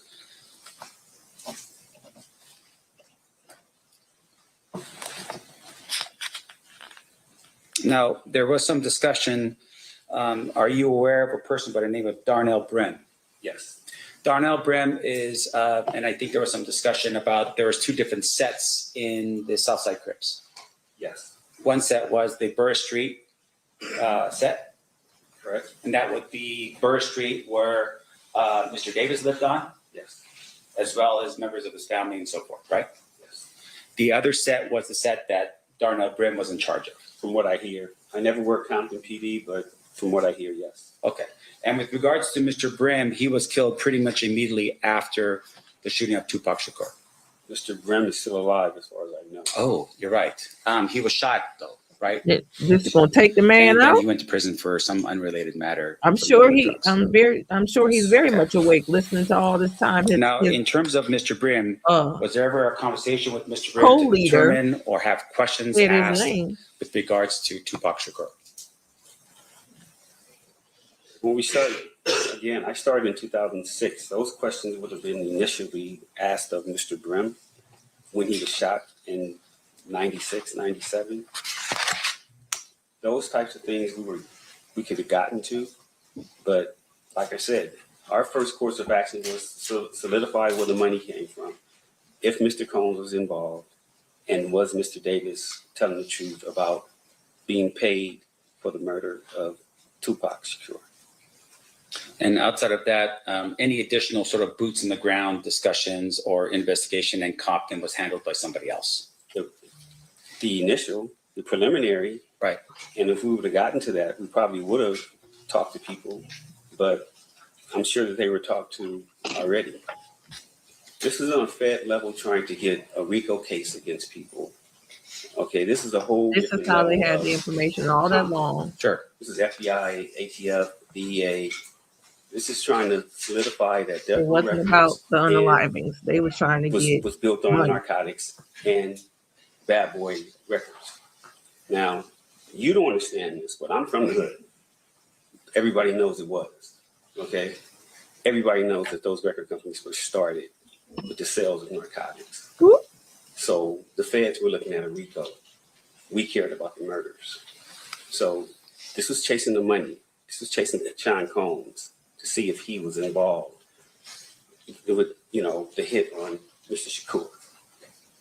They were trying to RICO death row. Once you determine that and he's giving bad boy. information, not because of Biggie Smalls, but rather because of Shakur, you never once reached out to Metro at that time and say, hey, Las Vegas, you guys are the ones in charge of this murder. Come down and have an interview with Davis. The decisions were, again, way above my pay grade, and our command staff, whoever made that decision to keep it in-house and for us to handle it on the Fed level, because it would have spread all the way to Las Vegas and not notify Las Vegas Metro at that time, wasn't my decision. I see. So had it been somebody up the chain, maybe even the United States Attorney. Whoever. Zero. Yeah. Okay. That's not your fault, mate. No, I'm just a soldier. Okay. Right. I appreciate that. Now, in addition to that, sir, your in terms of the information we're talking about here, at some point your other LAPD detective leaves the LAPD. Greg Cady. Yes. In 2011, I think. And in 2011, I believe he publishes a book. Yes. And that book is called Murder Rap. Yes. Did you read that book? Parts of it. All right. And fair to say, of course, is that if you saw something in the book that was not accurate, you probably tell Greg Cady, hey, this is not accurate, this is not right. I wouldn't tell him nothing. That's his version. He did what he wanted to do. Right. Okay, so it's his version of events. You would have been like, okay, this is not right about what I did. I'm just going to leave it alone because that's what Greg Cady interpreted it to be. No, I'm saying I was on the Los Angeles Police Department, still in charge of the Biggie Smalls case by myself.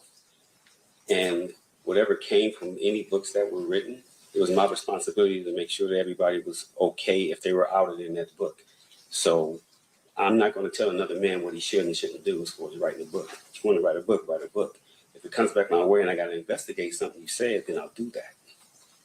So this individual, Greg Cady, leaves LAPD and takes the Tupac file with him? From what I hear, something like to that effect. Meaning he stole the file? Something to that effect. Now, in addition to that, he also took the Biggie file, right, with him when he left? From what I hear, I've never seen him, but that's what I hear. Okay. And with regards to the recording that we're talking about here, that recording was a recording that he published, at least brought it out to the public, not you. You'll never see me on a podcast, a book, nothing like that. Yeah. So, and you never have. Now, in terms of, though, just your understanding and, being in LA and so forth, Greg Cady has made appearances on podcasts and other things as well, right? Yes. And also that would be with documentaries. Yes. But at least you're still abiding by the rules and that kind of thing. You would never do that. I stick to the code. Okay, I'm abide by the streets. You're not gonna see me on here telling about what somebody else. This is the only time you're gonna see me talking about what somebody did, sitting in this chair. And I appreciate that, sir. Other than that, you'll never see me doing that. Okay. And with regards to your participation, though, in the interviews, during the time period that you're hearing Mr. Davis talk about these things, were you aware at all that he was recommended that this other attorney step in for his attorney Edie Falls and basically have this conversation? No, to my knowledge from the media, I thought Edie Fall would have been his attorney. So I don't know anything about that. Again, that was way above my, whatever I was doing there. I don't know who made that decision. I never talked to Mr. Davis. I didn't know Mr. Higgins at that point. Okay. So. Were you aware that when Metro was finally notified? Yes. When was that? The 2009 interview. Yes, sir. Did you make that call to Metro? Chain of command. Somebody upstairs called Vegas when we disbanded our unit. Our case was going back to our DA. Las Vegas Metro, they were going to take over their case. So somebody in our chain of command reached out to somebody in Metro, I guess, and said, hey, we got some information for you. Somebody needs to talk to you about Tupac. I knew Detective Dan Long. It trickled all the way down to us. Either he called me or I called him and set up the interview. Did you tell Detective Long when he appeared here in LA for the interview with Mr. Davis that he had given a proffer in 2008? Yes, I think he was aware of what we had. Unfortunately, he was aware of what we had done to that point, yes. Meaning that if you had a conversation with him, say, hey, by the way, there was a proffer in place in 2008. Here's the information. I'm sure I did. I don't recall if I told him immediately or whatever, but he was aware that we had been dealing with Mr. Davis. So, and once again, that proffer agreement between you, the government, or the various people of the task force plus Mr. Davis, up until that point, there was no violation of that agreement, right? Not to my knowledge, I don't know.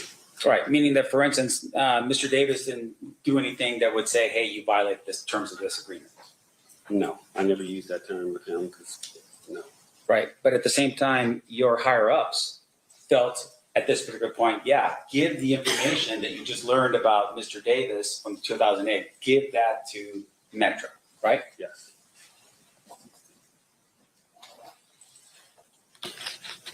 And once again, and I want to make sure I'm clear because I don't want to forget this question. You didn't verify anything outside of the P. Diddy potential payment that was the part of that you were looking at. Yes. So everything else would have been going back to Detective Long to do his investigation in Las Vegas about the information given to him by Mr. Davis. I mean, he was going to be aware of that, yes. Okay, but once again,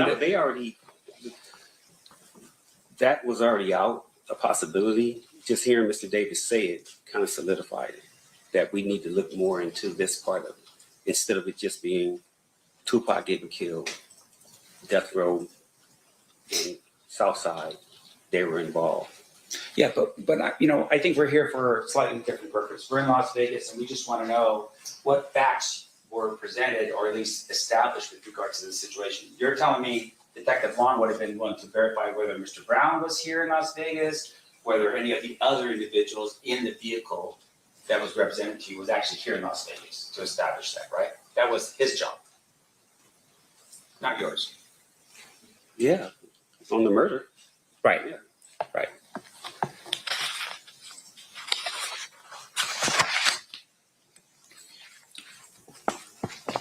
Now there was some activity that happened in Compton. I just want to make sure I'm clear. You weren't part of any of the investigations in Compton with regards to the gang issues and so forth. You weren't part of that. No. That would have been somebody else from Compton. Compton and Metro and whoever else. Okay. I just have one. Yeah. Court's indulgence, sure.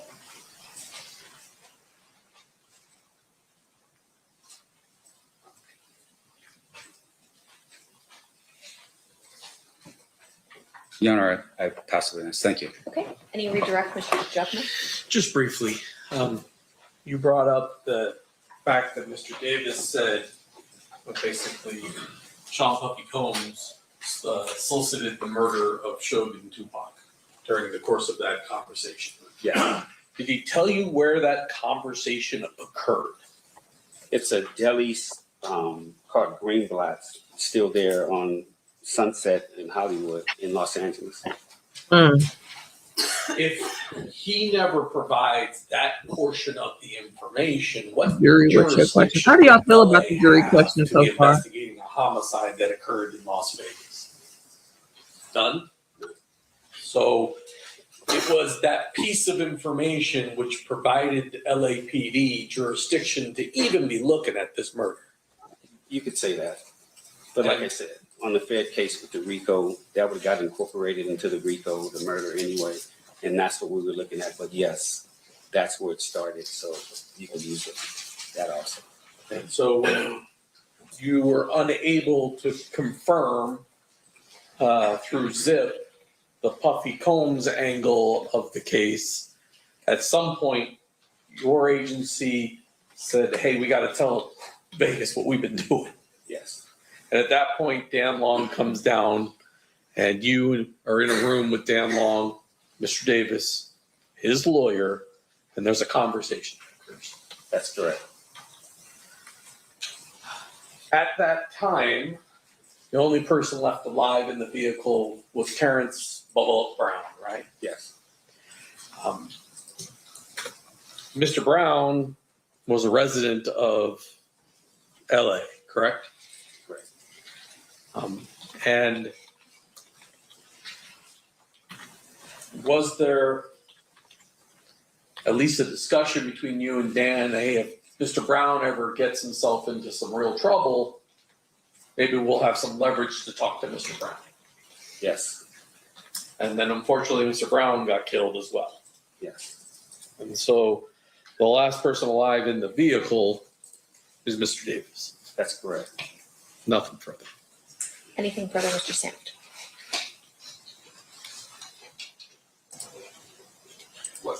Okay, so what investigation with Mr. Brown have we talked about? You wouldn't be able to verify information about where he was, whether or not he was in Las Vegas, right?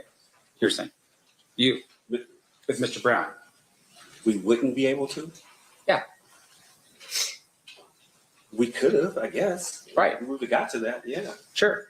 And with regard to that, you didn't make that effort while he was still alive. No. And would it be fair to say, of course, that even if someone had passed, that you would still need to verify what Mr. Davis said to you, regardless of whether or not the person's passed or not? We'd have to verify everything. Right. And like I said, start of it was Sean Puffy Combs, so that's when we started. Sure.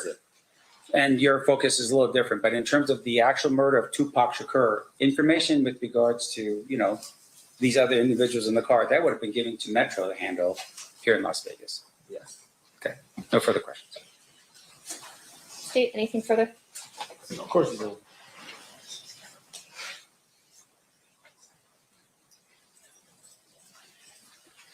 We here for you, Summer. Yes, one follow-up. In your 34 years, 20 homicide trials, ever made a case on a guy confessing to a homicide? Yeah, I've had a couple confessions. Yeah. When you were talking to Mr. Davis and he's telling you what he's telling you, did you have reason to doubt his version of events as it relates to the homicide itself? I didn't think Mr. Davis was lying because he put the gun in his nephew's hand. And if anybody knows anything from what I hear, Mr. Orlando Anderson was the man besides Keffe D in that neighborhood. He was the prince and his family loved him. I didn't think that Mr. Davis would put the gun in his own nephew's hand, dead or alive, and put that smut on him unless it was true.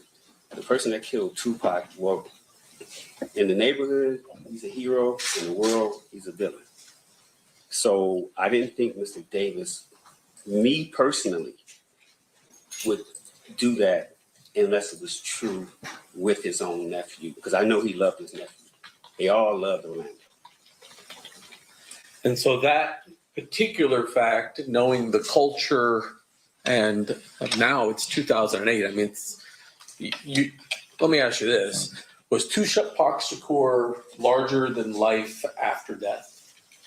Yes, but had he would have been legendary, if you will. And in 2008, he is legendary at that point. But he's dead. And if it gets out that Mr. Davis has said his nephew pulled the trigger, would there be consequences for his neighborhood? I mean, just the way it looks, him being a hero, meaning Tupac to the world, and then this gang, Right, like I I'm gonna said, take in care of you so them babies can take streets, care of in you. his hood, Orlando wasn't looked at that, but people are going to always say the Southsiders, the ones who killed Tupac, Nipsey Hussle, all these people who were like that. That's what comes with that. Now you could wear a badge and act like it's something in your hood, but in the world, that's not a good thing to be, remembered as or thought of as a person that killed Tupac, even though what happened to Mr. Orlando Anderson wasn't right. Thank you. Nothing further. Anything further based on that? Yes, sir. So I just want to make sure I'm clear. You go to Mr. Davis because he's the target of Biggie Smalls' murder. Yes. You interview him, and at some point in the future, you determine that Mr. Davis is not involved in Biggie Smalls' murder. Yes. While you're in the room showing him the information that you have about the drug aspect of it, a life sentence potentially, and everyone in his family or people in his family and friends potentially getting all in the middle of that with all kinds of problems, right? He decides to take the hit, as like you said, right? And instead of saying, hey, I don't have anything about Biggie Smalls, which you now have confirmed, he had nothing to do with Biggie Smalls, so he had no information. He says, I actually have information, and Orlando Anderson is one of those people, right? And at the time he says it, Orlando's actually dead, right? And people in the community of Compton had all had this sort of thing going on that potentially Orlando Anderson was involved in the murder of Tupac, correct? Correct. So that information was available to Mr. Davis when he gave you that information, right? Yes. But once again, you were targeted for Biggie Smalls, and there was no information that would say he was involved in Biggie Smalls, so he couldn't give you any of that information, right? No further questions, Your Honor. Anything further, Mr. DiGiacomo? Okay. I've lost track of how many redirects we're on, so. Sorry. All right, you're okay, guys. Any questions from the jury? Looking at that side of the box? No? Okay. Oh, we do have one. Okay. We have a few.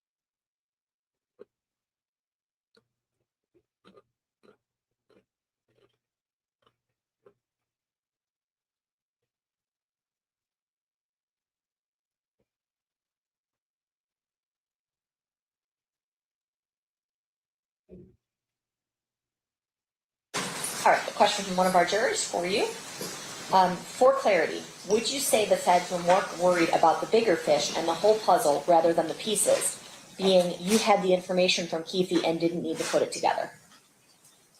Yes, they were worried about the bigger picture, but this is 2006, and the smaller types of investigations on both cases had already been run to ground. You needed to come with a different type of investigation to try to see if you can get it. So that's why Detective Callan, the LAPD, that's why he brought in the FBI, ATF, DEA, other agencies to all help to try to solve both cases. Once we found out what Mr. Davis had said, it was Biggie Smalls at first, and then it went to Tupac Shakur. Okay. Any follow-up questions based on that, Mr. DiGiacomo? No. Any follow-up questions based on that, Mr. Sand? No. Okay, you faked us out again. All right, you are free to go. Thank you so much, Mr. Dupree.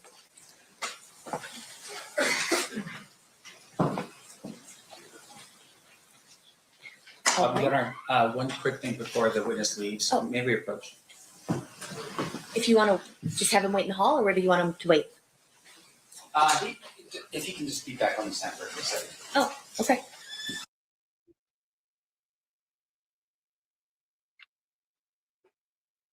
How do we feel about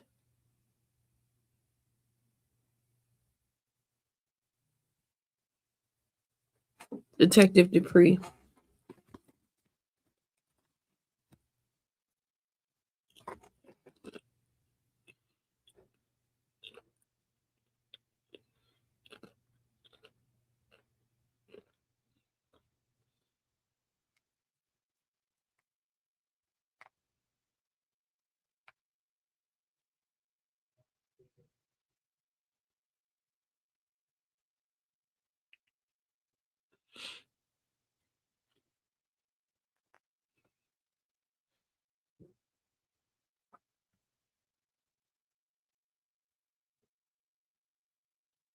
Mr. Dupree, as you discussed earlier with the parties, you may be subject to recall in this case, but it would be okay to do it via Zoom.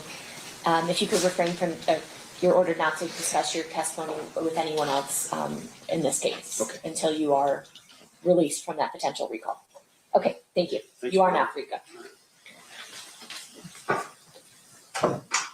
All right, State, what did you want to present next? Well, we're going to start the 2008 statement, so we fill up the rest of the day. But we have at least one witness tomorrow, so we'll call that witness tomorrow and then probably continue on the rest of the day with the rest of the statements. Does it make sense then? All right. Does it make, unless the court wants us to call the witness tomorrow at 1 and then start the statements. I think that might make the most sense. There's just more time in the statements than there is in the day tomorrow. So we still don't If we finish play it. the half hour today, will that finish it out tomorrow? It all depends on Mr. Shamp's cross of the witness. Well, Your Honor, Your Honor, there's two statements, right? I think we can definitely play one of the statements after the witness tomorrow. Okay. And then we have a subsequent statement. We're also playing we introduced through Mr. Dupree. So. And none of them will finish in the half hour. That's 35 minutes we have left. That's correct. That is correct. All right. I'm going to have the jury, I'm just going to have the jury leave a little bit early today. We'll have them back at 1 o'clock tomorrow. All right. During this recess, you are admonished not to talk or converse amongst yourselves or with anyone else on any subject connected to the trial, or read, watch, or listen to any report or commentary on the trial of any person connected to this case by any medium of information, including without limitation, newspaper, television, the internet, and radio, or form or express any opinion on any subject connected with the trial until the case is submitted to you. We'll see you guys back here at 1 o'clock tomorrow. Thank you. Stand for jury.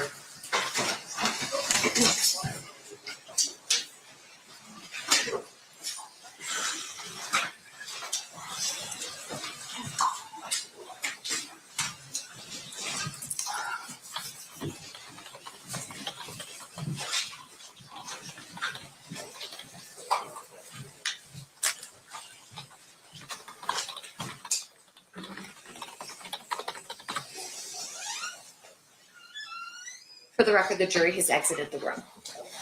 Anything we need to address outside the presence? Nothing, Your Honor. Okay, I think it just makes more sense to play that as a block as opposed to a half hour. And I didn't realize we were breaking it up between a witness in between. So, okay, I apologize for any inconsistency up the back. All right, we'll be in recess. We'll see everyone back at 1 o'clock tomorrow. Thank you.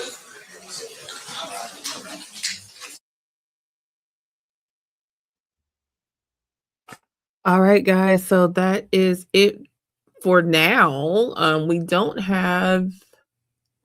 know the charge conference is actually going on for Lindsay Clancy, and we'll come back tomorrow morning to do their supposedly a full day, right? Hopefully we get a full day tomorrow on Lindsay Clancy. We know that they are set to have trial today in this Tupac trial or Tupac case, but it's not going to happen until 4 p.m. Eastern. So I'm not sure what Keffe is trying to do here, but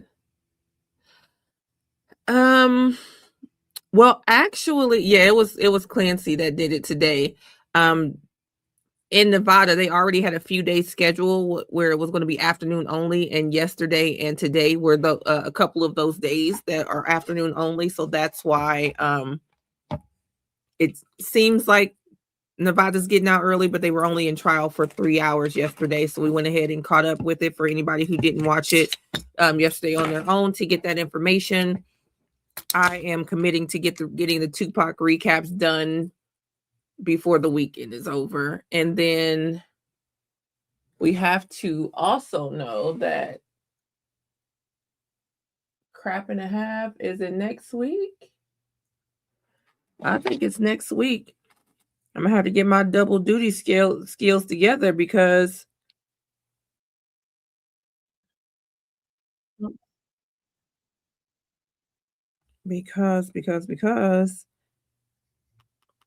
I do have a doctor's appointment on the 25th, but the 24th and 25th, I think it's picture day. 24th starts they're gonna start picking a jury for Yellow Beezy next week. I think it starts on Monday. So they're gonna have to pick that jury. And once that jury is up and running, we're off to the races. I really don't think this Keffe D trial needs to take this long, but then again, it's been 30 years and they've got all this information. So I guess we should allow at least for 30 days, but I really don't think it's going to take that much. But again, it could be a lot of information. We know even if they play tapes all afternoon today, that's still not going to be enough. We'll still be playing tapes on Monday. Like they've got, and these tapes that they're playing is just from 2008 and 2009. These are not any of his interviews. This is not, I imagine they're going to be reading excerpts from the book. And I can't imagine what it's going to be like with Greg Kading on the stand, which he is set to testify. And Greg Kading was actually Mr. In the task force with Mr. Dupree, who just got off of the stand. And he's the one who allegedly left LAPD and took the Biggie and Tupac files with him. And he's the one that wrote the book initially, claiming to have solved the Tupac case and putting all of Keffe D's information out there. He wrote a book first. He profited off of it first. And I don't know if Keffe D just thought, you're not going to make money off my life story and I not make any, or maybe they got all that out there and nobody ever came and got me. So if I tell the same story, it shouldn't do anything. I don't know what he was thinking, but he ended up writing his own book.